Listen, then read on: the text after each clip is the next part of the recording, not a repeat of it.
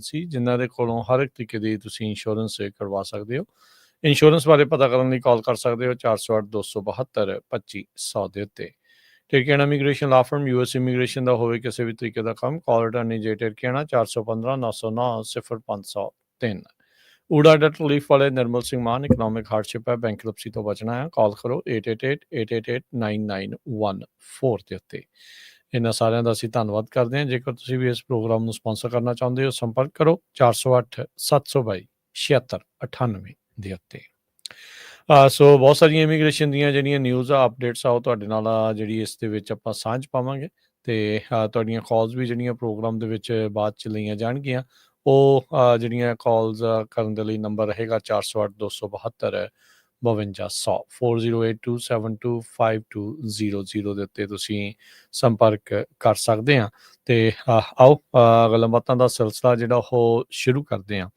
Attorney ਟਿਰਕੇਣਾ ਜੀ, annual asylum fees ਨੂੰ ਲੈ ਕੇ ਕੋਰਟ ਆਰਡਰ ਆਇਆ ਹੈ, ਉਹਨਾਂ ਨੋਟਿਸਿਸ ਨੂੰ ਲੈ ਕੇ ਕੀ ਜਿਹੜੀ ਲੇਟੈਸਟ ਅਪਡੇਟ ਆ ਜੀ ਇਹ ਜਿਹੜੀ ਐਨੂਅਲ ਅਸਾਈਲਮ ਫੀਸ ਨੂੰ ਲੈ ਕੇ?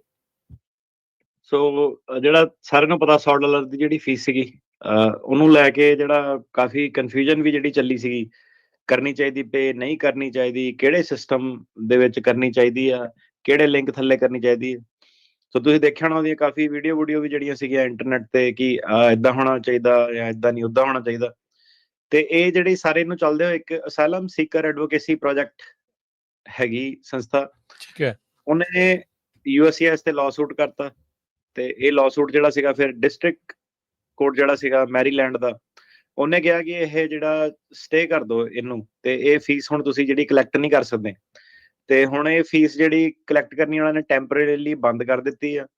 ਜਿਹੜੀ USCIS ਆ ਉਹ ਕਹਿ ਰਹੀ ਆ ਕਿ ਹੁਣ ਉਹਨਾਂ ਨੂੰ ਇਸ ਵੇਲੇ ਜਿਹੜਾ ਸੀਗਾ ਟੈਂਪਰੇਰੀ ਫੀਸ ਜਿਹੜੀ ਦੇਣ ਦੀ ਲੋੜ ਨਹੀਂ ਹੈਗੀ ਜਦ ਤੱਕ ਅਗਲਾ ਫੈਸਲਾ ਜਿਹੜਾ ਨਹੀਂ ਆਉਂਦਾ।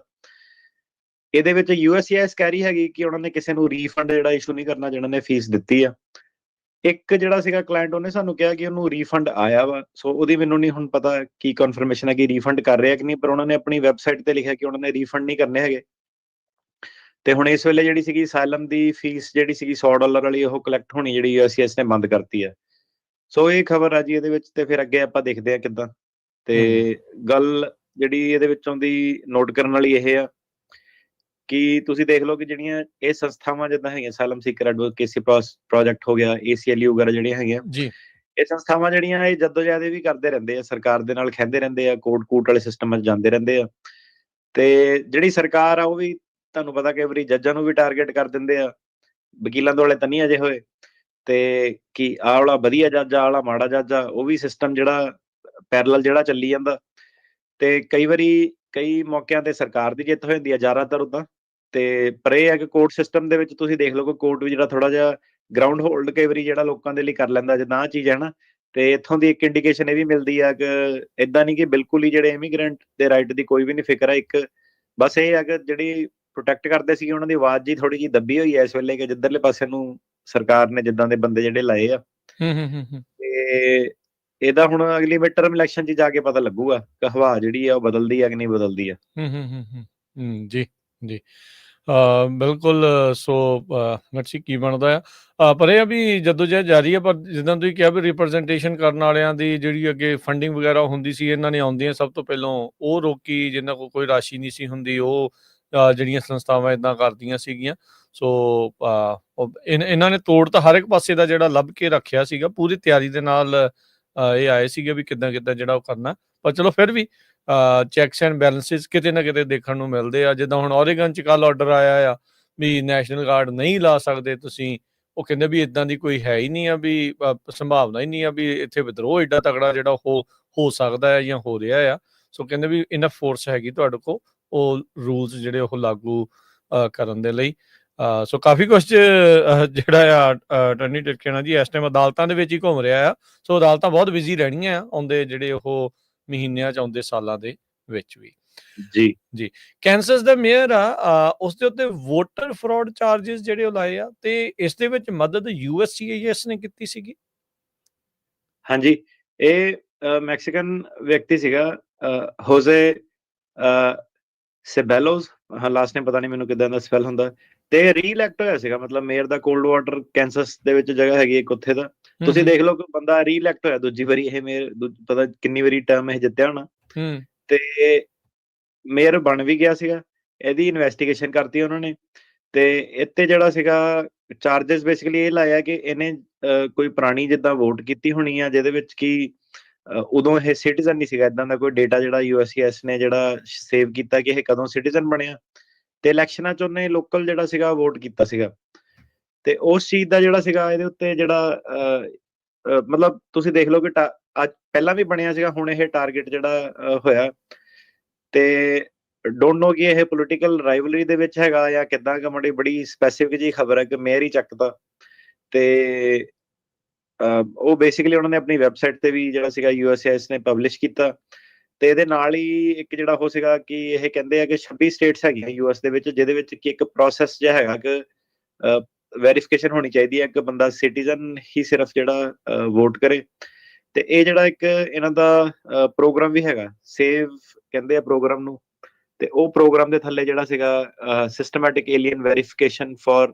ਐਂਟਾਈਟਲਮੈਂਟਸ, ਸੇਵ ਪ੍ਰੋਗਰਾਮ ਜਿਹੜਾ ਹੈਗਾ, ਉਹਦੇ ਵਿੱਚ ਜਿਹੜਾ ਇਹਨਾਂ ਨੇ ਆਪਣਾ ਡੇਟਾਬੇਸ ਵਗੈਰਾ, ਆਪਣੀ ਟੈਕਨੋਲੋਜੀ ਜਿਹੜੀ ਕਾਫੀ ਅਪਡੇਟ ਜਿਹੜੀ ਕੀਤੀ ਆ, ਜਿਹਦੇ ਵਿੱਚ ਕਿ ਇਹਨਾਂ ਨੇ ਫਿਰ ਇਹ ਜਿਹੜਾ ਸੀਗਾ ਮੇਅਰ ਨੂੰ ਫੜਿਆ, ਤੇ ਇਹਨੂੰ ਜਿਹੜਾ ਸੀਗਾ ਓਬਵੀਅਸਲੀ ਸਾਰਾ ਜਿਹੜਾ ਇਹ ਵੋਟਰ ਫਰਾਡ ਵਗੈਰਾ ਜਿਹੜਾ ਟ੍ਰਾਇਲ ਵਗੈਰਾ ਚੱਲੂਗਾ, ਤੇ ਕਈ ਜਿਹੜੀ ਸਾਲਾਂ ਦੀ ਇਹਨੂੰ ਜਿਹੜੀ ਸੀਗੀ ਜੇਲ੍ਹ ਟਾਈਮ ਵੀ ਜਿਹੜਾ ਉਹ ਹੋ ਸਕਦਾ ਹੈਗਾ, ਤੇ ਤੁਸੀਂ ਦੇਖੋ ਕਿ ਮਤਲਬ ਮੇਅਰ ਲੈਵਲ ਵਾਲਾ ਬੰਦਾ ਵੀ ਜਿਹੜਾ ਸੀਗਾ ਉਹਦਾ ਕੰਮ ਖਰਾਬ ਕਰਤਾ ਇਹਨਾਂ ਨੇ, ਤੇ ਬੇਸਿਕਲੀ ਨੈਰੇਟਿਵ ਜਿਹੜਾ ਸੀਗਾ ਉਹ ਇਹ ਆ ਇਲੈਕਸ਼ਨ ਦਾ, ਤੁਸੀਂ ਦੇਖਦੇ ਆ ਕਿ ਸਾਰਾ ਜਿਹੜਾ ਵਿਵਾਦ ਚੱਲਦਾ ਕਿ ਰਿਸਟ੍ਰਿਕਸ਼ਨ ਜਿਹੜੀ ID ਤੁਹਾਡੀ ਰਿਕੁਆਇਰਮੈਂਟਸ ਹੈਗੀਆਂ ਉਹਨੂੰ ਵਧਾਉਣਾ ਚਾਹੀਦਾ ਕਿ ਨਹੀਂ ਵਧਾਉਣਾ ਚਾਹੀਦਾ।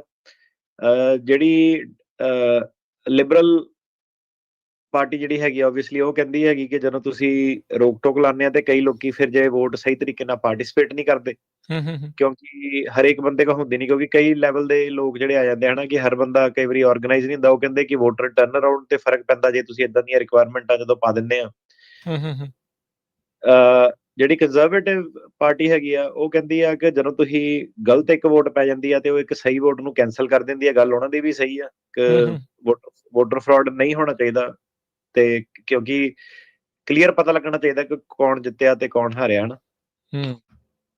ਜੀ ਨਹੀਂ ਬਿਲਕੁਲ, ਇਹ ਜਿਹੜਾ ਇਸ ਦੇ ਵਿੱਚ ਕਹਿਣਾ ਜੀ ਇੱਕ ਜਿਹੜਾ ਸੇਵ ਪ੍ਰੋਗਰਾਮ ਆ, ਇਸ ਦਾ ਬੜੀ ਚਰਚਾ ਜਿਹੜੀ ਉਹ ਚੱਲ ਰਹੀ ਆ, ਇਹ ਪੁਰਾਣਾ ਹੀ ਆ ਜਾਂ ਨਵਾਂ ਇਹਨਾਂ ਨੇ ਸ਼ੁਰੂ ਕੀਤਾ ਜਿਹੜਾ USCIS ਦਾ ਜਿਹੜਾ ਆ systematic alien verification for entitlements program, ਇਹ ਹੁਣ ਜਿਹੜਾ ਆਪਣੇ CDLs ਦੇ ਰੌਲੇ ਦੇ ਵਿੱਚ ਵੀ ਇਹ ਜਿਹੜਾ ਸੇਵ ਪ੍ਰੋਗਰਾਮ ਦਾ ਜਿਹੜਾ ਉਹ ਨਾਮ ਜਿਹੜਾ ਉਹ ਆ ਰਿਹਾ ਆ, ਇਹ ਬੰਦਾ ਜਿਹੜਾ ਮੇਅਰ ਆ ਜਿਹਨੂੰ ਜਿੱਤੇ ਫਰਾਡ ਚਾਰजेस ਲਾਏ ਆ, ਜਿਸ 'ਚ ਇਹਨੂੰ 5 ਸਾਲ ਦੀ ਸਜ਼ਾ ਹੋ ਸਕਦੀ ਜੇ ਤੇ ਦੋਸ਼ ਸਾਬਤ ਹੁੰਦੇ। ਇਸ ਵਿੱਚ ਪ੍ਰੋਗਰਾਮ ਹੈ ਕਿਹੜਾ, ਕਾਫੀ ਚਿਰ ਤੋਂ ਵੀ ਵਰਤੋਂ ਹੋ ਰਹੀ ਹੈ ਜਾਂ ਕੋਈ ਨਵਾਂ ਪ੍ਰੋਗਰਾਮ ਹੈ? ਨਹੀਂ, ਪ੍ਰੋਗਰਾਮ ਤਾਂ ਜੀ ਮੇਰੇ ਖਿਆਲ ਪਹਿਲਾਂ ਦੇ ਹੈਗੇ ਆ, ਬਸ ਇਹ ਸੀਗਾ ਦੋ ਚੀਜ਼ਾਂ ਹੋ ਗਈਆਂ ਕਿ ਇੱਕ ਜਿਹੜੀ ਸਰਕਾਰ ਆ ਉਹਨੇ ਪ੍ਰੋਗਰਾਮ ਕਿਹੜੇ ਇੰਪਲੀਮੈਂਟ ਕਰਨੇ ਆ ਜਾਂ ਨਹੀਂ ਕਰਨੇ ਆ, ਕਿ ਐਨਫੋਰਸਮੈਂਟ ਕਿਹੜੇ ਲੈਵਲ ਦੀ ਕਰਨੀ ਆ ਨਹੀਂ ਕਰਨੀ। ਫੋਰ ਐਗਜ਼ਾਮਪਲ ਜਿੱਦਾਂ ਆਈਸ ਵਾਲੇ ਆਏ, ਕੋਈ ਨਵੀਂ ਇਹਨਾਂ ਨੇ ਸੰਸਥਾ ਨਹੀਂ ਬਣਾਈ ਹੈਗੀ, ਸੇਮ ਹੀ ਸਾਰੀ ਪਹਿਲਾਂ ਦੀ ਸੰਸਥਾ ਸੀਗੀ, ਬਸ ਇਹਨਾਂ ਨੇ ਚੂਜ਼ ਕੀਤਾ ਕਿ ਹੁਣ ਇਹਨੂੰ ਇਫੈਕਟਿਵਲੀ ਆਪਾਂ ਯੂਜ਼ ਕਰਨਾ, ਕਿਹੜੇ ਪਾਸੇ ਇਹਨੂੰ ਲੈ ਕੇ ਜਾਣਾ। ਤੇ ਸੇਮ ਥਿੰਗ ਜਿਹੜੀ ਇਹ ਜਿਹੜੇ ਇਦਾਂ ਦੇ ਪ੍ਰੋਗਰਾਮ ਸੀਗੇ, ਠੀਕ ਹੈ, ਇਹਨਾਂ ਕੋਲ ਮਤਲਬ ਜਿਹੜੀ ਸਰਵੇਲੈਂਸ ਸੀਗੀ ਉਹ ਤਾਂ ਦੇਖੋ ਜੀ ਕਈ ਸਾਲਾਂ ਦੀ, ਇੱਥੇ ਜਿਹੜੀ ਅਮਰੀਕਾ ਦੇ ਵਿੱਚ ਮੇਰੇ ਖਿਆਲ 1940 ਸੀ ਇਹਨਾਂ ਨੇ ਜਿਹੜਾ ਇੰਟਰਨਲ ਸਰਵੇਲੈਂਸ ਪ੍ਰੋਗਰਾਮ ਵਗੈਰਾ ਜਿਹੜੇ ਇਹਨਾਂ ਦੇ ਤੁਸੀਂ ਦੇਖੋ ਬਣਾਏ ਸੀਗੇ। ਤੇ ਹੁਣ ਮੇਰੇ ਖਿਆਲ ਫਰਕ ਸਿਰਫ ਇਹੀ ਹੈ ਕਿ ਜਿਹੜੀ ਨਵੀਂ ਟੈਕਨੋਲੋਜੀ AI ਟੈਕਨੋਲੋਜੀਜ਼ ਹੈਗੀਆਂ ਉਹ ਮਤਲਬ ਕਿ ਮੇਰੇ ਖਿਆਲ ਇੰਨੀ ਕੋਈ ਵੀ ਪ੍ਰੋਗਰੈਸਿਵ ਫਾਸਟ ਇੰਨੀ ਟੈਕਨੋਲੋਜੀ ਜਿਹੜੀ ਡਿਵੈਲਪ ਕੀਤੀ ਹੋਣੀ, ਹੁਣ ਸਾਨੂੰ ਵੀ ਰਹਿੰਦੇ ਹੋਏ ਅਮਰੀਕਾ 'ਚ ਕਈ ਟਾਈਮ ਹੋ ਗਿਆ, ਮੇਰੇ ਖਿਆਲ ਐਡੀ ਛੇਤੀ ਕੋਈ ਵੀ ਟੈਕਨੋਲੋਜੀ ਨੇ ਏਦਾਂ ਨਹੀਂ ਹੋਇਆ ਕਿ ਬਿਲਕੁਲ ਹੀ ਇਸ ਲੈਵਲ ਤੇ ਜਿਹੜਾ ਸੀਗਾ ਕਿ ਇਫੈਕਟ ਪਾਤਾ। ਈਵਨ ਤੁਸੀਂ ਦੇਖ ਲਓ ਕਿ ਸਿਲੀਕਨ ਵੈਲੀ ਦੇ ਵਿੱਚ ਜੌਬ ਦੇ ਜਿਹੜੇ ਲੇ ਆਫ ਆ ਕਿ ਬੰਦਿਆਂ ਦੀ ਲੋੜ ਹੀ ਨਹੀਂ ਹੈਗੀ ਇੰਜੀਨੀਅਰਸ ਦੇ, ਕਿ ਮਤਲਬ ਟੈਕਨੋਲੋਜੀ ਕੋਡਿੰਗ ਵੀ ਕਰ ਦਿੰਦੀ ਹੈ ਸਾਰਾ, ਤੇ ਉਹਨਾਂ ਨੇ ਹੁਣ ਇਹ ਹੈਗਾ ਕਿ ਹਰੇਕ ਚੀਜ਼ ਜਿਹੜੀ AI ਬੈਕਡ ਜਿਹੜੀ ਹੋ ਗਈ ਆਰਟੀਫਿਸ਼ੀਅਲ ਇੰਟੈਲੀਜੈਂਸ ਦੇ ਥਰੂ।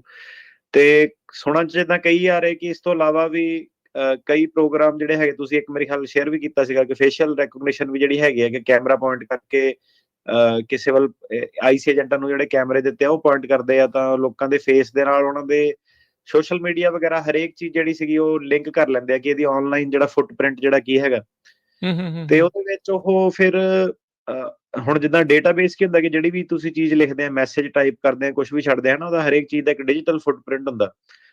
ਉਹ ਕਈ ਵਾਰੀ ਜਿਹੜੇ ਛੋਟੇ ਵੀਰ ਉਹਨਾਂ ਨੂੰ ਵਾਰਨ ਵੀ ਕਰੀਦਾ ਹੁੰਦਾ ਕਿ ਯਾਰ ਨਾ ਕਰਿਆ ਕਰੋ, ਕਈ ਵਾਰੀ ਇੱਧਰ ਉੱਧਰ ਧਮਕੀਆਂ ਦੇ ਦਿੰਦੇ ਆ, ਕਿਸੇ ਨੂੰ ਕੁਛ ਕਰ ਦਿੰਦੇ ਆ। ਉਹ ਬੇਸਿਕਲੀ ਕੀ ਹੈਗਾ ਕਿ ਹੁਣ ਜਦੋਂ ਇਹ ਟੈਕਨੋਲੋਜੀਜ਼ ਹੈਗੇ ਇਹਦੇ ਨਾਲ ਕੋਈ ਏਦਾਂ ਨਹੀਂ ਕਿ ਕਿਸੇ ਬੰਦੇ ਨੇ ਜਾ ਕੇ ਸਰਚ ਕਰਨੀ ਆ, ਉਹ ਮਤਲਬ ਬੇਸਿਕਲੀ ਕੀ ਹੈਗਾ ਕਿ they are going to a direction ਜਿੱਥੇ ਉਹ ਕਹਿੰਦੇ ਕਿ ਇੱਕ ਡੇਟਾਬੇਸ ਬਣਾ ਕੇ ਰੱਖਣਾ ਸਾਰਿਆਂ ਦਾ, ਤੇ ਉਹ ਡੇਟਾਬੇਸ ਵੈਸੇ ਆਲਰੇਡੀ ਐਗਜ਼ਿਸਟ ਕਰਦਾ ਹੀ ਆ ਸੋਸ਼ਲ ਮੀਡੀਆ ਦੇ ਵਿੱਚ, ਹਰ ਕਿਤੇ ਦੇ ਵਿੱਚ। ਤੇ ਹੁਣ ਇਹ ਜਿਹੜਾ ਸੀਗਾ ਮੇਰੇ ਖਿਆਲ ਡੈਨਵਰ ਦੀ ਖਬਰ ਸੀਗੀ, ਕਿਸੇ ਟੀਨੇਜਰ ਨੂੰ ਪੁੱਛਦੇ ਸੀਗੇ ਕਿ ਆਈਡੀ ਦੱਸ, ਉਹਨੇ ਜਿਹੜਾ ਕੀਤਾ ਉਹ ਕਹਿੰਦੇ ਕਿ ਆਈਡੀ ਹੈ ਨਹੀਂ ਮੇਰੇ ਕੋਲ, ਤੇ ਉਹ ਕਹਿੰਦਾ ਕਿ ਫਿਰ ਆਪਾਂ ਕੈਮਰੇ ਦੇ ਮੂਹਰੇ ਇੱਕ ਫੋਟੋ ਖਿੱਚ ਲੈਂਦੇ। ਤੇ ਬੇਸਿਕਲੀ ਉਹ ਇਹੀ ਕੰਮ ਕਰਦੇ ਸੀਗੇ ਕਿ ਇਹਨਾਂ ਦੀ ਸਾਰੀ ਸੋਸ਼ਲ ਮੀਡੀਆ ਟਰੈਕਿੰਗ, ਇਹਨਾਂ ਨੇ ਕੀ ਕਮੈਂਟ ਪਾਏ ਆ, ਕੀ ਕਮੈਂਟ ਨਹੀਂ ਪਾਏ ਆ, ਪ੍ਰੋ ਯੂਐਸ ਆ, ਐਂਟਾ ਯੂਐਸ ਆ, ਤੇ ਇਦਾਂ ਦੀਆਂ ਚੀਜ਼ਾਂ ਜਿਹੜੀਆਂ ਹੈਗੀਆਂ ਕਿ ਫਰੀडम ਆਫ ਸਪੀਚ ਵਾਲਾ ਹੋਣੀ ਚਾਹੀਦੀ, ਨਹੀਂ ਹੋਣੀ ਚਾਹੀਦੀ, ਕਿਹੜੇ ਬੰਦੇ ਨੂੰ ਰਿਸਟ੍ਰਿਕਟ ਕਰਨਾ। ਸੋ ਉਹ ਲਾਈਨਸ ਵੱਲ ਜਿਹੜੀਆਂ ਚੀਜ਼ਾਂ ਜਿਹੜੀਆਂ ਬੜੀ ਛੇਤੀ ਜਿਹੜੀਆਂ ਜਾ ਰਹੀਆਂ। ਤੇ ਸਰਵੇਲੈਂਸ ਆਬਵੀਅਸਲੀ ਜਦੋਂ ਇਹ ਟੈਕਨੋਲੋਜੀਜ਼ ਜਿਹੜੀਆਂ ਆ ਜਾਂਦੀਆਂ ਉਹ ਤਾਂ ਬੜੀ ਈਜ਼ੀ ਹੋ ਜਾਂਦੀ ਹੈ, ਕਿਉਂਕਿ ਹੁਣ ਇਹਦੇ ਵਿੱਚ ਹਿਊਮਨ ਇੰਟਰਵੈਂਸ਼ਨ ਨਹੀਂ ਚਾਹੀਦੀ। ਇਹ ਟੈਕਨੋਲੋਜੀ ਨੇ ਜਿਹੜਾ ਕੰਮ ਸਿੱਧਾ ਹੀ ਜਿਹੜਾ ਸੌਖਾ ਕਰਤਾ, ਤੇ ਹੁਣ ਜਿਹੜਾ ਸਾਰੀ ਦੁਨੀਆ ਤਾਂ ਆਲਮੋਸਟ ਹੁਣ ਸੋਸ਼ਲ ਮੀਡੀਆ ਵਗੈਰਾ ਤੇ ਹੈਗੀ ਹੈ, ਰਾਈਟ, ਸਾਰੇ ਆਪਣੇ ਉਹ ਕਰਦੇ ਹੀ ਆ। ਜੀ ਨਹੀਂ ਬਿਲਕੁਲ ਦੇਖੋ ਵੀ AI ਡਰਿਵਨ ਸੌਫਟਵੇਅਰ ਕੰਟਰੈਕਟਸ ਜਿਹੜੇ ਉਹ ਚੱਲ ਰਹੇ ਆ, AI ਬੜੀ ਤੇਜ਼ ਆ। ਤੁਹਾਡੀ ਫੋਟੋ ਹੁਣ ਕੈਮਰੇ ਕਿਹੜਾ ਕੋਈ ਮਾੜੇ ਆ, ਕੈਮਰੇ ਬੜੇ ਸਟਰੋਂਗ ਨੇ, 50-50 100-100 ਮੈਗਾਪਿਕਸਲ ਦੇ ਕੈਮਰੇ ਤੁਹਾਡੀ ਅੱਖ ਤੱਕ ਅਗਲੇ ਪੜ੍ਹ ਲੈਂਦੇ ਆ। ਸੋ ਸਾਰੀਆਂ ਚੀਜ਼ਾਂ ਜਿਹੜੀਆਂ ਇਸ ਟਾਈਮ ਚੱਲ ਰਹੀਆਂ ਆ। ਸੋ ਇਹ ਨਵਾਂ ਲਾਇਸੈਂਸ ਤੇ ਸੌਫਟਵੇਅਰ ਆ। ਇਹ NPR ਦੀ ਰਿਪੋਰਟ ਆ ਕੁਛ ਘੰਟੇ ਪਹਿਲਾਂ ਦੀ, ਜਿਹੜੀ ਆਪਾਂ ਅਟਰਨੀ ਟਿਰਕੇਣਾ ਜੀ ਨੇ ਜਿਹੜੀ ਉਹ ਕੀਤੀ ਆ ਵੀ ਨਵੀਂ ਟੈਕਨੋਲੋਜੀ ਜਿਹੜੀ ਇਸ ਟਾਈਮ ਇਮੀਗ੍ਰੇਸ਼ਨ ਏਜੰਟਸ ਵਰਤ ਰਹੇ ਆ ਲੋਕਾਂ ਨੂੰ ਆਇਡੈਂਟੀਫਾਈ ਕਰਨ ਦੇ ਲਈ, ਟਰੈਕ ਕਰਨ ਦੇ ਲਈ, ਤੇ ਇਵੈਂਚੁਅਲੀ ਤੁਹਾਡਾ ਸੋਸ਼ਲ ਮੀਡੀਆ ਦੇ ਉੱਤੇ ਜਾਂ ਓਵਰਆਲ ਜਿੱਥੇ ਜਿੱਥੇ ਵੀ ਤੁਹਾਡੀ ਕੋਈ ਫੋਟੋ ਤਸਵੀਰ ਆ ਉਹ ਸਾਰਾ ਕੁਛ ਸਕ੍ਰੈਪ ਕਰਕੇ ਉਹਨਾਂ ਦੇ ਮੋਹਰੇ ਜਿਹੜਾ ਉਹ ਆ ਜਾਂਦਾ ਆ। ਸੋ ਇਹ ਸਾਰੀਆਂ ਚੀਜ਼ਾਂ ਜਿਹੜੀਆਂ ਇਸ ਟਾਈਮ ਸਾਹਮਣੇ ਜਿਹੜੀਆਂ ਉਹ ਚੱਲ ਰਹੀਆਂ। ਸੋ ਬਿਲਕੁਲ। ਤੇ ਟਰਨੀ ਟਿਰਕੇਣਾ ਜੀ ਅੱਗੇ ਆਪਾਂ ਗੱਲ ਕਰਦੇ ਹਾਂ। ਇਹਦੇ ਵਿੱਚ ਆਪਾਂ ਦੇਖ ਰਹੇ ਹਾਂ ਵੀ ਹੁਣ USCIS ਨੇ ਦੱਸਿਆ ਵੀ ਉਹਨਾਂ ਨੂੰ 35,000 ਜਿਹੜੀਆਂ ਐਪਲੀਕੇਸ਼ਨਾਂ ਪ੍ਰਾਪਤ ਹੋਈਆਂ ਆ ਹੋਮਲੈਂਡ ਡਿਫੈਂਡਰਸ ਜਿਹੜੇ ਉਹ ਬਣਨ ਦੇ ਲਈ। ਏਜੰਸੀ ਦੇ ਕਿਸੇ ਵੀ ਏਜੰਸੀ ਦੇ ਇਤਿਹਾਸ ਦੇ ਲਈ ਕਹਿੰਦੇ ਵੀ ਸਭ ਤੋਂ ਜ਼ਿਆਦਾ ਇੱਕ ਹਿਸਾਬ ਦੇ ਨਾਲ ਇੱਕ ਜੌਬ ਦੇ ਲਈ ਇੰਨੇ ਲੋਕਾਂ ਨੇ ਜਿਹੜਾ ਉਹ ਅਪਲਾਈ ਕਰ ਦਿੱਤਾ। $50,000 ਸਾਈਨ ਅਪ ਬੋਨਸ ਕਿਹੜੀ ਕੰਪਨੀ 'ਚ ਮਿਲਦਾ ਏਦਾਂ? ਮੈਂ ਨਹੀਂ ਕਦੀ ਸੁਣਿਆ। ਤੁਸੀਂ ਡਿਗਰੀਆਂ ਕਰ ਲਓ, ਮੈਟਾ ਮੋਟਾ ਵਾਲੇ ਭਾਵੇਂ ਦੇ ਦੇਣ, ਪਰ ਸਰਕਾਰੀ ਦੇ ਵਿੱਚ ਤਾਂ ਕਦੀ ਸੁਣਿਆ ਹੀ ਨਹੀਂ ਆ। ਸਾਨੂੰ ਤਾਂ ਨਹੀਂ ਕਦੀ ਕਿਸੇ ਨੇ ਦਿੱਤਾ। 50,000 ਛੱਡੋ, ਤੁਸੀਂ 500 ਨਹੀਂ ਦਿੰਦੇ। ਸਹੀ ਗੱਲ ਆ। ਤੇ $50,000 ਕਹਿੰਦੇ ਸਾਈਨ ਅਪ ਬੋਨਸ ਆ। ਆਪਣੀ ਵੈਬਸਾਈਟ ਤੇ ਉਹਨਾਂ ਨੇ ਲਿਖਿਆ ਸਤੰਬਰ 30 ਨੂੰ ਕਹਿੰਦੇ ਜੌਬ ਖੁੱਲੇ, ਮਹੀਨੇ ਦੇ ਵਿੱਚ ਹੀ ਕਹਿੰਦੇ ਐਪਲੀਕੇਸ਼ਨ। ਹੁਣ ਐਪਲੀਕੇਸ਼ਨਾਂ ਤਾਂ ਦੇਖੋ ਆਉਣੀਆਂ ਹੀ ਆ। ਤੇ ਬੇਸਿਕਲੀ ਉਹ ਕੀ ਕਹਿੰਦੇ ਆ ਕਿ ਇਹ ਸਾਨੂੰ ਪੈਟਰੀਓਟ ਬੰਦੇ ਚਾਹੀਦੇ ਜਿਹੜੇ ਅਮਰੀਕਾ ਫਸਟ ਜਿਹੜਾ ਫਰੰਟ ਲਾਈਨਸ ਤੇ ਜਿਹੜੇ ਕੰਮ ਕਰੂਗੇ। ਤੇ ਇਹਨਾਂ ਦਾ ਹੈਗਾ ਕਿ ਟੈਰਰਿਸਟ, ਕ੍ਰਿਮੀਨਲ, ਏਲੀਅਨ ਤੇ ਬੈਡ ਐਕਟਰਸ ਨੂੰ ਜਿਹੜਾ ਫੜੂਗੇ। ਠੀਕ ਹੈ, ਚਲੋ ਸੁਣਨ ਨੂੰ ਬੜੀ ਵਧੀਆ ਗੱਲ ਲੱਗ ਗਈ USCIS ਜੀ ਫੜੂਗੇ। ਪਰ ਹੁਣ ਜਿਹੜੀ ਜਿਹੜੀ ਚੀਜ਼ ਦੇਖ ਰਹੇ ਹਾਂ ਕਿ ਜਿਹੜੇ ਇਹ 50,000 ਬੋਨਸ ਵਾਲੇ ਬੰਦੇ ਜਿਹੜਾ ਨੂੰ ਫੜ ਰਹੇ ਆ, ਉਹ ਸੋਸ਼ਲ ਮੀਡੀਆ ਦੇ ਵਿੱਚ ਏਦਾਂ ਐ ਲੱਗ ਨਹੀਂ ਰਿਹਾ ਕਿ ਉਹ ਟੈਰਰਿਸਟ ਹੈਗੇ ਆ, ਬੈਡ ਐਕਟਰ ਆ ਜਾਂ ਕਿੱਦਾਂ। ਉਹਦਾ ਤੁਸੀਂ ਜਿਹੜੇ ਆਪਣੇ ਕਾਰ ਵਾਸ਼ਾਂ ਵਾਲੇ ਬੰਦੇ ਫੜੀ ਜਾਂਦੇ ਆ, ਫਾਰਮ ਵਰਕਰਾਂ ਵਾਲੇ, ਹੋਮ ਡੀਪੋ ਵਾਲੇ ਤੁਸੀਂ ਫੜੀ ਜਾਂਦੇ ਆ, ਟਰੱਕਾਂ ਵਾਲੇ ਤੁਸੀਂ ਬੰਦੇ ਫੜੀ ਜਾਂਦੇ ਆ। ਸੋ ਇਹ ਆ ਕਿ ਹੁਣ ਜਿਹੜੀ ਗੱਲ ਏਦਾਂ ਕਿ ਬਿਗ ਬਿਊਟੀਫੁਲ ਬਿੱਲ ਜਿਹੜਾ ਤੁਹਾਨੂੰ ਕਿਹਾ ਸੀਗਾ ਆ ਗਿਆ। ਇਸ ਹਿਸਾਬ ਨਾਲ ਇਹ ਪੈਸੇ ਜਿਹੜੇ ਵੰਡ ਰਹੇ ਆ ਹੁਣ ਉਹਦੇ ਵਿੱਚ ਤੁਸੀਂ ਦੇਖੋ ਕਿ ਕਈ ਤਰ੍ਹਾਂ ਦੇ ਲੋਕਾਂ ਨੇ ਤਾਂ ਪਾਵਰ ਇਹਦੀ ਲੈਣੀ ਹੈ ਨਾ। ਲੈ $50,000 $1 ਮਿਲੇ, ਉੱਤੋਂ ਦੀ ਜਿਹੜਾ ਸੀਗਾ ਬੈਡ ਐਕਟਰ ਤਾਂ ਪਾਵਰ ਟ੍ਰਿਪ ਵੀ ਆ ਨਾਲ ਨਾ, ਬੰਦੇ ਨੂੰ ਇਦਾਂ ਲੱਗਦਾ ਵੀ ਮੈਂ ਬਹੁਤ ਤਗੜਾ ਹਾਂ। ਤੇ ਨਾਲ ਤੁਸੀਂ ਵੀਡੀਓ ਦੇਖੋ ਕਈ ਵਾਰੀ ਕਿ ਨਿਆਣਿਆਂ ਦੇ ਮੂਹਰੇ ਹੀ ਜਿਹੜਾ ਘਰਦਿਆਂ ਨੂੰ ਤੁਸੀਂ ਅਮਰੀਕਨ ਸਿਟੀਜ਼ਨ ਜਵਾਕਾਂ ਦੇ ਮੂਹਰੇ ਤੁਸੀਂ ਘਰਦਿਆਂ ਦੇ ਗੋਡੇ ਰੱਖੀ ਜਾਂਦੇ ਆ ਧੌਣਾ ਦੇ ਉੱਤੇ। ਤੇ ਮੈਂ ਕਿਹਾ ਉਹ ਇੱਕ ਜਿਹੜਾ ਮੈਂ ਕਿਹਾ ਟਰਾਮਾ ਹੁਣ ਹੈਗਾ, ਉਹ ਮੈਂ ਕਿਹਾ ਉਹ ਕੋਈ ਵਧੀਆ ਮੈਸੇਜ ਤਾਂ ਨਹੀਂ ਜਾਊਗਾ। ਇਹ ਜਿਹੜੇ ਜਵਾਕ ਉਰੇ ਦੇ ਹੈਗੇ ਆ, ਨਾਲੇ ਘਰ ਡੀਸਟੇਬਲਾਈਜ਼ ਕਰ ਦਿੱਤੀਆਂ, ਫੈਮਲੀਆਂ ਡੀਸਟੇਬਲਾਈਜ਼ ਕਰਤੀਆਂ, ਸਕੂਲ ਜਾਂਦੇ ਬੱਚੇ ਸਕੂਲਾਂ ਦੇ ਵਿੱਚ ਵੇਟ ਕਰਦੇ ਰਹਿ ਗਏ। ਮਤਲਬ ਉਹ ਵਾਲਾ ਜਿਹੜਾ ਸੀਗਾ ਚੱਕਰ। ਤੇ ਹੁਣ ਜਿਹੜਾ ਸੀਗਾ ਚੀਜ਼ਾਂ ਜਿਹੜੇ ਪਾਸੇ ਨੂੰ ਮਤਲਬ ਹੁਣ ਵੀ ਜਿਹੜੀ ਸੇਮ ਚੀਜ਼ ਹੈ ਕਿ ਜਿਹੜੇ ਪਾਸੇ ਨੂੰ ਕਹਿੰਦੇ ਸੀ ਕਿ ਫੜਨੇ ਆ ਕ੍ਰਿਮੀਨਲ, ਏਦਾਂ ਕਰਨੇ ਆ, ਠੀਕ ਆ, ਉਹ ਤੁਹਾਨੂੰ ਕਰਨੇ ਚਾਹੀਦੇ ਆ। ਪਰ ਕ੍ਰਿਮੀਨਲਾਂ ਨੂੰ ਤਾਂ ਕੋਈ ਹੱਥ ਮੇਰੇ ਖਿਆਲ ਪਾਇਆ ਨਹੀਂ ਹੋਣਾ। ਕ੍ਰਿਮੀਨਲ ਤਾਂ ਅਜੇ ਵੀ ਉਹੀ ਸੇਮ ਹੀ ਪਤਾ ਹੀ ਆ ਸਾਰਿਆਂ ਨੂੰ। ਉਹ ਤਾਂ ਮੈਂ ਕਿਹਾ ਸੇਮ ਹੀ ਹਿਸਾਬ ਨਾਲ ਜਿਹੜਾ ਸੀਗਾ ਘੁੰਮਦੇ ਫਿਰਦੇ ਰਹਿੰਦੇ ਆ, ਠੀਕ ਆ ਕਿ ਨਹੀਂ। ਤੇ ਹੁਣ ਜਿਹੜਾ ਸੀਗਾ ਮੈਸੇਜ ਜਿਹੜਾ ਇਹ ਹੈਗਾ, ਸਪੈਂਡਿੰਗ ਇਹਨਾਂ ਦੇ ਕੋਲ ਆ ਗਈ ਆ ਬਿਗ ਬਿਊਟੀਫੁਲ ਬਿੱਲ ਦੇ ਥੱਲੇ।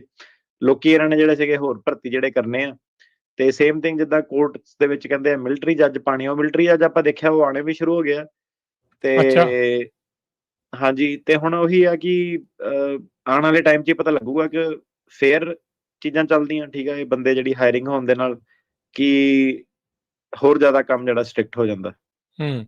ਅੱਛਾ, ਇਹ ਮਿਲਟਰੀ ਜੱਜ ਦਾ ਹੁਣ ਜਦੋਂ ਤੁਸੀਂ ਜ਼ਿਕਰ ਕਰ ਹੀ ਦਿੱਤਾ, ਸੋ ਕੀ ਸਿਚੁਏਸ਼ਨ ਚੱਲ ਰਹੀ ਆ? ਕਿਹੜੇ ਕੋਰਟਸ ਦੇ ਵਿੱਚ ਅਜੇ ਤੱਕ ਪਹੁੰਚੇ ਨੇ, ਆਏ ਨੇ, ਜਿਹੜੇ ਉੱਥੋਂ ਦੇ ਵਕੀਲ ਜਿਹੜੇ ਜੱਜ ਬਣਾ ਕੇ ਲਾਏ ਗਏ ਆ? ਇਹਦੇ ਵਿੱਚ ਵੀ ਨਾ ਐਕਚੁਅਲੀ ਜਿਹੜੀ ਹੁਣ ਜਿੱਦਾਂ ਹੋਮਲੈਂਡ ਡਿਫੈਂਡਰ ਜਿਹੜੇ ਇਹਨਾਂ ਨੇ ਹਾਇਰ ਕਰਨੇ ਆ, ਇਹਦੇ ਵਿੱਚ ਵੀ ਜਿਹੜੇ ਕਹਿੰਦੇ ਕਿ ਐਕਸ ਆਰਮੀ ਆਫਿਸਰ, ਮਿਲਟਰੀ ਵਾਲੇ ਜਿਹੜੇ ਬੰਦੇ ਆ, ਉਹਨਾਂ ਨੂੰ ਕਰੋ, ਕਿਉਂਕਿ ਉਹ ਲੋਕਾਂ ਨਾਲ ਹੈਂਡਲ ਜਿਹੜੇ ਕਰ ਸਕਦੇ ਆ, ਹਨਾ, ਜਿਹਨਾਂ ਨੂੰ ਐਕਸਪੀਰੀਅੰਸ ਹੋਵੇ ਕੋਈ। ਜਿਹੜੇ ਮਿਲਟਰੀ ਵਾਲੇ ਜੱਜ ਆ, ਉਹਦੇ ਵਿੱਚ ਜਿਹੜਾ ਮੈਂ ਸੁਣਿਆ ਸੀਗਾ, ਕਿਸੇ ਨੇ ਪੋਸਟ ਕੀਤੀ ਸੀਗੀ, ਉਹਨਾਂ ਨੇ ਬੇਸਿਕਲੀ ਬਾਹਲੀਆਂ ਡਿਟੇਲ ਨਾ ਦੱਸਦੇ ਹੋਏ ਕੇਸ ਦੀਆਂ, ਉਹ ਇਹ ਸੀਗਾ ਕਿ ਉਹ ਕਹਿੰਦੇ ਕਿ ਜੱਜ ਬੜਾ ਵਧੀਆ ਸੀਗਾ ਇਨ ਦਾ ਸੈਂਸ ਕਿ ਗੱਲਬਾਤ ਕਰਨ ਦਾ ਸਲੀਕਾ ਬੜਾ ਵਧੀਆ ਸੀਗਾ, ਮੈਨਰਿਜ਼ਮ ਬੜਾ ਵਧੀਆ ਸੀਗਾ, ਵਕੀਲ ਨੇ ਦੱਸਿਆ। ਠੀਕ ਹੈ। ਤੇ ਪ੍ਰੋਸੈਸ ਜਿਹੜਾ ਪ੍ਰੋਸੀਜਰ ਸੀਗਾ ਉਹ ਬੜਾ ਫੇਅਰ ਉਹਨੇ ਚਲਾਇਆ। ਓਕੇ। ਪਰ ਜਿਹੜਾ ਕੇਸ ਦਾ ਜਿਹੜਾ ਆਊਟਕਮ ਸੀਗਾ ਕਿ ਹੁਣ ਮੰਨ ਲਓ ਕਿ ਕਿਸੇ ਬੰਦੇ ਦਾ ਮਤਲਬ ਮੰਨ ਲਓ ਕਿ ਫੋਰ ਐਗਜ਼ਾਮਪਲ ਜੇ ਕਿਸੇ ਬੰਦੇ ਤੇ ਕੋਈ ਹਮਲਾ ਹੋਇਆ ਜਾਂ ਕਿਸੇ ਦੀ ਕੋਈ ਜੋ ਵੀ ਉਹਦੀ ਉਹ ਹੈਗੀ, ਹੁਣ ਜਿਹੜਾ ਆਈ ਥਿੰਕ ਲਾਈਕ ਇੱਕ ਮਿਲਟਰੀ ਵਾਲਾ ਬੰਦਾ ਹੁੰਦਾ, ਉਹ ਵੈਸੇ ਹੀ ਬੜਾ ਰਫ ਐਂਡ ਟਫ ਜਿਹਾ ਹੁੰਦਾ ਕਿ ਉਹਨੂੰ ਸ਼ਾਇਦ ਉਹ ਚੀਜ਼ ਕਈ ਵਾਰੀ ਏਦਾਂ ਨਹੀਂ ਰਜਿਸਟਰ ਹੁੰਦੀ ਕਿ ਇਹ ਜ਼ਰੂਰੀ ਨਹੀਂ ਹੈਗਾ ਕਿ ਇਹ ਜਿਹੜੇ ਲੈਵਲ ਆਫ ਹਾਰਮ ਹੈਗਾ ਜਾਂ ਪਾਸ ਪਰਸੀਕਿਊਸ਼ਨ ਕਿ ਕੁੱਟ ਜਿਹੜੀ ਬਣਦੀ ਆ। ਠੀਕ ਤੇ ਆ।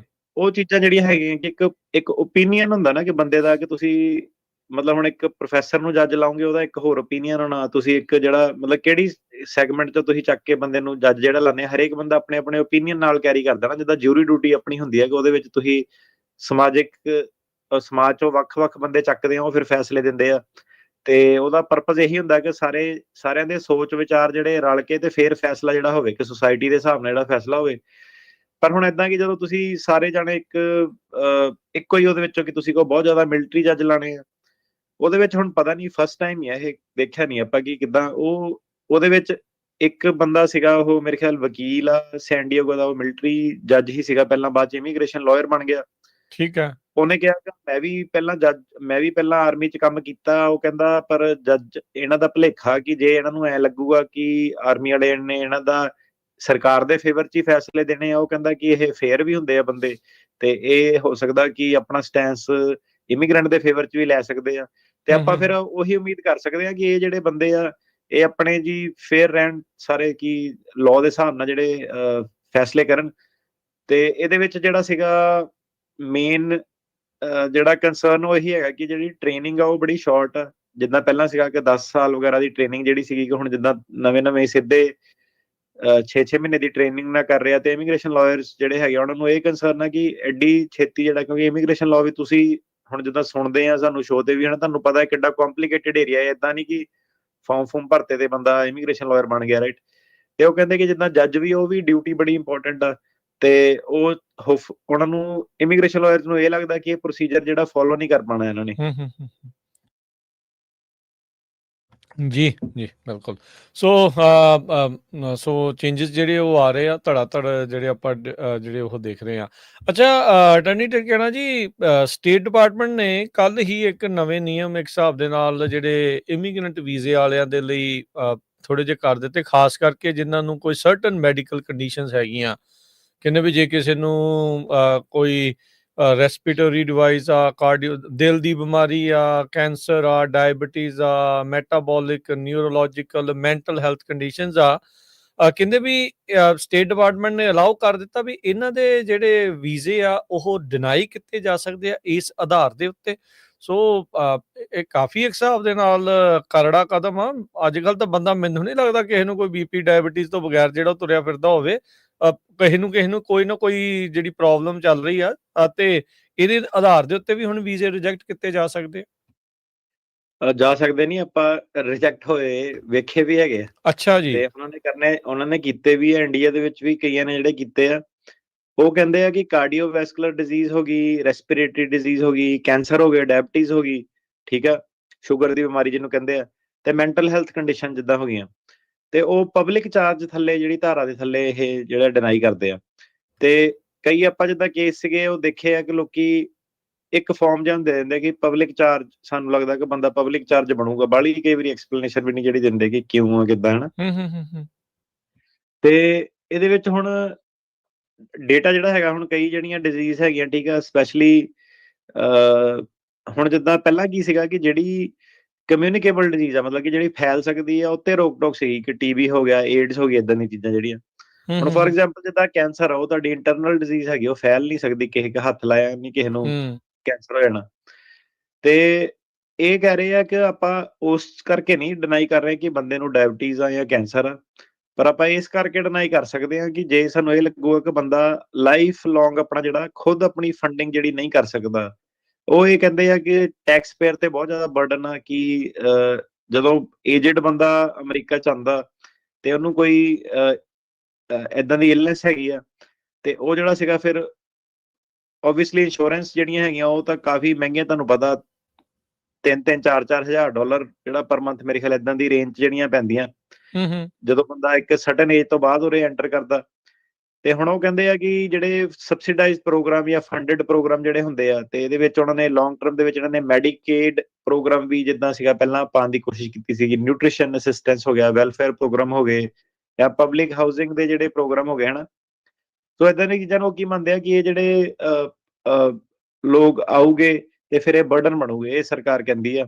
ਤੇ ਉਹ ਕਹਿੰਦੇ ਆ ਕਿ ਇਹਦੇ ਕਰਕੇ ਆਪਾਂ ਪਬਲਿਕ ਚਾਰਜ ਗਰਾਊਂਡ ਕਰਕੇ ਜਿਹੜਾ ਸੀਗਾ ਇਹਨਾਂ ਨੂੰ ਵੀਜ਼ਾ ਰਿਜੈਕਟ ਕਰਦੇ ਆ। ਹੁਣ ਇਹਨੂੰ ਜੇ ਆਪਾਂ ਬ੍ਰੇਕ ਡਾਊਨ ਕਰੀਏ, ਰਾਈਟ, ਤੇ ਪਾਲਿਸੀ ਕੀ ਸੀਗੀ ਕਿ ਮੈਡੀਕਲ ਐਗਜ਼ਾਮੀਨੇਸ਼ਨ ਸਾਰਿਆਂ ਨੂੰ ਪਤਾ ਕਿ ਪਹਿਲਾਂ ਹੀ ਹੁੰਦਾ ਸੀਗਾ ਉੱਥੇ, ਜਦੋਂ ਇਮੀਗ੍ਰੈਂਟ ਵੀਜ਼ਾ, ਗ੍ਰੀਨ ਕਾਰਡ ਵਗੈਰਾ ਬੰਦਾ ਫੈਮਿਲੀ ਬੇਸ ਤੇ ਵੀ ਜਾਂਦਾ ਜਾਂਦਾ ਤੇ ਜੀ ਮੈਡੀਕਲ ਦੇ ਵਿੱਚ ਉਹ ਇਹ ਟੀਬੀ ਵਗੈਰਾ ਦੀਆਂ ਚੀਜ਼ਾਂ ਕਰਦੇ ਸੀਗੇ। ਜਿਹਨੂੰ ਇਹ ਟੀਬੀ ਵਗੈਰਾ ਵੀ ਕਈ ਵਾਰੀ ਹੁੰਦੀ ਸੀ, ਉਹਨੂੰ ਉਹ ਟ੍ਰੀਟਮੈਂਟ ਵੀ ਰეკਮੈਂਡ ਕਰ ਦਿੰਦੇ ਸੀਗੇ, ਤੇ ਸਾਲ ਬਾਅਦ ਉਹ ਜਿਹੜਾ ਸੀਗਾ ਕਰਕੇ ਬੰਦਾ ਦੁਬਾਰਾ ਵੀ ਕਈ ਵਾਰੀ ਦਰੁਸਤ ਹੋ ਕੇ ਤੇ ਵੀਜ਼ਾ ਲੈ ਕੇ ਆ ਜਾਂਦਾ ਸੀਗਾ।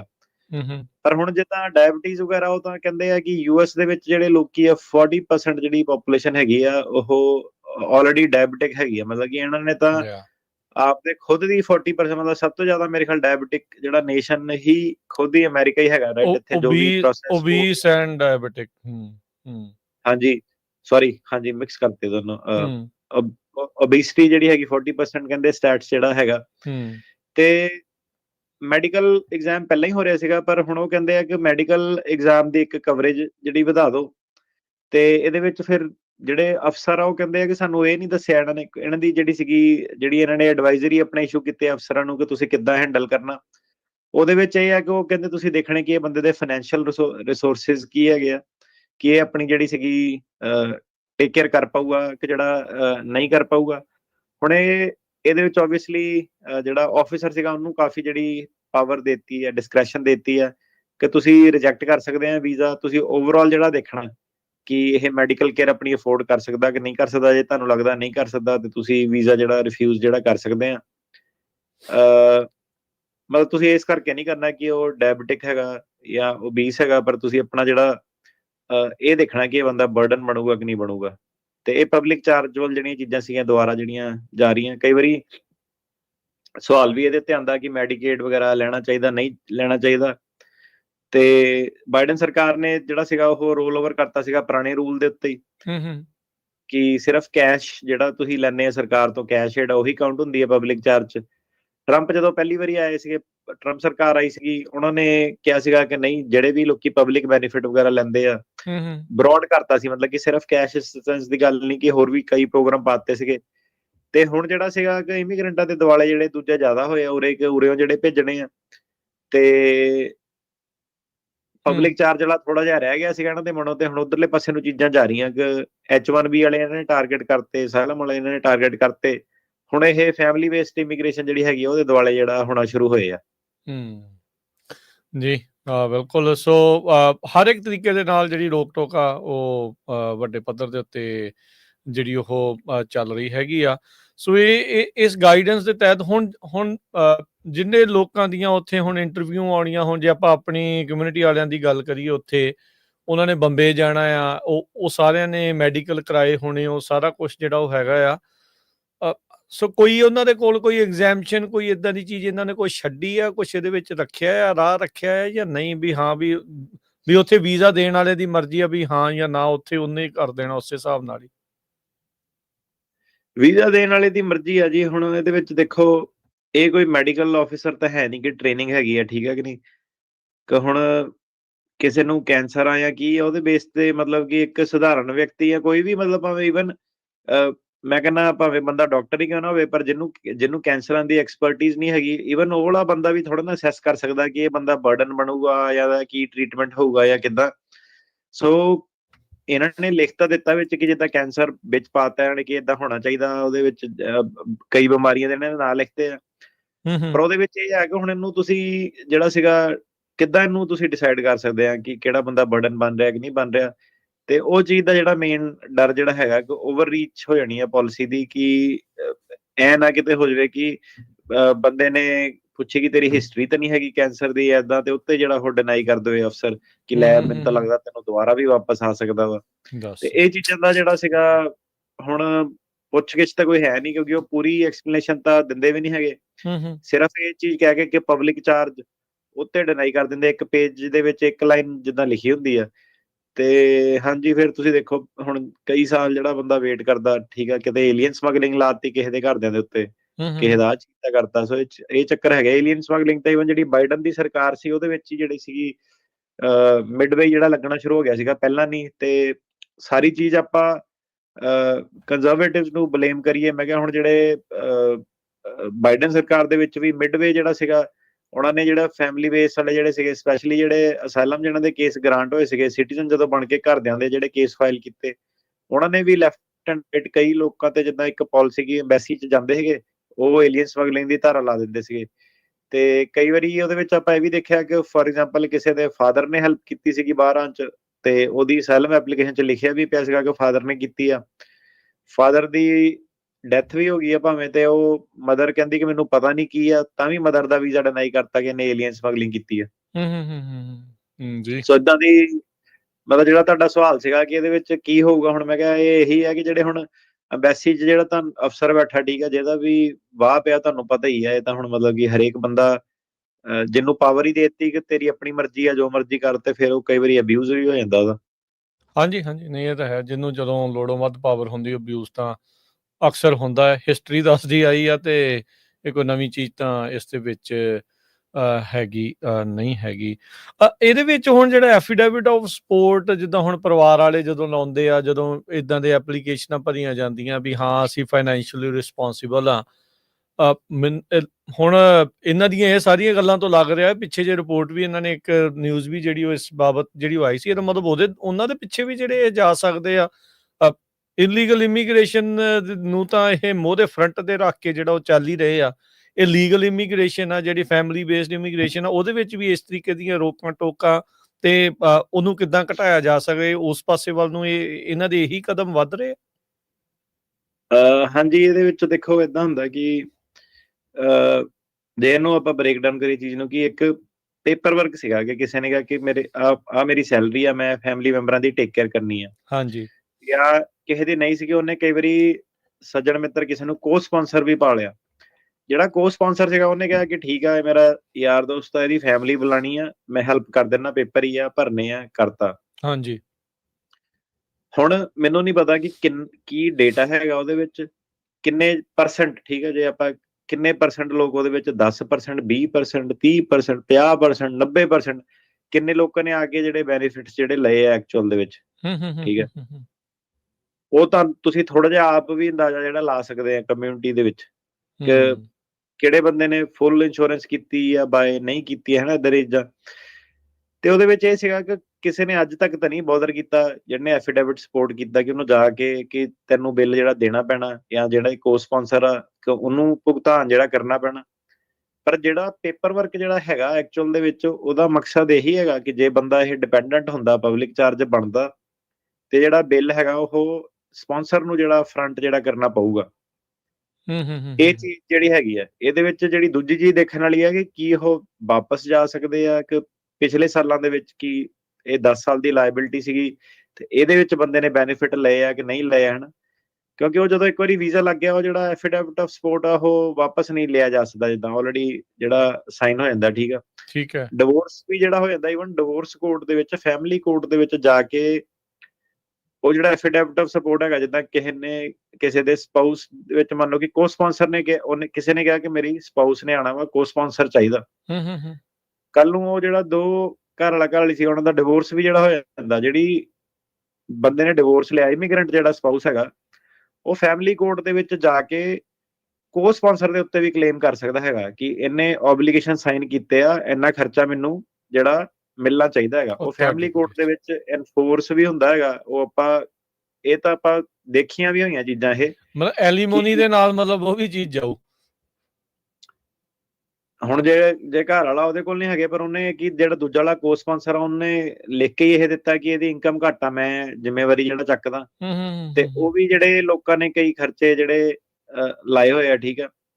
ਤੇ ਇਹ ਸੀ ਹੁਣ ਕਿੱਦਾਂ ਕਿ ਆ ਜਿਹੜੀਆਂ ਹੁਣ ਚੀਜ਼ਾਂ, ਠੀਕ ਆ, ਤੁਹਾਨੂੰ ਜਿੱਦਾਂ ਐਜ਼ ਅ ਲਾਇਰ ਕਲੀਅਰ ਜਿਹੜਾ ਮਤਲਬ ਕਿ ਬਿਨਾ ਕੋਈ ਸਵੀਟ ਟਾਕ ਕੀਤੇ ਜਾਂ ਬਿਨਾ ਕੁਝ ਉਹ ਤੁਹਾਨੂੰ ਮਤਲਬ ਕਿ ਤੁਹਾਡੇ ਸਾਹਮਣੇ ਜਿਹੜੀਆਂ ਲਿਆ ਕੇ ਦੱਸਦੀਆਂ ਕਿ ਤੁਸੀਂ ਇਹ ਤੋਂ ਆਪ ਕਨਕਲੂਜਨ ਜਿਹੜੇ ਕੱਢ ਸਕਦੇ ਆ, ਠੀਕ ਹੈ ਕਿ ਨਹੀਂ।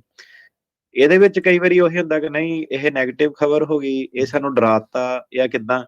ਪਰ ਇਹ ਹੈ ਕਿ ਜਿਹੜਾ ਦੇ ਪਈ ਆ ਕੋ ਸਪਾਂਸਰਾਂ ਦੇ, ਤੇ ਫਿਰ ਉਹਨਾਂ ਨੂੰ ਵੀ ਇੱਕ ਵਾਰੀ ਜਾ ਕੇ ਪੁੱਛਿਓ ਜਰਾ ਇੱਕ ਵਾਰੀ, ਜਾਂ ਇੱਕ ਵਾਰੀ ਆਪ ਕਈ ਵਾਰੀ ਬੰਦਾ ਫਸਿਆ ਹੁੰਦਾ ਕਿ ਯਾਰ ਇਹ ਤੇ ਹੈਲਪ ਕਰਨ ਦੇ ਲਈ ਤੇ ਇਹ 10 ਸਾਲ ਦਾ ਮੈਨੂੰ ਖਰਚਾ ਲਾਤਾ।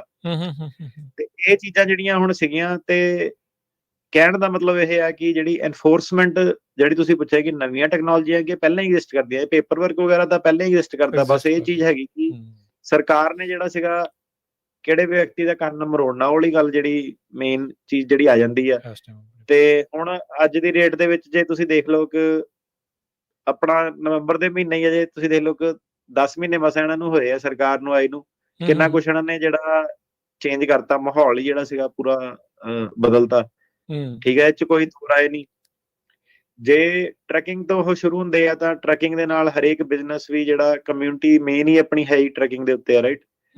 ਜੇ 7-11 ਤੇ ਛਾਪੇ ਵੱਜਦੇ ਆ ਤਾਂ ਬੰਦੇ ਇਹ ਨਹੀਂ ਕਿ ਸਿਰਫ ਉਹ ਇੱਕ ਸਾਲਾਂ ਤੇ ਜਿਹੜਾ ਹਰੇਕ ਚੀਜ਼ ਦੇ ਵਿੱਚ ਉਹ ਡਰ ਜਿਹੜਾ ਪੈ ਜਾਂਦਾ, ਭਾਵੇਂ LA ਆ ਭਾਵੇਂ ਮੈਰੀਲੈਂਡ ਚ ਬੰਦਾ ਕੰਮ ਕਰਦਾ। ਸੋ ਪਿਛਲੀ ਵਾਰੀ ਵੀ ਜਿਹੜਾ ਸੀਗਾ ਈਵਨ ਓਬਾਮਾ ਦੇ ਟਾਈਮ ਤੇ ਵੀ ਰਾਜਕਰਨ ਜੀ ਤੁਹਾਨੂੰ ਯਾਦ ਹੋਣਾ, ਉਦੋਂ ਵੀ ਬੜੀ ਜਿਹੜੀ ਸੀਗੀ ਪਤਾ ਨਹੀਂ 2 ਮਿਲੀਅਨ ਤੋਂ ਉੱਤੇ ਜਿਹੜਾ ਸੀਗਾ ਬੰਦਾ ਡਿਪੋਰਟ ਹੋਇਆ ਸੀਗਾ। ਡਿਪੋਰਟਰ ਇਨ ਚੀਫ ਨਾਂ ਸੀਗਾ ਓਬਾਮਾ ਦਾ।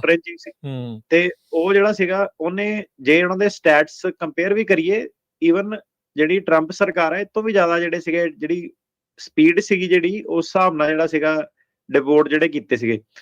ਬਸ ਫਰਕ ਜਿਹੜਾ ਇਹ ਸੀਗਾ ਕਿ ਇਹ ਥੋੜੇ ਜਿਹਾ ਰੌਲਾ ਰੱਪਾ ਜਿਹਾ ਕਰਕੇ ਕਰਦੇ ਆ, ਉਹਨੇ ਜਿਹੜਾ ਸੀਗਾ ਮਾੜਾ ਜਿਹਾ ਚੁੱਪ ਚਪੀਤੇ ਜਿਹਾ ਕੀਤਾ ਸੀਗਾ। ਤੇ ਮਤਲਬ ਇਹ ਸਾਰਿਆਂ ਦੀਆਂ ਜਿਹੜੀਆਂ ਤੇ ਵਿੱਚ ਇਹਨਾਂ ਦੇ ਕੋਲ ਮੌਕਾ ਵੀ ਆਇਆ ਸੀ ਉਹਨਾਂ ਕੋਲ ਵੀ ਕਿ ਇਹ ਕੱਚਿਆਂ ਨੂੰ ਜਿਹੜਾ ਪਾਸ ਕਰ ਸਕਦੇ ਆ, ਠੀਕ ਆ। ਓਬਾਮੇ ਹੁਣਾਂ ਕੋਲ ਵੀ ਕਲੀਨ ਮੌਕਾ ਜਿਹੜਾ ਸੀਗਾ, ਪੂਰੀ ਪਾਵਰ ਸੀਗੀ ਡੈਮੋਕ੍ਰੈਟਸ ਕੋਲ, ਪਰ ਇਹਨਾਂ ਨੇ ਨਹੀਂ ਕੀਤਾ। ਉਦੋਂ ਆਪਾਂ ਵੀ ਦੇਖਦੇ ਰਹਿ ਗਏ ਸੀ, ਹੈਰਾਨ ਹੋ ਗਏ ਸੀ ਥੋੜਾ ਜਿਹਾ ਕਿ ਯਾਰ ਇਹ ਇੰਨੀ ਦੇਰ ਦਾ ਰਿਫਾਰਮ, ਐਗਰੀਕਲਚਰ ਵਰਕਰ ਦਾ ਰਿਫਾਰਮ, ਪਰ ਜਦੋਂ ਪਾਵਰ ਆਈ ਉਹ ਕਹਿੰਦੇ ਆਪਾਂ ਸਾਰਿਆਂ ਨੂੰ ਨਾਲ ਲੈ ਕੇ ਚੱਲਣਾ। ਮਤਲਬ ਉਦੋਂ ਲਿਟਰਲੀ ਉਹਨਾਂ ਦੇ ਇਹੋ ਬਿਆਨ ਸੀਗੇ, ਆਪਾਂ ਕਿਹਾ ਯਾਰ ਇਹ ਤਾਂ ਮਤਲਬ ਕਮਾਲ ਹੀ ਹੋ ਗਈ ਕਿ ਮਤਲਬ ਹੁਣ ਤੁਹਾਡੇ ਕੋਲ ਜਦੋਂ ਮੌਕਾ ਆਇਆ ਤੇ ਤੁਸੀਂ ਪੱਕੇ ਕੀਤੇ ਨਹੀਂ। ਤੇ ਤੁਸੀਂ ਇਹਦੇ ਵਿੱਚੋਂ ਥੋੜਾ ਜਿਹਾ ਅੰਦਾਜ਼ਾ ਵੀ ਲਾ ਸਕਦੇ ਆ ਕਿ ਸਰਕਾਰ ਮਤਲਬ ਕਿ ਜਿਹੜਾ ਇਮੀਗ੍ਰੈਂਟ ਹੈਗਾ ਉਹ ਦੋਨੋਂ ਇੱਕ ਮਤਲਬ ਇੱਕ ਤਰ੍ਹਾਂ ਦਾ ਇਹਨਾਂ ਦਾ ਮੁੱਦਾ ਲੋਕਾਂ ਦਾ ਇਲੈਕਸ਼ਨ ਦਾ ਕਿ ਉਹ ਹੋਣੀ ਚਾਹੀਦੀ ਹੈ ਇਮੀਗ੍ਰੇਸ਼ਨ, ਨਹੀਂ ਹੋਣੀ ਚਾਹੀਦੀ ਹੈ, ਬੈਨੀਫਿਟ ਹੋਣੇ ਚਾਹੀਦੇ ਆ, ਨਹੀਂ ਹੋਣੇ ਚਾਹੀਦੇ ਆ। ਤੇ ਸਾਰੀਆਂ ਚੀਜ਼ਾਂ ਜਿਹੜੀਆਂ ਆਪਾਂ ਗੱਲ ਕਰ ਰਹੇ ਹਾਂ, ਪਬਲਿਕ ਚਾਰਜ ਦੀ, ਫੈਮਿਲੀ ਇਮੀਗ੍ਰੇਸ਼ਨ ਦੀ, ਇਮੀਗ੍ਰੇਸ਼ਨ ਰਿਸਟ੍ਰਿਕਟ ਕਰਨੀ ਆ ਕਿ ਕਿੱਦਾਂ। ਹੁਣ ਅਗਲੇ ਨੇ ਸਾਊਥ ਅਫਰੀਕਾ ਤੋਂ ਦੇਖ ਲਓ ਤੁਸੀਂ, ਡਾਇਰੈਕਟ ਜਿਹੜੇ ਸੀਗੇ ਰਿਫਿਊਜੀ ਵੀ ਬੁਲਾਏ ਪੱਕੇ ਤੌਰ ਤੇ ਹੀ, ਕਿ ਸਿੱਧੇ ਹੀ ਕਿ ਇਹਨਾਂ ਨੂੰ ਖਤਰਾ ਵਾ। ਤੇ ਉਹਨਾਂ ਦੀ ਨਿਊਜ਼ ਵੀ ਕਵਰ ਹੋਈ, ਉਹ ਤਾਂ ਆਰਾਮ ਨਾਲ ਜਹਾਜ਼ 'ਚ ਦੇਖ ਲਓ ਤੁਸੀਂ ਕਿ ਐਨ ਟੌਰ ਕੱਢ ਕੇ, ਉਹ ਤੇ ਐਂ ਲੱਗਦਾ ਕੋਈ ਲੂਈ ਵੁਟੌਨ ਦੇ ਬੈਗ ਫੜੇ ਆ, ਸਟਾਰਬਕਸਾਂ ਫੜੀਆਂ ਹੱਥ ਦੇ ਵਿੱਚ। ਤੇ ਮੈਂ ਕਿਹਾ ਇਹ ਤੇ ਰਿਫਿਊਜੀ ਏਦਾਂ ਦੇ ਲੱਗਦੇ ਮੈਨੂੰ ਕਿ ਏਦਾਂ ਦਾ ਤੇ ਬੰਦਾ ਅਮਰੀਕਾ ਵਾਲਾ ਨਹੀਂ ਕਦੀ ਤਿਆਰ ਹੋ ਕੇ ਆਇਆ ਹੁਣ 에ਅਰਪੋਰਟ ਤੋਂ। ਤੇ ਉਹ ਵਾਲਾ ਇਹ ਮਤਲਬ ਹੁਣ ਇਹ ਹੈਗੀ ਜਿਹੜੀ ਮਤਲਬ ਕਿ ਸੱਚਾਈ ਕਿ ਹਰ ਦੋਨੋਂ ਪਾਰਟੀਆਂ ਜਿਹੜੀਆਂ ਹੈਗੀਆਂ, ਕੋਈ ਏਦਾਂ ਨਹੀਂ ਹੈਗਾ ਕਿ ਇੱਕ ਨੇ ਬੈਟਰ ਕੀਤਾ ਇਮੀਗ੍ਰੈਂਟ ਲਈ, ਇੱਕ ਨੇ ਨਹੀਂ ਕੀਤਾ ਹੈਗਾ। ਤੇ ਜੇ ਉਹ ਪਹਿਲਾਂ ਹੀ ਬਿਆਨ ਲੈ ਕੇ ਬਾਰਡਰ ਤੋਂ ਛੱਡਦਾ ਸਾਰਿਆਂ ਦੇ, ਉਹ 5-5 ਮਿੰਟ ਦੇ ਬਿਆਨ ਹੁੰਦੇ ਸੀ, 10-10 ਮਿੰਟ ਦੇ, ਜਿਹੜੇ ਆਪਣੀ ਕਮਿਊਨਿਟੀ ਹੁਣ ਦੀ ਦੋਨੋਂ ਅਮਰੀਕਾ 'ਚ ਆ ਰਹੀ ਹੈ, ਕਈ ਸਾਲਾਂ ਦੀ ਜਿਹੜੀ ਆ ਰਹੀ ਹੈ, ਪਹਿਲਾਂ ਕਦੀ ਪ੍ਰੋਬਲਮ ਆਈ ਨਹੀਂ। ਹੁਣ ਦੇਖੋ ਉਹਨਾਂ ਨੇ ਬਿਆਨ ਲਏ ਨਹੀਂ ਪਹਿਲਾਂ, ਉਹ ਲਾਅ ਦਾ ਪ੍ਰੋਸੈਸ ਨੂੰ ਬਾਈਪਾਸ ਕਰਤਾ। ਅਗਲੇ ਹੁਣ ਇਹ ਕਹਿ ਰਹੇ ਆ ਕਿ ਤੁਸੀਂ ਬਿਆਨ ਨਹੀਂ ਲਏ, ਤੁਸੀਂ ਜਿਹੜਾ ਪ੍ਰੋਸੈਸ ਸੀਗਾ ਬਾਈਪਾਸ ਕੀਤਾ।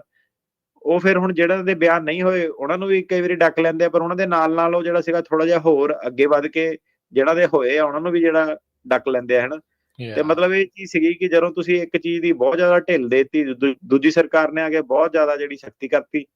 ਹੂੰ ਤੇ ਚੀਜ਼ ਹੋਣੀ ਏਦਾਂ ਨਹੀਂ ਚਾਹੀਦੀ ਸੀ, ਸੈਂਟਰ ਮਿਡਲ ਗਰਾਊਂਡ ਹੋਣੀ ਚਾਹੀਦੀ ਸੀ, ਵੈਟਿੰਗ ਵੂਟਿੰਗ ਜਿਹੜੀ ਪ੍ਰੋਪਰ ਹੋਣੀ ਚਾਹੀਦੀ ਸੀ। ਤੇ ਫਿਰ ਇਹ ਵਾਲਾ ਟਾਈਮ ਹੁਣ ਸਾਡਾ ਜਿਹੜਾ ਚੱਲ ਰਿਹਾ ਦੇਸ਼ ਦਾ ਜੀ, ਤੇ ਹੋਪਫੁਲੀ ਜਿੱਦਾਂ ਆ ਜੀ ਦੋ ਕੁ ਜਿਹੜੀਆਂ ਇਲੈਕਸ਼ਨਾਂ ਦੇ ਰਿਜ਼ਲਟ ਆਏ ਆ ਨਿਊਯਾਰਕ ਵਗੈਰਾ ਚ, ਇੱਕ ਤੁਸੀਂ ਕਹਿ ਲਓ ਕਿ ਲੋਕਾਂ ਨੇ ਆਪਣੀ ਆਵਾਜ਼ ਦੱਸਤੀ ਹੈ ਨਾ, ਕਿ ਜਿਤਾਤਾ ਨੂੰ ਮਮਦਾਨੀ ਨੂੰ। ਤੇ ਸਧਾਰਨ ਜਿਹਾ ਜਿੱਦਾਂ ਤੁਸੀਂ ਕਹ ਲਓ ਇੱਕ ਤਰ੍ਹਾਂ ਵਿਅਕਤੀ ਸੀਗਾ ਜਿੱਤ ਗਿਆ, ਮਤਲਬ ਕਿ ਪਤਾ ਵੀ ਨਹੀਂ ਸੀਗਾ ਜਿੱਦਾਂ, ਤੇ ਐਡੇ ਵੱਡੇ ਸ਼ਹਿਰ ਮੇਜਰ ਸ਼ਹਿਰ 'ਚ ਜਿਹੜਾ ਜਿੱਤ ਗਿਆ, ਦੁਨੀਆ ਦੀ ਫਾਈਨੈਂਸ਼ੀਅਲ ਕੈਪੀਟਲ ਮੰਨਦੇ ਆ ਨਿਊਯਾਰਕ ਸਿਟੀ ਦੁਨੀਆ ਨੂੰ। ਦੀ ਫਾਈਨੈਂਸ਼ੀਅਲ ਕੈਪੀਟਲ ਮੰਨਦੇ ਆ। ਦੂਜੇ ਵਾਲੇ ਨੂੰ ਤੇ ਉਹ ਜਿਹੜਾ ਸੀਗਾ ਟਰੰਪ ਹੁਣੀ ਸਿੱਧੇ ਡਾਇਰੈਕਟ ਐਂਡੋਰਸ ਵੀ ਕਰਦੇ ਸੀਗੇ। ਕੁਮੋ ਇਹ ਨੂੰ ਵਾਲੇ ਦੇ ਬੰਦੇ ਕਿ ਇਮੀਗ੍ਰੈਂਟ ਆ, ਹੱਥਾਂ ਨਾਲ ਬਿਰਿਆਨੀ ਖਾਂਦਾ ਵਾ, ਇਹ ਆਪਣਾ ਜਿਹੜਾ ਸੀਗਾ ਇਹਨੇ ਯੂਰਪ ਉਹ ਬਣਾ ਦੇਣਾ ਜੀ, ਕਿੱਥੋਂ ਸ਼ਰੀਆ ਲਾਅ ਤੱਕ ਲਾ ਦੇਣਾ। ਲੋਕਾਂ ਨੇ ਤਾਂ ਇੱਥੋਂ ਤੱਕ ਵੀ ਫੋਟੋਆਂ ਬਣਾਤੀਆਂ ਵੀ 9/11 ਦੁਬਾਰਾ ਹੋ ਜਾਣਾ ਇਹਦੇ ਆਉਣ ਦੇ ਨਾਲ, ਕਈ ਕੁਝ ਜਿਹੜਾ ਉਹਨਾਂ ਨੇ ਕਿਹਾ ਹੈ ਤਾਂ ਇੰਟਰਨੈਟ ਤੇ ਜੀ ਦੇਖੋ ਫੀਅਰ ਮੌਂਗਰਿੰਗ ਜਿਹੜੀ, ਮਤਲਬ ਕਿ ਆਹੀ ਕਿ ਕਿਸੇ ਬੰਦੇ ਨੂੰ ਡਿਸਕ੍ਰੈਡਿਟ ਕਰਨਾ, ਠੀਕ ਆ। ਤੇ ਇਹ ਚੀਜ਼ਾਂ ਜਿਹੜੀਆਂ ਕਈ ਵਾਰੀ ਇਫੈਕਟਿਵ ਵੀ ਹੁੰਦੀਆਂ, ਤੁਸੀਂ ਦੇਖੋ ਕਿ ਜਿਹੜੀ ਇੰਟਰਨੈਟ ਸੋਸ਼ਲ ਮੀਡੀਆ ਕੈਂਪੇਨ, ਠੀਕ ਆ, ਕਿਸੇ ਵੀ ਵਿਅਕਤੀ ਦੇ ਖਿਲਾਫ ਨੈਗੇਟਿਵਿਟੀ ਜਿਹੜੀ ਤੁਹਾਨੂੰ ਪਤਾ ਹੀ ਹੈ ਸਾਰਿਆਂ ਨੂੰ, ਤੁਸੀਂ ਵੀ ਵੇਖਦੇ ਹੀ ਆ। ਤੇ ਪਰ ਸਮੀਅਰ ਦੇਖ ਲਓ ਕੈਂਪੇਨ ਫਿਰ ਬਹੁਤ ਚੱਲਦੇ ਨੇ, ਕਾਮਯਾਬ ਫੀਅਰ ਹੁੰਦੇ ਨੇ। ਕੈਂਪੇਨ, ਹਾਂਜੀ। ਤੇ ਇਹ ਮਤਲਬ ਕੋਸ਼ਿਸ਼ ਪੂਰੀ ਕੀਤੀ ਸੀਗੀ ਇਹਦਾ ਵੀ, ਹਨਾ, ਕਿ ਪਤਾ ਨਹੀਂ ਕੀ ਹੋ ਜਾਣਾ, ਨਿਊਯਾਰਕ ਨੂੰ ਗੁੱਡ ਲੱਗਾ ਕਿ ਜਿੱਦਾਂ ਪਤਾ ਨਹੀਂ ਕਿੱਦਾਂ ਨਿਊਯਾਰਕ ਰਹਿਣਾ ਹੀ ਨਹੀਂ ਮੈਪ ਤੇ, ਸ਼ਰੀਆ ਲਾਅ ਹੀ ਲੱਗ ਜਾਣਾ ਵਾ। ਤੇ ਫਿਰ ਵੀ ਦੇਖ ਲਓ ਤੁਸੀਂ ਕਿ ਅਗੇਂਸਟ ਆਲ ਆਡਸ ਤੇ ਮੈਜੋਰਟੀ ਨਾਲ, ਮਤਲਬ ਕਿ ਬੰਦਾ ਉਹ ਜਿਹੜਾ ਜਿੱਤਿਆ। ਤੇ ਹੁਣ ਇਹੀ ਹੈ ਕਿ ਸਰਕਾਰ ਨੂੰ ਐਂਡ ਆਫ ਦਾ ਡੇ ਤਾਂ ਫਿਰ ਇਹਨਾਂ ਨੂੰ ਵੀ ਮਿਡ ਟਰਮ 'ਚ ਕੁਰਸੀਆਂ ਦੀ ਪੈ ਜਾਣੀ, ਆਪਣੇ ਆਪਣੇ ਜਿਹੜੇ ਬਾਕੀ ਕਰੀਅਰ ਪੋਲੀਟੀਸ਼ੀਅਨ ਜਿਹੜੇ ਹੈਗੇ ਆ। ਹਾਂਜੀ ਤੇ ਹੁਣ ਜਿਹੜਾ ਮਿਡ ਟਰਮ ਇਲੈਕਸ਼ਨ ਦੇ ਵਿੱਚ ਹੀ ਜਿਹੜੀ ਹੁਣ ਜਿਹੜੀ ਵੇਵ ਜਿਹੜੀ ਚੇਂਜ ਹੁੰਦੀ, ਹੋਪਫੁਲ ਉਮੀਦ ਕਰਦੇ ਹਾਂ ਕਿ ਜਿੱਦਾਂ ਹੁਣ ਮੈਂ ਕਿਹਾ ਨਿਊਯਾਰਕ ਵਗੈਰਾ ਸੀਗਾ, ਇਦਾਂ ਹੀ ਮੈਂ ਕਿਹਾ ਸੇਮ ਜਿਹੜੇ ਦੁਖੀ ਆਏ ਲੋਕੀ ਜਿਹੜੇ ਹੈਗੇ ਆ, ਇਹ ਜਿਹੜਾ ਸੀਗਾ ਪਲਟੂਗੇ ਸਰਕਾਰ ਨੂੰ। ਜੀ ਲੈਟਸ ਸੀ ਕੀ ਜਿਹੜਾ ਇਸ ਦੇ ਵਿੱਚ ਅੱਗੇ ਜਿਹੜਾ ਉਹ ਬਣਦਾ ਆ। ਤੇ ਟਰਨੀ ਟੇਕ ਕਹਿਣਾ ਜੀ, ਇੱਕ ਬ੍ਰੇਕ ਲੈ ਲੈਂਦੇ ਆ, ਤੇ ਬ੍ਰੇਕ ਤੋਂ ਬਾਅਦ ਹੁਣ ਸਰੋਤਿਆਂ ਦੀਆਂ ਲਵਾਂਗੇ ਕਾਲ ਕਰਨ ਦੇ ਲਈ ਸਰੋਤਿਓ ਨੰਬਰ ਹੈ 408 272 4082725200 408 272 ਇੱਕ ਬ੍ਰੇਕ ਤੋਂ ਬਾਅਦ ਜੁੜਦੇ ਆ ਤੁਹਾਡੇ ਨਾਲ ਇੱਕ ਵਾਰੀ ਫਿਰ।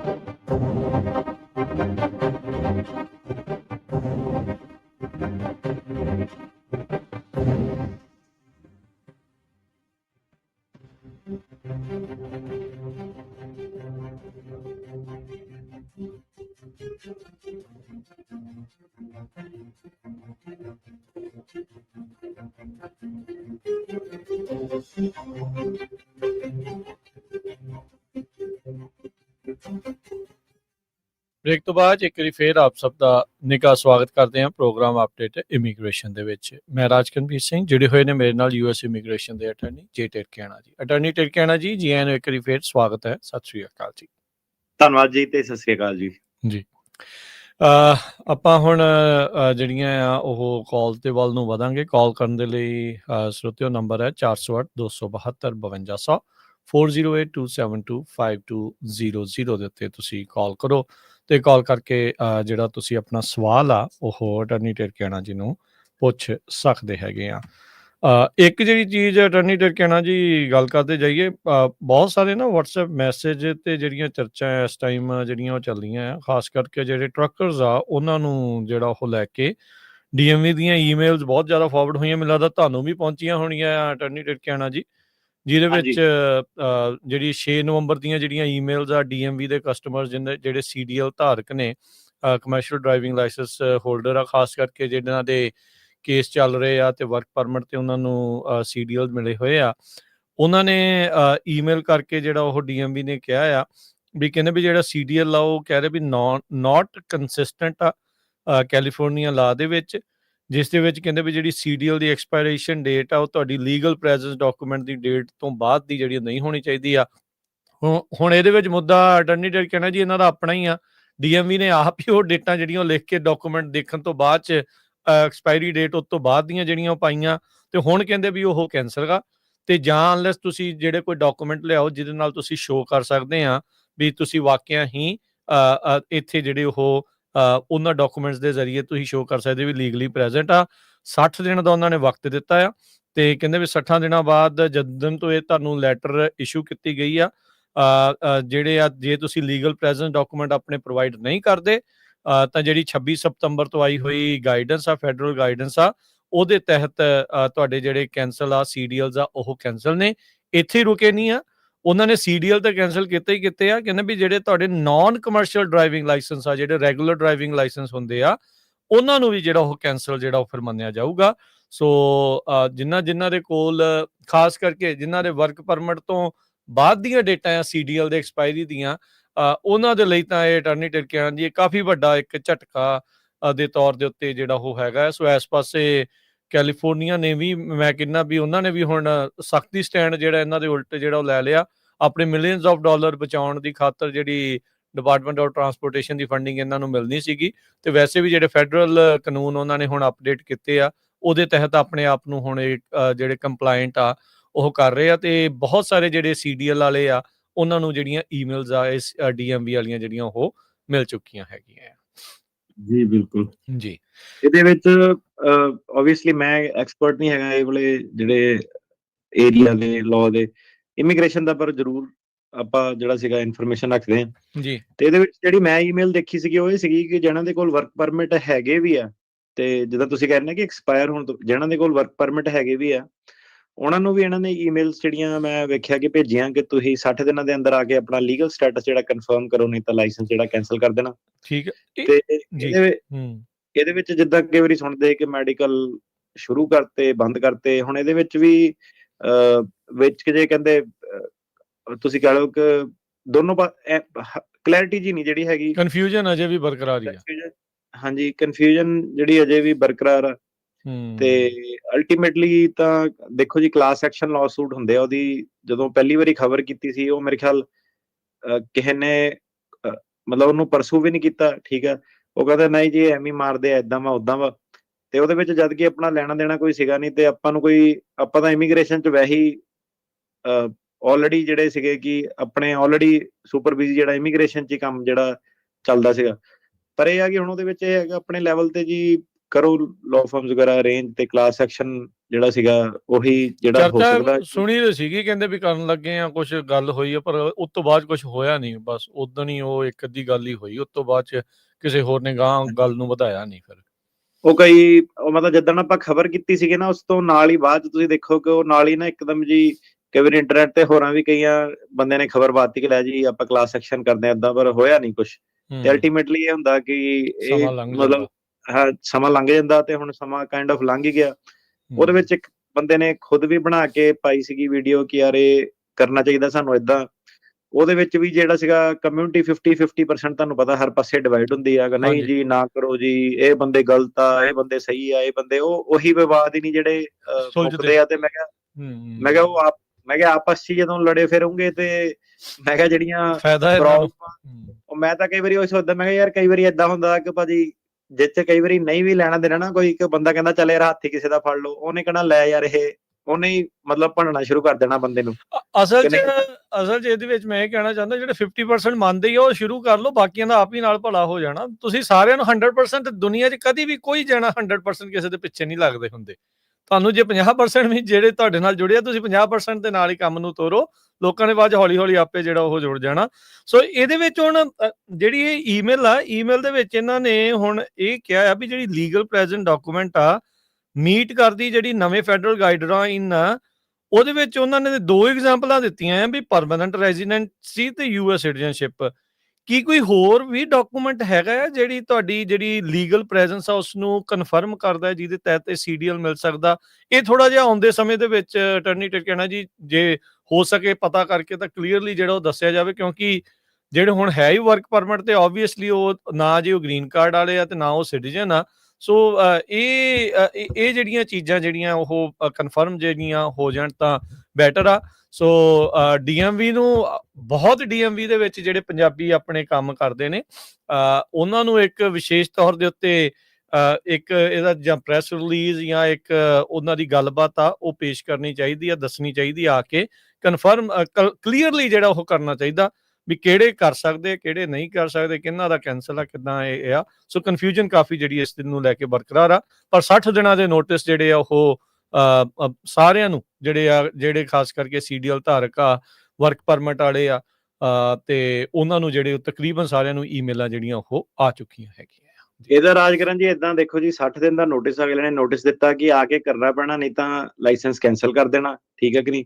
ਹੁਣ ਇਹ ਜਦੋਂ ਵਿਅਕਤੀ ਜਾਣਗੇ, ਠੀਕ ਹੈ, ਇਹਦੇ ਵਿੱਚ ਕਈ ਸਾਰੇ ਜਿਹੜੇ ਲੋਕੀ ਹੈਗੇ ਉਹਨਾਂ ਕੋਲ ਆਲਰੇਡੀ ਜਿਹੜੇ ਵਰਕ ਪਰਮਿਟ ਜਿਹੜੇ ਉਹਨਾਂ ਦੇ 4-4 5-5 ਸਾਲ ਦੇ ਵੈਲਿਡ ਪਏ ਆ, ਅਸਾਈਲਮ ਪੈਂਡਿੰਗ ਹੈਗਾ।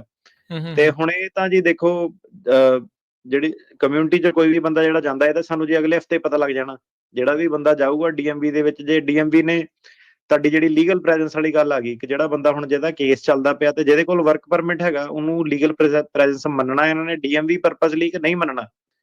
ਇਮੀਗ੍ਰੇਸ਼ਨ ਪਰਪਸ ਲਈ ਤਾਂ ਜਿਹੜਾ ਸੀਗਾ ਬੰਦਾ ਉਹ ਇਲੀਗਲੀ ਪ੍ਰੈਜ਼ੈਂਟ ਹੈਗਾ ਤੇ ਡੀਪੋਰਟੇਸ਼ਨ ਪ੍ਰੋਸੀਡਿੰਗ 'ਚ ਹੈਗਾ ਤੇ ਉਹਨੇ ਡਿਫੈਂਸਿਵ ਅਸਾਈਲਮ ਜਿਹੜਾ ਤੁਸੀਂ ਕਹ ਲਓ ਫਾਈਲ ਕੀਤਾ ਹੋਇਆ ਐਜ਼ ਅ ਡਿਫੈਂਸ। ਤੇ ਹੁਣ ਇਹ ਹੈ ਕਿ DMV is not immigration. DMV ਦੇ ਹੁਣ ਇਹਦੀ ਇੰਟਰਪ੍ਰੀਟੇਸ਼ਨ ਉਹਨਾਂ ਨੇ ਕਿਹੜੇ ਹਿਸਾਬ ਨਾਲ ਕਰਨੀ ਹੈ ਤੇ ਕੀ ਮਤਲਬ ਉਹਨਾਂ ਦਾ ਇਹ ਹੁਣ ਸਵਾਲ ਇਹ ਆ ਜਾਂਦਾ ਕਿ ਕੀ ਇਮੀਗ੍ਰੈਂਟ ਜਿਹੜੇ ਬੰਦੇ ਆ, ਅਸਾਈਲਮ ਚੱਲਦਾ, ਉਹਨਾਂ ਨੂੰ ਡਰਾਈਵਰ ਲਾਇਸੈਂਸ ਜਿਹੜੇ ਦੇਣੇ ਆ ਕਿ ਉਹ 'ਚ ਕੋਈ ਰੋਕ ਟੋਕ ਕਰਨੀ ਆ? ਉੱਤੇ ਜਿਹੜੀ ਸਾਰੀ ਗੱਲ ਜਿਹੜੀ ਖੜੀ ਹੋਈ ਆ, ਤੁਸੀਂ ਜਿਹੜੀ ਮੈਂ ਜਿੱਦਾਂ ਹੁਣ ਪਹਿਲਾਂ ਵੀ ਦੱਸਿਆ ਸੀਗਾ ਕਿ ਵਿੱਚ ਜੇ ਲੱਗਿਆ ਪੰਗਾ ਪਾ ਰਹੇ ਆ, ਫਿਰ ਲੱਗਿਆ ਕਿ ਨਹੀਂ ਪੰਗਾ ਪਾ ਰਹੇ ਆ, ਹੁਣ ਫਿਰ ਇਹ ਜਿਹੜੀਆਂ ਈਮੇਲਾਂ ਆ ਗਈਆਂ। ਤੇ ਹੁਣ ਇਹ ਹੈ ਕਿ ਅਗਲੇ 60 ਦਿਨਾਂ ਦੇ ਵਿੱਚ ਕਾਫੀ ਡੇਟਾ ਆਪਣੇ ਕੋਲ ਆ ਹੀ ਜਾਣਾ ਹੈ ਨਾ। ਤੇ ਆਮ ਸ਼ੋਰ ਕਿ ਜਿਹੜੇ ਕਾਲਰ, ਜੇ ਕੋਈ ਵੀ ਬੰਦਾ ਜੇ ਕੋਈ ਆਲਰੇਡੀ ਜਾ ਕੇ ਰਿਨਿਊ ਕਰ ਲਿਆਂਦਾ ਤੇ ਉਹਨੂੰ ਕੋਈ ਪ੍ਰੋਬਲਮ ਨਹੀਂ ਆਉਂਦੀ, ਅਸਾਈਲਮ ਪੈਂਡਿੰਗ ਆ, ਤੇ ਤੁਸੀਂ ਜੀ ਕਾਲ ਕਰੋ ਆਹੀ ਆਪਣੇ ਸ਼ੋਅ ਦੇ ਵਿੱਚ ਤਾਂ ਕਿ ਬਾਕੀ ਕਮਿਊਨਿਟੀ ਨੂੰ ਵੀ ਜਿਹੜੀ ਸੀ ਜਾਣਕਾਰੀ ਮਿਲੇ। ਤੇ ਇਹ ਤਾਂ ਫਿਰ ਜੀ ਆਪਣਾ ਅਗਲੇ ਹਫਤੇ ਸੋਲਵ ਹੋ ਜਾਣਾ ਮੁੱਦਾ, ਕੋਈ ਐਡਾ ਵੱਡਾ ਮੈਨੂੰ ਲੱਗਦਾ ਨਹੀਂ ਹੈਗਾ। ਠੀਕ ਹੈ ਜੀ, ਆਓ ਹੁਣ ਕਾਲਰਸ ਦੇ ਵੱਲ ਨੂੰ ਵੱਧਦੇ ਹਾਂ। ਹਾਂਜੀ, ਬਹਾਦਰ ਸਿੰਘ ਜੀ। ਸਤਿ ਸ਼੍ਰੀ ਅਕਾਲ ਵੀਰ ਜੀ। ਸਤਿ ਸ਼੍ਰੀ ਅਕਾਲ ਜੀ। ਬ੍ਰਦਰ ਜੀ, ਮੇਰੇ 2 ਕੁਐਸਚਨ ਆ। ਇੱਕ ਤਾਂ OCI ਕਾਰਡ ਦਾ, ਤੇ ਉਹ ਪਿੱਛੇ ਜੇ ਮੈਨੂੰ ਕਿਸੇ ਨੇ ਨਿਊਜ਼ ਸੁਣਾਈ ਸੀ ਵੀ ਇਹ ਰੱਖਣਾ ਚਾਹੀਦੀ ਹੈ ਡਬਲ ਸਿਟੀਜ਼ਨ ਜਾਂ ਨਹੀਂ, ਵੀ ਇਹ OCI ਕਾਰਡ ਡਬਲ ਸਿਟੀਜ਼ਨ 'ਚ ਕਾਊਂਟ ਹੁੰਦਾ ਜਾਂ ਵੀਜ਼ੇ 'ਚ ਕਾਊਂਟ ਆਉਂਦਾ। ਵੀ ਮੇਰੇ ਕੋਲ ਇਹ OCI ਕਾਰਡ ਆ, ਵੀ ਇਹ ਕੈਂਸਲ ਕਰਾ ਦੇਣਾ ਚਾਹੀਦਾ, ਇੱਕੋ ਹੀ ਸਿਟੀਜ਼ਨ ਰੱਖਣੀ ਚਾਹੀਦੀ ਹੈ, ਜਾਂ ਇਹ ਰੱਖ ਲੈਣਾ ਚਾਹੀਦਾ। ਕੋਈ ਬੰਦਾ ਮੈਨੂੰ ਕਹਿੰਦਾ ਇਹ ਤਾਂ ਇੱਕ ਵੀਜ਼ੇ ਦੀ ਤਰ੍ਹਾਂ ਹੀ ਆ। ਇਹ ਤਾਂ ਆਈ ਮੈਨੂੰ ਥਿੰਕ ਹੁਣ ਇਹਦੇ ਇੰਡੀਆ ਬਾਰੇ ਵਾਲੇ ਪਤਾ ਕਲੀਅਰਲੀ ਕਹਿ ਸਕਦੇ ਆ। ਅਟਰਨੀ ਜਨਰਲ ਕਹਿਣਾ ਜੀ ਅਮਰੀਕਾ ਦੇ ਪੱਖ ਤੋਂ ਡੂਅਲ ਸਿਟੀਜ਼ਨਸ਼ਿਪ ਨੂੰ ਲੈ ਕੇ ਕੋਈ ਇਦਾਂ ਦੀ ਚੱਕਰ ਹੈ ਜਾਂ ਨਹੀਂ? ਮੈਨੂੰ OCI ਕਾਰਡ ਦੀ ਵਿੱਚ ਮੈਂ ਨਹੀਂ ਡੀਲ ਕਰਦਾ ਜਾਂ ਕਿੱਦਾਂ। ਮੈਨੂੰ ਬਸ ਇਹ ਪਤਾ ਕਿ ਜਦੋਂ ਮੈਂ ਵੀ ਸਿਟੀਜ਼ਨ ਬਣਿਆ ਸੀ ਤੁਹਾਨੂੰ ਆਪਣੀ ਲਾਇਲਟੀ ਜਿਹੜੀ ਸੀਗੀ ਅਮਰੀਕਾ ਨਾਲ ਪਲੈਜ ਕਰਨੀ ਪੈਂਦੀ ਹੈ ਕਿ ਇਹੀ ਮੇਰਾ ਦੇਸ਼ ਆ, ਇਹਦੇ ਵਾਸਤੇ ਮੈਂ ਖੜੂੰਗਾ, ਹਥਿਆਰ ਚੁੱਕੂੰਗਾ। ਹੁਣ ਇਹ ਹੈ ਕਿ ਜੇ ਕੋਈ ਵੀ ਚੀਜ਼ ਉਹਦੇ ਕੰਟਰਡਿਕਸ਼ਨ ਚ ਆ ਜਾਂਦੀ ਆ, OCI ਦੇ ਕੀ ਰੂਲਸ ਆ ਜਾਂ ਕਿਸੇ ਹੋਰ ਕੰਟਰੀ ਦੇ ਕੀ ਰੂਲਸ ਆ, ਕਈਆਂ ਨਾਲ ਤੁਸੀਂ ਜਿਹਦਾ ਡਿਊਅਲ ਸਿਟੀਜ਼ਨਸ਼ਿਪ ਨਹੀਂ ਕਰ ਸਕਦੇ, ਕਈ ਦੇਸ਼ਾਂ 'ਚ ਤੁਸੀਂ ਕਰ ਸਕਦੇ ਆ। ਸੋ ਉਹ ਸਾਰਾ ਸਬਜੈਕਟਿਵ ਆ। ਮੈਨੂੰ ਇੰਡੀਆ ਬਾਰੇ ਪਤਾ ਨਹੀਂ ਕਿ ਇਹ ਲੌਂਗ ਰਨ 'ਚ ਪ੍ਰੋਬਲਮ ਹੋ ਸਕਦੀ ਹੈ ਕਿ ਨਹੀਂ, ਪਰ ਇਹ ਹੈ ਕਿ ਹੁਣ ਤੱਕ ਤਾਂ ਜਿੰਨਾ ਸੁਣਿਆ ਜਾਂ ਦੇਖਿਆ ਉਹਦੇ ਵਿੱਚ ਇਹੀ ਹੈ ਕਿ ਲੋਕਾਂ ਨੇ ਰੱਖੀ ਹੋਈ ਹੈ OCI। ਅਜੇ ਤੱਕ ਮੈਂ ਸੁਣਿਆ ਨਹੀਂ ਕਿ ਕਿਸੇ ਨੂੰ ਪ੍ਰੋਬਲਮ ਕੋਈ ਦਿੱਤੀ ਹੋਵੇ। ਤੇ US ਸਿਟੀਜ਼ਨਸ਼ਿਪ ਜਿਹੜਾ ਲੈਣਾ ਕੋਈ ਐਡੀ ਸੌਖੀ ਗੱਲ ਨਹੀਂ ਹੈਗੀ, ਮਤਲਬ ਕਿ ਉਹ ਬਹੁਤ ਕੋਰਟ ਕਚਹਿਰੀਆਂ ਵਾਲੇ ਮਸਲੇ ਜਿਹੜੇ ਹੈਗੇ ਆ। ਤੇ ਮੈਂ ਕਦੀ ਕੋਈ ਚੈਲੰਜ ਦੇਖਿਆ ਨਹੀਂ ਐ ਸੱਚ। ਬਾਕੀ ਮੈਨੂੰ ਨੌਲੇਜ ਨਹੀਂ ਹੈਗੀ OCI ਬਾਰੇ ਨਹੀਂ ਜੀ। ਓਕੇ, ਦੂਜਾ ਕੁਐਸਚਨ ਇਹ ਸੀ ਵੀਰ ਜੀ, ਜਿਵੇਂ ਹੁਣੀ ਤੁਸੀਂ ਗੱਲ ਕਰਕੇ ਹਟਿਓ ਪਹਿਲਾਂ ਗੱਲਾਂ 'ਚ ਵੀ ਜਿਹੜੀ ਆਪਾਂ ਕਿਸੇ ਨੂੰ ਸਪੋਰਟ ਲੈਟਰ ਦਿੰਦੇ ਆ ਕਿਸੇ ਦੀ ਫੈਮਿਲੀ ਵਾਸਤੇ ਜੀ, ਵੀ ਉਹ ਤੁਹਾਡੇ ਤੇ ਕਿੰਨਾ ਚਿਰ ਇਫੈਕਟ ਪੈਂਦਾ? ਉਹ ਤੁਹਾਡੇ ਤੇ ਲਾਈਫ ਟਾਈਮ ਲਈ ਪੈਂਦਾ ਜਾਂ ਕੁਝ ਸਾਲ ਤੱਕ ਹੁੰਦਾ? ਵੀ ਉਹਦਾ ਕੀ ਪ੍ਰੋਸੀਜਰ ਹੁੰਦਾ ਜੇ ਆਪਾਂ ਕਿਸੇ ਨੂੰ ਸਪੋਰਟ ਕਰਦੇ ਆ ਤਾਂ? ਮੇਰੇ ਖਿਆਲ ਉਹ ਹੈਗਾ ਆਪਣਾ, ਜਾਂ ਤਾਂ ਜਦ ਤੱਕ ਬੰਦੇ ਨੇ 40 ਕੁਆਲੀਫਾਈਂਗ ਸੋਸ਼ਲ ਸਿਕਿਉਰਿਟੀ ਜਿਹੜੇ ਕ੍ਰੈਡਿਟ ਹੈਗੇ ਉਹ ਨਹੀਂ ਕਵਰ ਕੀਤੇ, 10 ਸਾਲ ਜਾਂ 10 ਸਾਲ ਤੱਕ ਜਿਹੜਾ 10 ਸਾਲ ਤੱਕ ਉਹਦਾ ਫਰਕ ਪੈਂਦਾ, ਜਾਂ ਜਦ ਤੱਕ ਬੰਦਾ ਜਿਹੜਾ ਖੁਦ ਸਿਟੀਜ਼ਨ ਨਹੀਂ ਬਣ ਜਾਂਦਾ ਹੈ ਨਾ 5 ਸਾਲ ਬਾਅਦ ਜੇ ਉਹ ਬਣ ਜਾਵੇ। ਤੇ ਮਤਲਬ ਇਹਦੇ ਵਿੱਚ ਜੇ ਬੰਦੇ ਨੇ ਡਿਸਾਈਡ ਕੀਤਾ ਕਿ ਨਹੀਂ ਮੈਂ ਗ੍ਰੀਨ ਕਾਰਡ ਹੋਲਡਰ ਹੀ ਰਹਿਣਾ ਤੇ ਮੈਂ ਸਿਟੀਜ਼ਨ ਨਹੀਂ ਬਣਨਾ, ਤੇ ਫਿਰ ਜਿਹੜਾ ਸੀਗਾ ਬੰਦਾ ਜਿਹੜਾ ਜਿਹਨੇ ਸਪਾਂਸਰ ਕੀਤਾ 10 ਸਾਲ ਲਈ ਲਟਕਿਆ ਹੋਇਆ। ਤੇ ਇਹਦੇ ਵਿੱਚ ਇੱਕ ਕੇਸ ਮੈਂ ਜ਼ਰੂਰ ਦੇਖਿਆ ਸੀਗਾ, ਕਈ ਸਾਲ ਉਦਾਂ ਹੋ ਗਏ, ਉਹਨੇ ਬੰਦੇ ਕੋਲ ਖਰਚਾ ਲਗਵਾਇਆ ਸੀਗਾ ਤੇ ਉਹ ਕੈਲਕੂਲੇਸ਼ਨ ਜਿਹੜੀ ਸੀਗੀ ਬੜੀ ਸਟ੍ਰੇਟ ਫਾਰਵਰਡ ਜੀ ਸੀਗੀ ਕਿ ਪਾਵਰਟੀ ਗਾਈਡਲਾਈਨ ਇੰਨੀਆਂ, ਤੇ ਇਹ ਬੰਦੇ ਨੇ ਮੈਨੂੰ ਸਪੋਰਟ ਕਰਨ ਲਈ ਕੋ ਸਪਾਂਸਰ ਲਿੱਤਾ। ਉਹਦੇ ਮੇਰੇ ਖਿਆਲ $800 ਜਾਂ $1200 ਪਰ ਮੰਥ ਏਦਾਂ ਦਾ ਕੁਝ ਜਿਹੜਾ ਸੀਗਾ ਖਰਚਾ, ਉਹ ਜਿਹੜਾ ਸੀਗਾ ਕੋਰਟ ਨੇ ਉੱਤੇ ਲਾਤਾ ਕੋ ਸਪਾਂਸਰ ਤੇ, ਸਿਰ ਤੇ ਲਾਤਾ। ਮੈਂ ਕਿਹਾ ਇਹ ਤੇ ਲੱਗੀ ਲੋਟਰੀ ਦੂਜੇ ਬੰਦੇ ਦੀ, ਤੇ ਹੁਣ 10 ਸਾਲ ਜਿਹੜਾ ਸੀਗਾ ਹੋਰ ਦਾ ਇਹਦਾ ਆ ਵੈਲ ਮੁਝੇ ਮਾਰ ਵਾਲੀ ਗੱਲ ਬਣ ਜਾਂਦੀ ਆ। ਹਾਂਜੀ। ਤੇ ਅੱਛਾ, ਇਹਦੇ ਵਿੱਚ ਇਹ ਦੱਸੋ ਵੀ ਕੋਈ ਜੇ ਹੱਕ ਦੇ ਵਿੱਚ ਚਿੱਠੀ ਲਿਖੀ ਜਾ ਸਕਦੀ ਤੇ ਕੋਈ ਉਲਟ ਸਪਾਂਸਰਸ਼ਿਪ ਵਾਪਸ ਵੀ ਲਈ ਜਾ ਸਕਦੀ? ਹੁਣ ਕਈ ਲੋਕ ਸੋਚਦੇ ਤਾਂ ਹੋਣੇ ਆ, ਪੁੱਛਦੇ ਨਹੀਂ ਹੈ, ਚਲੋ ਆਪਾਂ ਪੁੱਛ ਲੈਨੇ ਉਹਨਾਂ ਦੇ ਵੱਲੋਂ ਵੀ ਵਾਪਸ ਵੀ ਲਈ ਜਾ ਸਕਦੀ ਹੈ ਜਿਹੜੀ ਸਪਾਂਸਰਸ਼ਿਪ ਕਈਆਂ ਲਈ ਕੀਤੀ ਆ?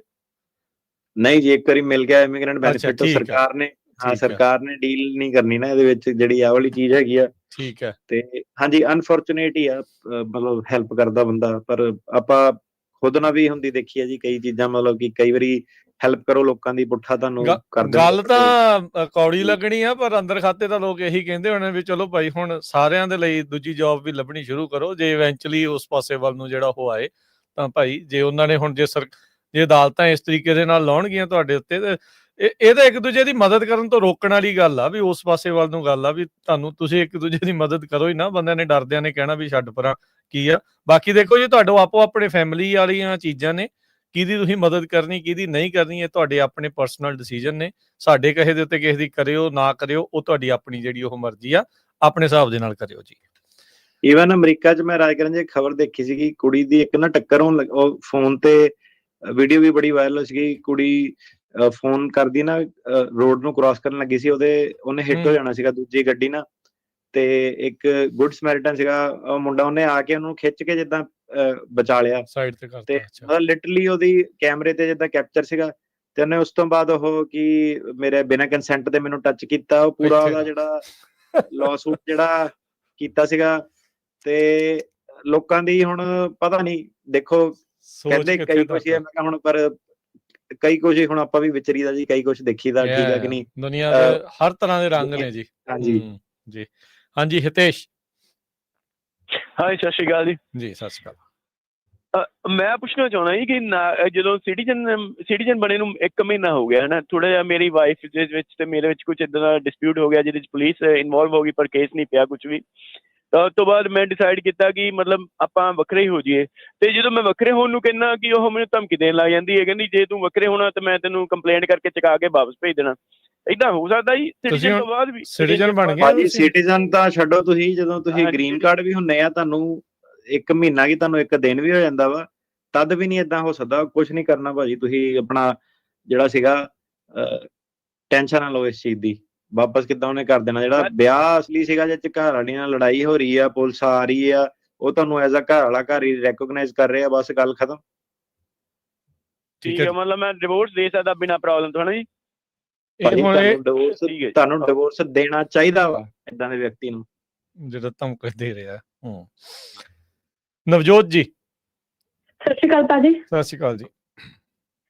ਭਾਜੀ ਮੈਂ ਨਾ ਇਹ ਪੁੱਛਣਾ ਸੀ, ਮੇਰੇ ਬ੍ਰਦਰ ਦਾ ਕੇਸ ਲੱਗਿਆ ਹੋਇਆ ਤੁਹਾਡੇ ਕੋਲ, ਤੇ ਲਾਸਟ ਈਅਰ ਉਹਦੀ ਫਾਈਨਲ ਹੀਅਰਿੰਗ ਹੋਈ ਸੀਗੀ ਸਪਟੈਂਬਰ ਦੇ ਵਿੱਚ, ਤੇ ਉਸ ਤੋਂ ਬਾਅਦ ਉਸ ਦਿਨ ਉਹਨਾਂ ਨੇ ਜਿੱਦਾਂ ਡਿਸੀਜ਼ਨ ਨਹੀਂ ਸੀ ਦਿੱਤਾ ਤੇ ਤੁਹਾਡੇ ਤੋਂ ਬਰੀਫਿੰਗ ਮੰਗੀ ਸੀਗੀ, ਤੇ ਤੁਸੀਂ ਮੈਨੂੰ ਉਸ ਤੋਂ 1 ਮੰਥ ਬਾਅਦ ਬਰੀਫਿੰਗ ਦੇਤੀ ਸੀਗੀ, ਕੁਛ ਟਾਈਮ ਸੀਗਾ, ਬਟ ਹਜੇ ਤੱਕ ਆਪਾਂ ਉਹਨਾਂ ਦੇ ਡਿਸੀਜ਼ਨ ਦੀ ਵੇਟ ਕਰ ਰਹੇ ਹਾਂ ਤੇ ਹਜੇ ਤੱਕ ਕੋਈ ਡਿਸੀਜ਼ਨ ਨਹੀਂ ਆਇਆ, ਤੇ ਆਪਾਂ ਨੂੰ ਹੁਣ ਵੇਟ ਹੀ ਕਰਨੀ ਚਾਹੀਦੀ ਹੈ ਜਾਂ ਕੁਛ ਕਰਨਾ ਚਾਹੀਦਾ? ਵੇਟ ਹੀ ਕਰਨੀ ਪੈਣੀ ਆ। ਤੁਸੀਂ ਜਿਹੜਾ ਹੈਗਾ ਨਾ, ਇੱਕ ਉਹਦੀ ਈਮੇਲ ਚੱਲਦੀ ਹੋਣੀ ਆ, ਤੇ ਈਮੇਲ ਦੇ ਵਿੱਚ ਤੁਸੀਂ ਉਹਨਾਂ ਨੂੰ ਪਾ ਦਿਓ। ਆਪਾਂ ਇੱਕ ਵਾਰੀ ਜੱਜ ਹੋਣਾ ਨਾਲ ਫੋਲੋ ਅਪ ਵੀ ਜਿਹੜਾ ਕਰ ਲਾਂਗੇ, ਆਪਾਂ ਦੇਖ ਲਾਂਗੇ ਕਿ ਫੋਲੋ ਅਪ ਕਰਨਾ ਚਾਹੀਦਾ ਕਿ ਨਹੀਂ ਕਰਨਾ ਚਾਹੀਦਾ, ਚੱਲਣ ਦੇਣਾ ਚਾਹੀਦਾ। ਵੈਸੇ ਇਹ ਆ ਕਿ ਜਿੱਦਾਂ ਦਾ ਟਾਈਮ ਜਿਹੜਾ ਚੱਲਦਾ, ਜੇ ਤੁਹਾਨੂੰ ਕਾਹਲੀ ਨਹੀਂ ਹੈਗੀ ਤੇ ਕੇਸ ਪੈਂਡਿੰਗ 'ਚ ਮੇਰੇ ਖਿਆਲ ਐਡੀ ਬੈਡ ਆਪਸ਼ਨ ਨਹੀਂ ਹੈਗੀ, ਕਿਉਂਕਿ ਆਪਣੀ ਗਵਾਹੀ ਸ਼ਵਾਈ ਜੇ ਸਾਰੀ ਹੋ ਚੁੱਕੀ ਆ ਤੇ ਬਰੀਫਿੰਗ ਹੋ ਚੁੱਕੀ ਆ, ਤੇ ਫਿਰ ਆਪਾਂ ਹਾਂਜੀ ਜੇ ਕਾਹਲੀ ਕੋਈ ਤਾਂ ਫਿਰ ਰਹਿਣ ਦਿਓ ਜੀ, ਚੱਲਦਾ ਜੇ ਟਾਈਮ ਨਿਕਲ ਜਾਵੇ। ਬਾਕੀ ਤੁਸੀਂ ਦੇਖ ਲਓ। ਹਾਂਜੀ ਫਿਰ ਰਹਿਣ ਦਿਓ ਜੀ, ਵੇਟ ਹੀ ਕਰ ਲਓ। ਹਾਂਜੀ ਹਾਂਜੀ, ਇੱਕ ਹੋਰ ਹੈ ਜੀ, ਉਹਦੀ ਹੁਣ ਨਵੰਬਰ 19 ਨੂੰ ਆਈਸ ਦੇ ਉਹ ਆ ਜੀ ਅਟੈਂਡੈਂਸ, ਤੇ ਉਹਦੇ ਵਿੱਚ ਵੀ ਹੁਣ ਜਿੱਦਾਂ ਉਹਦੇ ਕੇਸ ਦੇ ਪੇਪਰ ਉਹਨੂੰ ਲੈ ਕੇ ਜਾਣੇ ਚਾਹੀਦੇ ਆ। ਆਈਸ ਦੇ ਵਿੱਚ ਜੀ ਡਿਸੀਜਨ ਪੈਂਡਿੰਗ ਦਾ ਹੀ ਜਿਹੜਾ ਕਦੋਂ ਦੱਸਿਆ ਤੁਸੀਂ ਉਹਨਾਂ ਦੀ ਹੀਅਰਿੰਗ ਹੈਗੀ ਆ? ਨਵੰਬਰ 19 ਨੂੰ 19 ਤਰੀਕ ਨੂੰ, 10 ਦਿਨਾਂ ਬਾਅਦ 11 ਤੋਂ। ਹਾਂਜੀ, ਉਹਦੇ ਕਰਕੇ ਨਾ ਤੁਸੀਂ ਮੇ ਵੀ ਫੈਸਲਾ ਜਿਹੜਾ ਕਰ ਸਕਦੇ ਆ ਕਿ ਤੁਸੀਂ ਆਪਣਾ ਨਾ ਪਹਿਲਾਂ ਇੰਟਰਨਲੀ ਸੋਚ ਵਿਚਾਰ ਕਰ ਲਓ, ਕਿਉਂਕਿ ਆਈਸ ਦੀ ਕੋਈ ਗਾਰੰਟੀ ਨਹੀਂ ਲੈ ਸਕਦਾ ਬੰਦਾ, ਫੜ ਵੀ ਸਕਦੇ ਹੁੰਦੇ ਆ ਇਹ। ਤੇ ਜੇ ਤੁਹਾਨੂੰ ਲੱਗਦਾ ਮਤਲਬ ਮੈਂ ਵੀ ਪ੍ਰੈਡਿਕਟ ਨਹੀਂ ਇਹਦੇ ਵਿੱਚ ਕਰ ਸਕਦਾ, ਤੁਸੀਂ ਉਹਨਾਂ ਨੂੰ ਦੱਸ ਸਕਦੇ ਆ ਕਿ ਮੇਰਾ ਕੇਸ ਪੈਂਡਿੰਗ ਆ ਸਾਰਾ, ਹੈ ਨਾ, ਇਦਾਂ ਕੋਰਟ ਦੇ ਵਿੱਚ ਆਲਰੇਡੀ।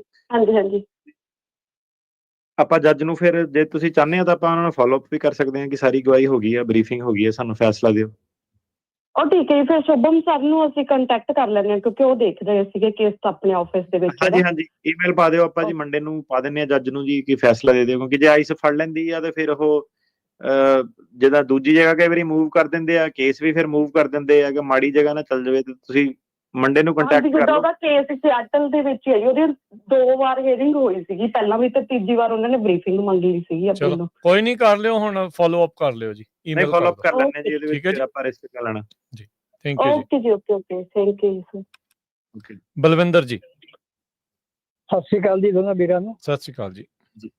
ਤੇ ਮੇਰਾ ਕੁਐਸਚਨ ਇਹ ਹੈ ਜੀ, ਮੇਰਾ ਕੇਸ ਦਾ ਆਇਆ ਸੈਨ ਫਰਾਂਸਿਸਕੋ, ਤੇ ਮੈਂ ਇਸ ਟਾਈਮ ਰਹਿੰਦਾ ਸਟੋਕਟਨ, ਤੇ ਮੈਂ ਵਕੀਲ ਨੂੰ 2-4 ਵਾਰੀ ਬੋਲਿਆ ਵੀ ਮੇਰਾ ਐਡਰੈਸ ਚੇਂਜ ਕਰ ਦਿਓ, ਤਾਂ ਉਹ ਕਹਿੰਦੇ ਵੀ ਐਡਰੈਸ ਅਸੀਂ ਚੇਂਜ ਨਹੀਂ ਕਰਨਾ, ਤੁਸੀਂ ਵਿਦਨ 100 ਮੀਲ ਦੇ ਅੰਦਰ ਰਹਿੰਦੇ, ਕੋਈ ਜ਼ਰੂਰਤ ਨਹੀਂ ਚੇਂਜ ਕਰਨ ਦੀ। ਕੀ ਇਹ ਸਹੀ ਹੈ ਜਾਂ ਗਲਤ ਹੈ? ਨਹੀਂ, 100 ਕਿਲੋਮੀਟਰ ਦਾ ਭਾਜੀ ਐਡਰੈਸ ਨਾਲ ਨਹੀਂ ਕੋਈ ਲੈਣਾ ਦੇਣਾ। ਐਡਰੈਸ ਤਾਂ ਭਾਵੇਂ ਤੁਹਾਡਾ ਅਪਾਰਟਮੈਂਟ ਭਾਵੇਂ 10 ਫੁੱਟ ਵੀ ਦੂਰ ਹੋਇਆ ਹੋਵੇ, ਉੱਤੇ ਵੀ ਐਡਰੈਸ ਤੁਹਾਨੂੰ ਚੇਂਜ ਕਰਨਾ ਹੈਗਾ। ਤੁਸੀਂ ਉੱਥੇ ਹੀ ਰਹਿ ਰਹੇ ਆ ਜਦੋਂ ਦੇ ਆ ਕਿ ਉਸ ਤੋਂ ਬਾਅਦ ਚੇਂਜ ਕੀਤੇ ਥਾਂ? ਨਹੀਂ, ਮੈਂ ਪਹਿਲਾਂ ਰਹਿ ਰਿਹਾ ਸੀਗਾ ਸੈਨ ਫਰਾਂਸਿਸਕੋ, ਉੱਥੇ ਦਾ ਐਡਰੈਸ ਮੇਰਾ ਕੇਸ ਵਿੱਚ, ਤੇ ਹੁਣ ਮੈਂ ਹੈਗਾ ਸਟੋਕਟਨ। ਫਿਰ ਤਾਂ ਚੇਂਜ ਕਰਨਾ ਹੀ ਪੈਣਾ ਜੀ, ਇਹ ਭਾਜੀ ਪੁੱਛਣ ਵਾਲੀ ਗੱਲ ਹੀ ਨਹੀਂ। ਉਹ ਬੋਲ ਰਹੇ ਤਾਂ ਵੀ ਚੇਂਜ ਕਰਨ ਦੀ ਜ਼ਰੂਰਤ ਨਹੀਂ, ਮੈਂ ਤਾਂ ਤੁਹਾਨੂੰ ਮੈਂ ਸਹੀ ਗੱਲ। ਨਹੀਂ ਭਾਜੀ, ਚੇਂਜ ਤੁਹਾਨੂੰ ਚੇਂਜ ਭਾਜੀ ਕਰਨਾ ਪੈਣਾ, ਤੇ ਗਲਤੀ ਵੀ ਤੁਹਾਡੀ ਨਿਕਲਣੀ ਹੈ, ਇਹਨੂੰ ਤੁਸੀਂ ਅਪਡੇਟ ਕਰਾਓ ਜੀ। ਠੀਕ ਹੈ ਜੀ। ਦੂਸਰਾ ਇਹ ਕੁਐਸਚਨ ਹੈ, ਮੇਰਾ ਵਰਕ ਪਰਮਿਟ ਐਕਸਪਾਇਰ ਹੋ ਗਿਆ ਸੀ ਅਗਸਤ ਵਿੱਚ, ਤੇ ਮੈਂ ਅਪਲਾਈ ਕੀਤਾ ਸੀ ਫਰਵਰੀ ਵਿੱਚ। ਉਹ ਆਉਣ ਤੋਂ ਪਹਿਲਾਂ ਫਿਰ ਮੈਂ ਡਰਾਈਵਿੰਗ ਲਾਇਸੈਂਸ ਅਪਲਾਈ ਕੀਤਾ ਸੀ, ਤਾਂ ਉਹ 540 ਦਿਨ ਦਾ ਉਹਨੇ ਡਰਾਈਵਿੰਗ ਲਾਇਸੈਂਸ ਦੇ ਦਿੱਤਾ, ਲੇਕਿਨ ਵਰਕ ਪਰਮਿਟ ਆਇਆ ਬਾਅਦ ਵਿੱਚ।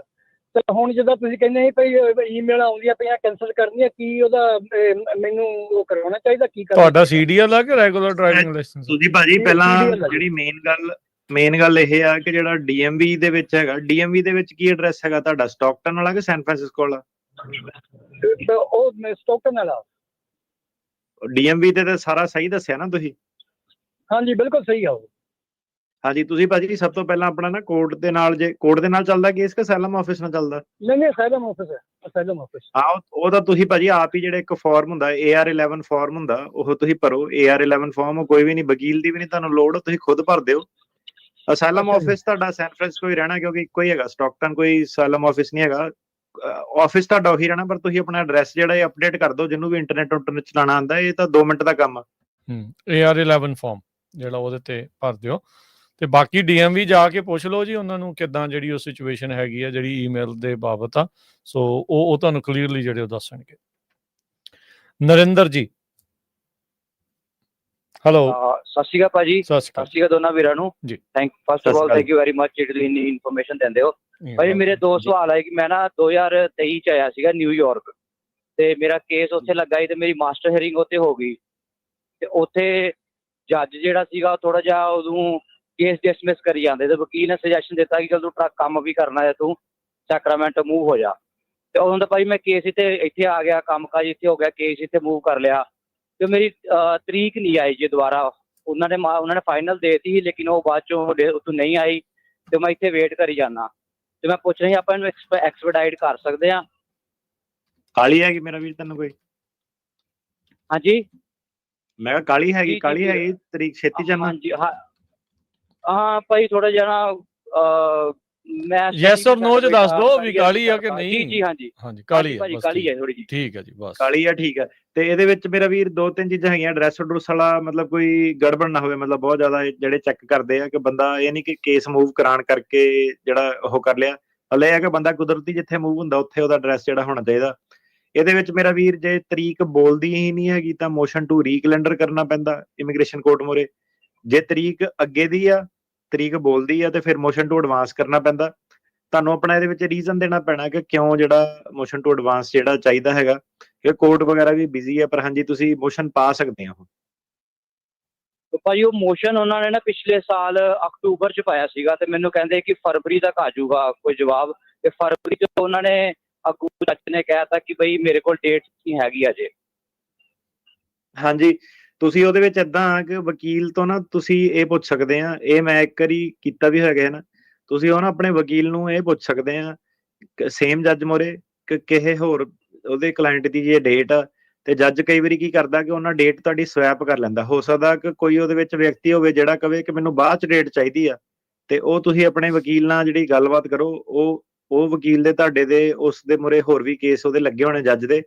ਜੇ ਡੇਟ ਜੱਜ ਕੋ ਨਹੀਂ ਹੈਗੀ ਤੇ ਦੋਨੋਂ ਕਲਾਇੰਟਾਂ ਦਾ ਕੰਸੈਂਟ ਹੋ ਜਾਵੇ ਤੇ ਡੇਟ ਬੰਦਾ ਆਪਸ 'ਚ ਜਿਹੜੀ ਅਦਲ ਬਦਲ ਕਰ ਸਕਦਾ, ਉਹ ਚੀਜ਼ ਜਿਹੜਾ ਸੀਗਾ ਜੱਜ ਕਰ ਸਕਦਾ ਹੈਗਾ। ਜੀ ਠੀਕ ਹੈ ਜੀ, ਠੀਕ ਹੈ ਭਾਜੀ, ਥੈਂਕ ਯੂ ਜੀ। ਠੀਕ ਹੈ ਜੀ, ਥੈਂਕ ਯੂ, ਥੈਂਕ ਯੂ ਜੀ ਜੀ।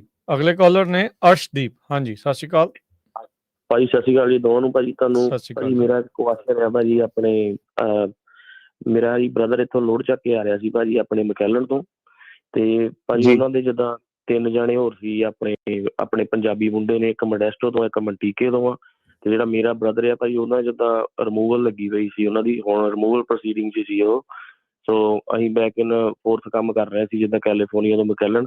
ਕੋਈ ਪ੍ਰੋਬਲਮ ਨਹੀਂ ਆਈ ਸੀ। ਰਾਤੀ ਆਫਿਸਰ ਨੇ ਉਹਨੂੰ ਸਟਾਪ ਕੀਤਾ ਸਰ, ਉਹਨੂੰ ਡਿਟੇਨ ਕਰ ਲਿਆ ਆ ਜਿੱਦਾਂ, ਤੇ ਉਹਨੂੰ ਉੱਥੇ ਕੈਂਪ ਦੇ ਵਿੱਚ ਲੈ ਗਏ ਆ ਭਾਜੀ। ਤੇ ਜਿੱਦਾਂ ਉਹਦਾ ਇੰਟਰਵਿਊ ਜਿੱਦਾਂ ਕਿ ਬੇਸ ਕਹਿ ਲਓ ਵੀ ਸਾਰਾ ਦੁਬਾਰਾ ਚੱਲ ਰਿਹਾ, ਜਿੱਦਾਂ ਇੰਟਰਵਿਊ ਜਿੱਦਾਂ ਆਪਾਂ ਆਉਣੇ ਆ ਨਵੇਂ ਸਾਰਾ ਕੁਛ ਉਹ ਹੀ ਰਨ ਕਰ ਰਹੇ ਆ, ਪੁੱਛ ਰਹੇ ਆ ਕਦੋਂ ਆਇਆ ਸੀ, ਤੈਨੂੰ ਕਦੋਂ ਬੌਂਡ ਪਿਆ ਆ। ਤੇ ਜਿਹੜੀ ਅਪੀਲ ਆ ਸਰ ਉਹਦੀ ਪੈਂਡਿੰਗ ਆ। ਤੇ ਉਹ ਜਿਹੜਾ ਆਫਿਸਰ ਨੇ ਮੇਰੇ ਨਾਲ ਵੀ ਗੱਲ ਕੀਤੀ ਪਰਸਨਲੀ, ਸਾਡਾ ਟਰੱਕ ਉੱਥੇ ਪਾਰਕ ਲਵਾ ਰਿਹਾ, ਜਿੱਦਾਂ ਅਸੀਂ ਨਵਾਂ ਡਰਾਈਵਰ ਸੈਂਡ ਕਰਕੇ ਟਰੱਕ ਰਿਲੀਜ਼ ਕਰਾਇਆ ਜੀ ਉੱਥੋਂ।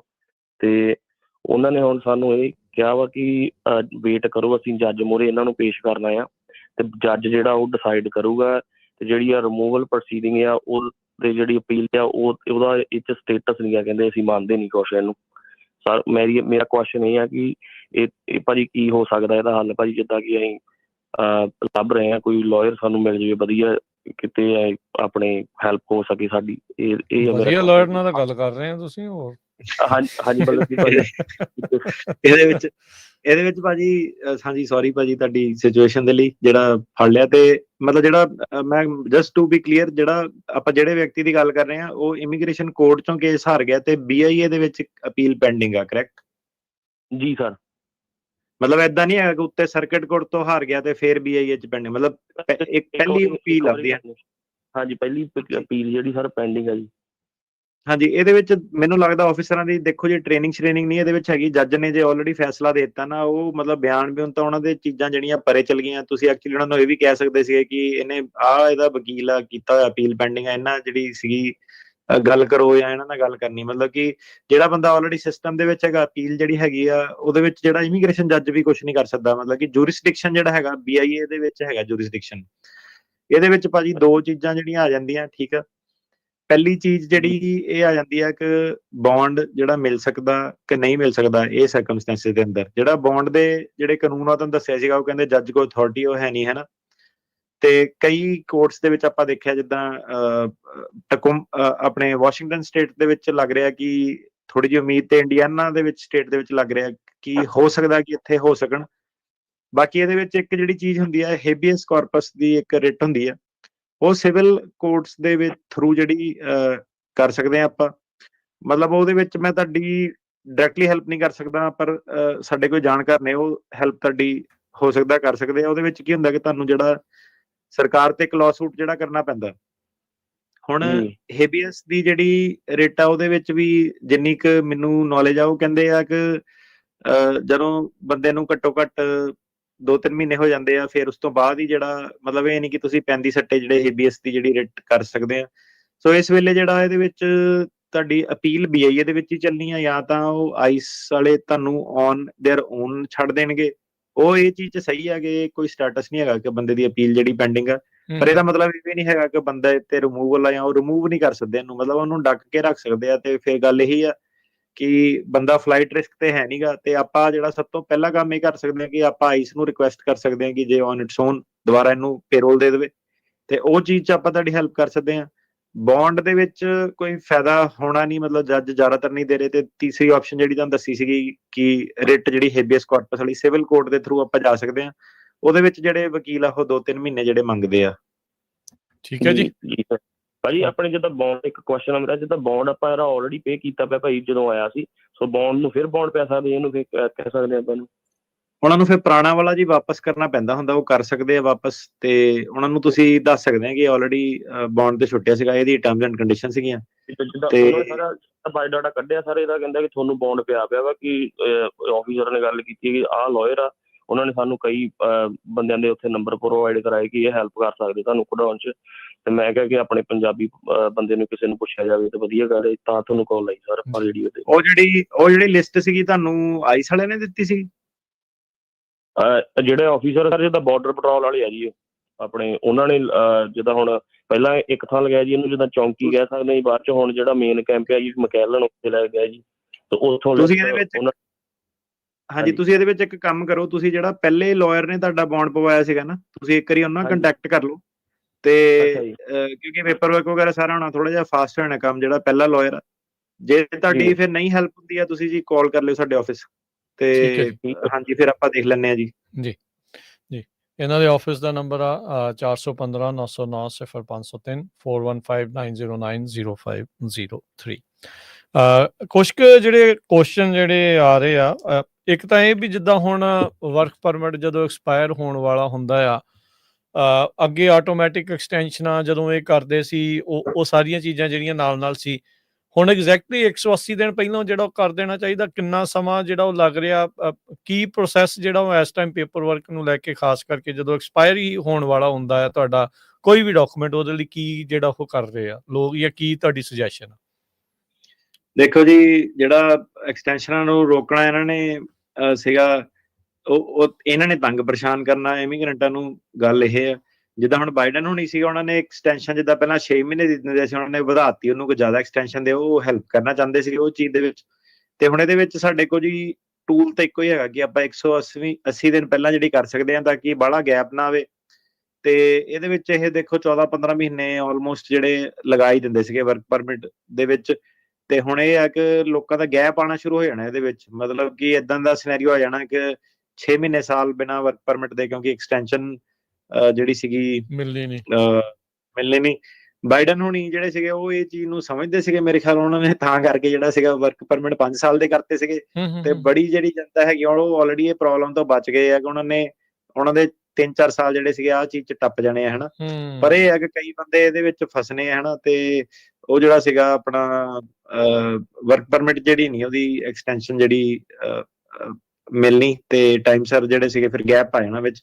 ਤੇ ਬਾਕੀ ਵੇਖਦੇ ਆ ਜੀ, ਪ੍ਰੋਸੈਸਿੰਗ ਟਾਈਮ ਤੇ ਡਿਪੈਂਡ ਕਰਦਾ ਕਿ ਤੇਜ਼ ਹੁੰਦਾ ਸਲੋ ਹੁੰਦਾ। ਉਹਦੇ ਵਿੱਚ ਵੀ ਤੁਸੀਂ ਜਿਹੜਾ ਸੀਗਾ ਮੈਂਡੇਮਸ ਦਾ ਲਾਸੂਟ ਜਿਹੜਾ ਫਾਈਲ ਕਰ ਸਕਦੇ ਆ। ਮਤਲਬ ਇਹ ਆ ਕਿ ਵਰਕ ਪਰਮਿਟ ਦੇ ਨਾਲ ਫਿਰ ਸਾਨੂੰ ਲਾਸੂਟ ਫਾਈਲ ਕਰਨਾ ਪੈਣਾ ਕਿ 6 ਮਹੀਨੇ ਹੋ ਗਏ ਫੈਸਲਾ ਨਹੀਂ ਦਿੰਦੇ, ਤੇ ਉਹ ਫਿਰ ਜਿਹੜਾ ਸੀਗਾ ਕੋਰਟ 'ਚ ਜਦੋਂ ਲਾਸੂਟ ਇੱਕ ਵਾਰੀ ਫਾਈਲ ਹੋਇਆ ਤੇ ਤੁਰੰਤ ਜਿਹੜਾ ਵਰਕ ਪਰਮਿਟ ਫਿਰ ਦੇਣਾ ਪੈਣਾ। ਤੇ ਤਾਂ ਕਰਕੇ ਉਹਦੇ ਵਿੱਚ ਠੀਕ ਆ, ਖੱਜਲ ਖਰਾਬੀ ਆ, ਪਰ ਉਹਦੇ ਵਿੱਚ ਆਪਣੇ ਕੋਲ ਇੱਕ ਰਾਹ ਹੈਗਾ। ਤੇ ਜਿਹਦਾ ਐਕਸਪਾਇਰ ਹੋ ਰਿਹਾ, ਤੁਸੀਂ ਮਤਲਬ ਕਿ ਉਹ ਲਾਸੂਟ ਕਰਨ ਲਈ ਤਿਆਰ ਰਹੋ। ਮਤਲਬ ਬਸ ਇਹੀ ਹੈਗਾ ਕਿ ਉਹ ਵਰਕ ਪਰਮਿਟ ਮਤਲਬ ਬੇਸਿਕਲੀ ਉਹੀ ਸੀਗਾ ਕਿ ਹੁਣ ਜਿੱਦਾਂ ਕਈ ਵਾਰੀ ਬਾਹਰੋਂ ਵੀ ਵਰਕ ਪਰਮਿਟ ਵਗੈਰਾ ਫਾਈਲ ਕਰਾਉਂਦੇ ਆ ਪੈਰਾਲੀਗਲ ਵਗੈਰਾ ਤੋਂ ਹਨਾ, ਕਿਉਂਕਿ ਵਰਕ ਪਰਮਿਟ ਦਾ ਬੜਾ ਬੇਸਿਕ ਜਿਹਾ ਫਾਰਮ ਦੀ ਐਪਲੀਕੇਸ਼ਨ ਹੈਗੀ ਹੈ। ਤੇ ਉਹ ਜਿਹੜਾ ਤੁਸੀਂ ਫਾਈਲ ਕਰਾਇਆ, ਪਰ ਹੁਣ ਜੋ ਨਹੀਂ ਆ ਰਿਹਾ ਤੁਹਾਡਾ 6 ਮਹੀਨੇ ਜਿਹੜੇ ਹੋ ਗਏ, ਤੇ ਤੁਹਾਨੂੰ ਜਿਹੜਾ ਇੱਕ ਸਿਵਲ ਕੋਰਟ ਹੁੰਦਾ ਉਹਦੇ ਵਿੱਚ ਜਾ ਕੇ ਜਿਹੜਾ ਰਿਟ ਫਾਈਲ ਕਰਨੀ ਪੈਣੀ ਹੈ ਕਿ ਸਰਕਾਰ ਬਹੁਤ ਜ਼ਿਆਦਾ ਦੇਰ ਲਾ ਰਹੀ ਆ, ਤੇ ਮੇਰਾ ਜਿਹੜਾ ਸੀਗਾ ਫਾਈਨੈਂਸ਼ੀਅਲ ਕੰਡੀਸ਼ਨ ਜਿਹੜੀ ਸੀਗੀ ਇਹਦੇ ਨਾਲ ਡਿਸਟਰਬ ਹੋ ਜਾਂਦੀ ਹੈ ਸਰਕਾਰ ਦੇ ਡਿਲੇ ਕਰਕੇ। ਤੇ ਉਹਨੂੰ ਕੋਰਟ ਜਿਹੜਾ ਸੀਗਾ ਮੋਸਟ ਲਾਈਕਲੀ ਮੇਰੇ ਹਿਸਾਬ ਨਾਲ ਆਨਰ ਕਰੂਗਾ, ਉਹ ਕਹੂਗਾ ਕਿ ਇਹਨੂੰ ਛੇਤੀ ਵਰਕ ਪਰਮਿਟ ਜਿਹੜਾ ਦਿਓ ਜੀ। ਅੱਛਾ, ਇੱਕ ਹੋਰ ਜਿਹੜੀ ਚੀਜ਼ ਹੈ ਸੈਲਫ ਡੈਪੂਟੇਸ਼ਨ ਨੂੰ ਲੈ ਕੇ ਬਹੁਤ ਸਾਰੇ ਲੋਕ ਜਿਹੜੇ ਕੇਸਾਂ ਦੇ ਵਿੱਚ ਆ ਉਹ ਇਹ ਵੀ ਕਈ ਸੋਚ ਰਹੇ ਆ ਵੀ ਆਪਣੇ ਆਪ ਨੂੰ ਅਸੀਂ ਸੈਲਫ ਡਿਪੋਰਟ ਕਰ ਲਈਏ। ਕਈ ਜਿਹੜੇ ਅਦਾਲਤਾਂ ਦੇ ਵਿੱਚ ਨੇ ਜਾਂ ਅਸਾਈਲਮ ਆਫਿਸ ਦੇ ਵਿੱਚ ਨੇ, ਕੀ ਪ੍ਰੋਸੈਸ ਆ ਉਹਨਾਂ ਦੇ ਲਈ? ਬਹੁਤ ਸਵਾਲ ਆਉਂਦਾ ਹੈ ਬੜਾ। ਸੈਲਫ ਡਿਪੋਰਟੇਸ਼ਨ ਇਹਨਾਂ ਨੇ ਲਿੰਕ ਜਿਹਾ ਤਾਂ ਬਣਾਇਆ ਸੀਗਾ, ਹੁਣ ਮੈਨੂੰ ਪਤਾ ਨਹੀਂ ਕਿੰਨਾ ਕਿ ਜਿਹੜਾ ਇਫੈਕਟਿਵ ਆ। ਜ਼ਿਆਦਾਤਰ ਜਿਹੜੇ ਲੋਕਾਂ ਕੋਲ ਸਿੱਧਾ ਹੀ ਕਰ ਸਕਦੇ ਆ ਜਾਂ ਅਦਾਲਤ ਕੋ ਮਨਜ਼ੂਰੀ ਲੈ ਕੇ, ਵਕੀਲ ਕੋ ਮਨਜ਼ੂਰੀ ਲੈ ਕੇ ਸਰਕਾਰੀ ਕੋ ਉੱਤੋਂ ਜਾਣਾ ਪੈਂਦਾ ਜਾਂ ਆਪਣੇ ਆਪ ਕਰ ਸਕਦੇ? ਸੋ ਕੀ ਪ੍ਰੋਸੈਸ ਕੀ ਹੋਊਗਾ ਜੇ ਕਿਸੇ ਨੇ ਕਰਨਾ? ਦੇਖੋ, ਜਿਹੜੇ ਬੰਦਿਆਂ ਕੋਲ ਪਾਸਪੋਰਟ ਹੈਗਾ ਆਲਰੇਡੀ, ਠੀਕ ਆ, ਜਾਂ ਆਪਣਾ ਟਰੈਵਲ ਡਾਕੂਮੈਂਟ ਹੈਗਾ ਕੰਟਰੀ ਦਾ, ਤੇ ਉਹ ਇਹ ਅਮਰੀਕਾ ਨੂੰ ਛੱਡ ਕੇ ਜਾਣਾ ਚਾਹੁੰਦੇ ਆ, ਉਹਨਾਂ ਨੂੰ ਕੋਈ ਨਹੀਂ ਰੋਕ ਸਕਦਾ। ਠੀਕ ਆ, ਉਹ ਆਪਣਾ ਪਾਸਪੋਰਟ ਦਿਖਾ ਕੇ ਜਿਹੜਾ 에ਅਰਪੋਰਟ ਤੋਂ ਵਾਪਸ ਜਾ ਸਕਦੇ as a citizen of that country. ਬਸ ਇਹ ਹੈ ਕਿ ਜਿਹੜਾ ਓਬਵੀਅਸਲੀ ਜਿਹੜੀਆਂ ਇੱਥੇ ਬਾਰ ਲੱਗ ਜਾਂਦੀਆਂ ਹਨਾ, 10 ਸਾਲ ਦੀ ਬਾਰ ਡਿਪੋਰਟੇਸ਼ਨ ਤੋਂ ਬਾਅਦ, ਉਹ ਮਤਲਬ ਤੁਹਾਡਾ ਆਉਣ ਵਾਲਾ ਰਾਹ ਹੈ ਜਿਹੜਾ ਸੀਗਾ ਉਰੇ ਬੰਦ ਹੋਊਗਾ, ਪਰ ਤੁਸੀਂ ਜਾ ਸਕਦੇ ਆ। ਇੱਕ ਤਾਂ ਉਹ ਹੋ ਗਈ ਸੈਲਫ ਡਿਪੋਰਟੇਸ਼ਨ। ਹੁਣ ਜਿਹਨਾਂ ਲੋਕਾਂ ਕੋਲ ਡਾਕੂਮੈਂਟ ਨਹੀਂ ਹੈਗੇ ਆ, ਜਿਹਨਾਂ ਦੇ ਕੋਲ ਆਈਸ ਦੇ ਕੋਲ ਜਿਹੜੇ ਉਹਨਾਂ ਦੇ ਡਾਕੂਮੈਂਟ, ਹੁਣ ਦੋ ਚੀਜ਼ਾਂ ਆ ਗਈਆਂ ਕਿ ਤੁਸੀਂ ਹੁਣ ਐਮਬੈਸੀ ਕੋਲ ਡਾਕੂਮੈਂਟ ਮੰਗਣੇ ਆ, ਟਰੈਵਲ ਡਾਕੂਮੈਂਟ ਮੰਗਣਾ ਜਾਂ ਪਾਸਪੋਰਟ ਕਰਨਾ, ਕਿ ਤੁਸੀਂ ਆਈਸ ਕੋਲੋਂ ਜਿਹੜਾ ਕਰਨਾ। ਤੇ ਆਈਸ ਕੋਲੋਂ ਜਿਹੜਾ ਸੀਗਾ ਉਹ ਹੁਣ ਭਾਵੇਂ ਬੰਦਾ ਉਹਨਾਂ ਨੂੰ ਇਹ ਕਹਿ ਰਿਹਾ ਕਿ ਮੈਨੂੰ ਪਾਸਪੋਰਟ ਦਿਓ ਮੈਂ ਵਾਪਸ ਜਾਣਾ, ਆਈਸ ਵਾਲੇ ਹੁਣ ਉਹੀ ਹੈ ਕਿ ਜਿਹੜੀ GPS ਵਗੈਰਾ ਲਗਾ ਸਕਦੇ ਆ ਬੰਦੇ ਤੇ ਮੋਨੀਟਰ ਕਰਨ ਲਈ, ਕਈ ਵਾਰੀ ਡਿਟੇਨ ਵੀ ਕਰ ਸਕਦੇ ਆ, ਕਿਉਂਕਿ ਬੰਦਾ ਜਿਹੜਾ ਕੱਚਾ ਉਹਨੂੰ ਆਈਸ ਡਿਟੇਨ ਕਰ ਸਕਦੀ ਹੈ ਕਿ ਜੇ ਅਫਸਰ ਵਧੀਆ ਨਾ ਮਿਲਿਆ ਹਨਾ, ਉਹਨੇ ਕਹਿਣਾ ਭਾਵੇਂ ਤੁਸੀਂ ਸੈਲਫ ਡਿਪੋਰਟੇਸ਼ਨ ਦੇ ਲਈ ਉਹਨਾਂ ਨੂੰ ਕਹਿ ਰਹੇ ਆ। ਸੋ ਇਹ ਹੈ ਕਿ ਬੇਸਿਕਲੀ ਜੇ ਤੁਸੀਂ ਪਾਸਪੋਰਟ ਦਾ ਇੰਤਜ਼ਾਮ ਕਰ ਸਕਦੇ ਆ, ਤੁਸੀਂ ਜਿਹੜਾ ਜਾ ਸਕਦੇ ਆ। ਤੇ ਜਿਹੜੀ ਸਰਕਾਰ ਆ ਉਹਨੇ ਕੋਈ ਐਸਾ ਉਹਨਾਂ ਨੇ ਨਹੀਂ ਕਰਨਾ ਕਿ ਉਹ ਐਮਬੈਸੀਆਂ 'ਚ ਕੀ ਹੈਲਪ ਕਰਨ ਤੁਹਾਡੀ ਪਾਸਪੋਰਟ ਬਣਾਉਣ 'ਚ, ਕਿਉਂਕਿ ਉਹ ਬਿਜ਼ੀ, ਉਹਨਾਂ ਦੀ ਇਹ ਡਿਊਟੀ ਨਹੀਂ ਹੈਗੀ। ਤੇ ਮਤਲਬ ਇਹ ਹੈ ਕਿ ਜੇ ਉਹਨਾਂ ਕੋਲ ਪਾਸਪੋਰਟ ਹੈਗਾ, ਉਹ ਜ਼ਰੂਰ ਉਹ ਤੁਹਾਨੂੰ ਕਰਕੇ ਜਿਹੜਾ ਕਰ ਸਕਦੇ ਆ। ਠੀਕ ਹੈ ਜੀ। ਹਾਂਜੀ, ਆਪਣੇ ਕਾਲਰਸ ਵੱਲ ਵੱਧਦੇ ਆ। ਚਮਕੌਰ ਸਿੰਘ ਜੀ। ਹਾਂਜੀ ਚਮਕੌਰ ਜੀ, ਕੀ ਸਵਾਲ ਹੈ?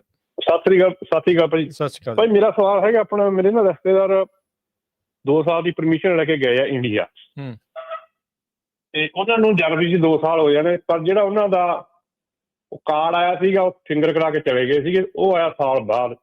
ਉਹਨੂੰ 2 ਸਾਲਾਂ ਦੇ ਵਿੱਚ ਮੁੜਨਾ ਚਾਹੀਦਾ ਕਿ ਜਿੱਦੇ ਉਹ ਜਿਹੜਾ ਕਾਰਡ ਆਇਆ ਐਕਸਪਾਇਰ ਡੇਟ ਤੋਂ ਪਹਿਲਾਂ ਮੁੜਨਾ ਚਾਹੀਦਾ? ਜਿਹੜਾ ਕਾਰਡ ਦੀ ਵੈਲਿਡਿਟੀ ਤੁਸੀਂ ਕਹਿ ਰਹੇ ਆ 2 ਸਾਲ ਦੀ ਆ, ਪਰ ਉਸ ਤੋਂ ਪਹਿਲਾਂ ਹੀ ਉਹ ਕਈ ਚਿਰ ਜਿਹੜਾ ਸੀਗਾ ਐਬਸੈਂਟ ਹੈਗੇ ਅਮਰੀਕਾ ਤੋਂ, ਏਦਾਂ ਕਹਿ ਰਹੇ? ਹਾਂ, ਪਹਿਲਾਂ ਚਲੇ ਗਏ, ਸਾਲ ਪਹਿਲੇ ਫਿੰਗਰ ਕਰਾ ਕੇ ਚਲੇ ਗਏ ਸੀਗੇ। ਜਦੋਂ ਉਹ ਮੈਨੂੰ ਇਹਦਾ ਜਵਾਬ ਦਿਓ ਕਿ ਏਦਾਂ ਦਾ ਟਾਈਮ ਹੈਗਾ, ਇਹ ਸੀਗਾ ਕਿ ਬਿਨਾਂ ਕਾਰਡ ਦੇ ਉਹ 6 ਮਹੀਨੇ ਤੋਂ ਵੱਧ ਬਾਹਰ ਰਹੇ ਅਮਰੀਕਾ ਤੋਂ? ਹਾਂਜੀ, ਬਿਨਾਂ ਕਾਰਡ ਤੋਂ। ਪਹਿਲਾਂ ਪਰਮਿਸ਼ਨ ਮਿਲੀ ਸੀਗੀ ਉਹਨਾਂ ਨੂੰ, ਪਰਮਿਸ਼ਨ ਕਾਰਡ ਨਾਲ ਬਾਅਦ 'ਚ ਆਇਆ। ਨਹੀਂ, ਕਰਾ ਕੇ ਚਲੇ ਗਏ। ਸਵਾਲ ਦਾ ਜਵਾਬ ਨਹੀਂ ਤੁਸੀਂ ਦੱਸਿਆ। ਅਮਰੀਕਾ ਜਦੋਂ ਹੁਣ ਬੰਦਾ ਛੱਡਦਾ, 6 ਮਹੀਨੇ ਤੋਂ ਘੱਟ ਕੋਈ ਪ੍ਰੋਬਲਮ ਨਹੀਂ ਹੁੰਦੀ, 6 ਮਹੀਨੇ ਤੋਂ ਵੱਧ, ਸਾਲ ਤੋਂ ਘੱਟ ਤੁਹਾਨੂੰ ਐਕਸਪਲੇਨ ਕਰਨਾ ਪੈਂਦਾ। ਸਾਲ ਤੋਂ ਵੱਧ ਤੁਹਾਡਾ ਗ੍ਰੀਨ ਕਾਰਡ ਜਿਹੜਾ ਸੀਗਾ ਉਹ ਕੈਂਸਲ ਹੋ ਜਾਂਦਾ। ਠੀਕ ਹੈ, ਜਦੋਂ ਉਹ ਕਰਦੇ ਆ ਫਿਰ ਉਹਨਾਂ ਦੀ ਟੋਟਲੀ ਮਰਜ਼ੀ ਆ। ਪਹਿਲਾਂ ਮੇਰਾ ਸਵਾਲ ਇਹ ਹੈਗਾ ਕਿ ਜਿਹੜਾ ਇਹਨਾਂ ਦਾ ਟਰੈਵਲ ਡਾਕੂਮੈਂਟ ਜਿਹੜਾ ਕਾਰਡ ਹੈਗਾ ਰੀਐਂਟਰੀ ਪਰਮਿਟ, ਏਦਾਂ ਦਾ ਟਾਈਮ ਵੀ ਹੈਗਾ ਕਿ ਕਾਰਡ ਨਹੀਂ ਸੀਗਾ ਤੇ ਉਹ 1 ਸਾਲ ਬਾਹਰ ਰਹਿੰਦੇ ਰਹੇ ਆ? ਹਾਂਜੀ। ਹਾਂਜੀ, ਫਿਰ ਜੀ ਦੇਖੋ ਕਾਰਡ ਤਾਂ ਬਾਅਦ ਦੀਆਂ ਗੱਲਾਂ, ਟਰੈਵਲ ਕਿਉਂਕਿ ਰੀਐਂਟਰੀ ਪਰਮਿਟ ਅਪਰੂਵ ਨਹੀਂ ਹੋਇਆ ਸੀਗਾ, ਸੋ ਉਧਰੋਂ ਦੀ ਜੀ ਉਹ ਕਰ ਸਕਦੇ ਆ।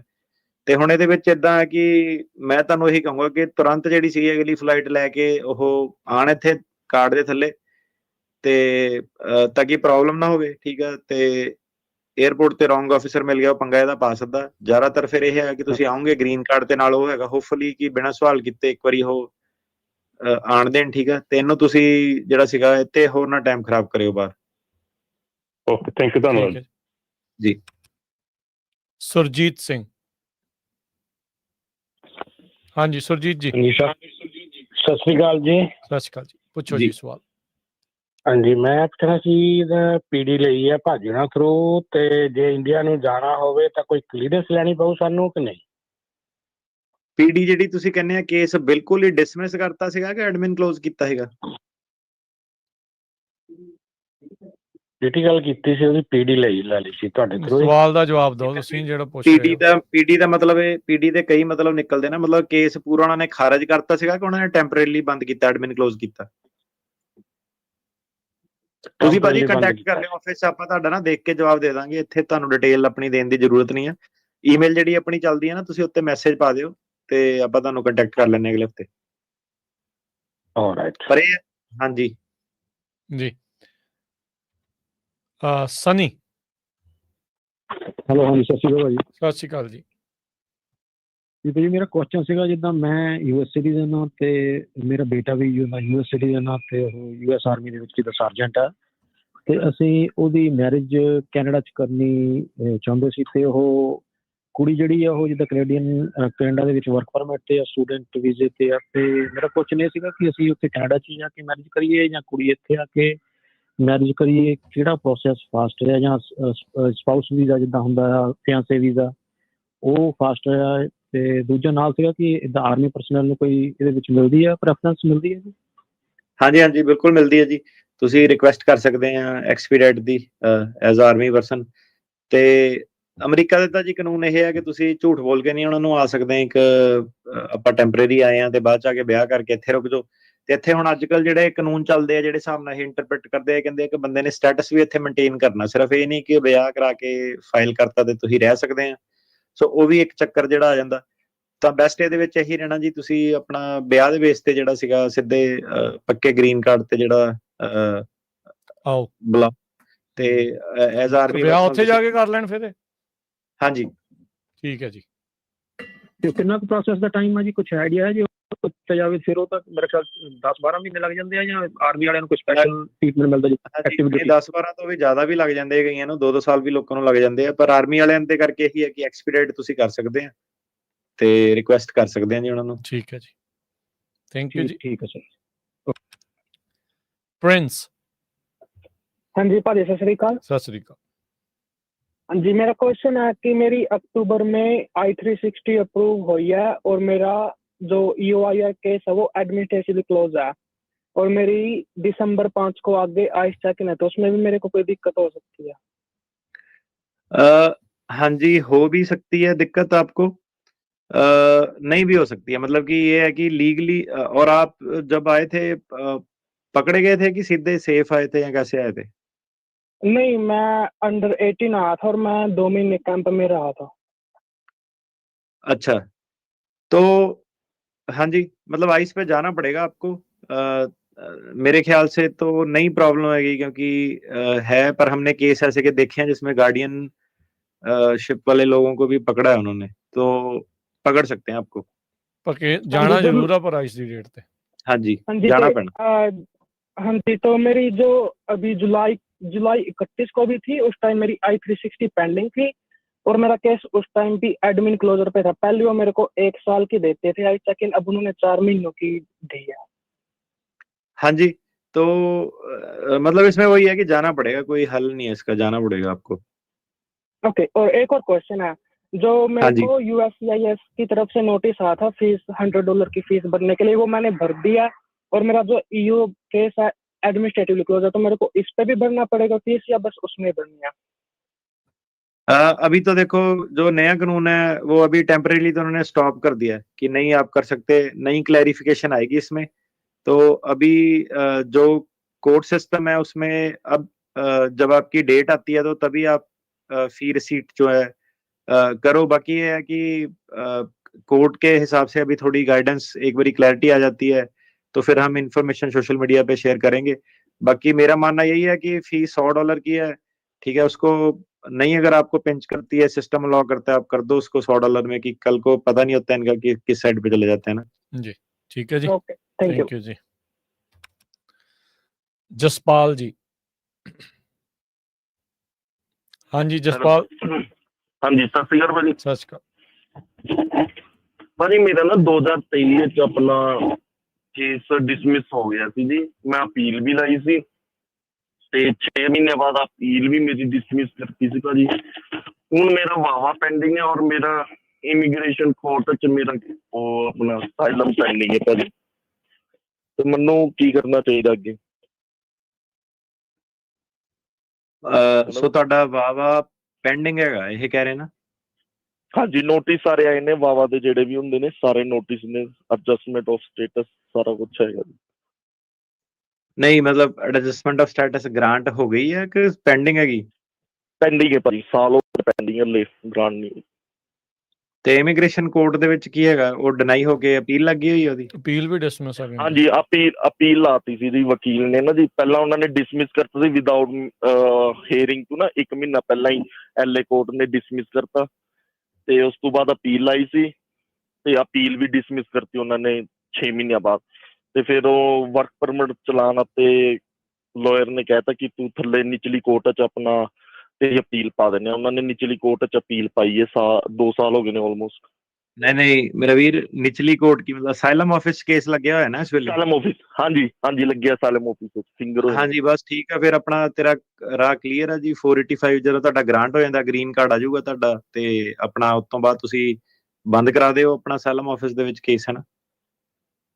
ਠੀਕ ਹੈ ਜੀ। ਠੀਕ ਹੈ ਜੀ। ਤੇ ਨਾਲੇ ਇੱਕ ਹੋਰ ਕੁਐਸਚਨ ਸੀ ਭਾਜੀ ਆਪਣਾ, ਜਲਦੀ ਪੁੱਛ ਲਓ।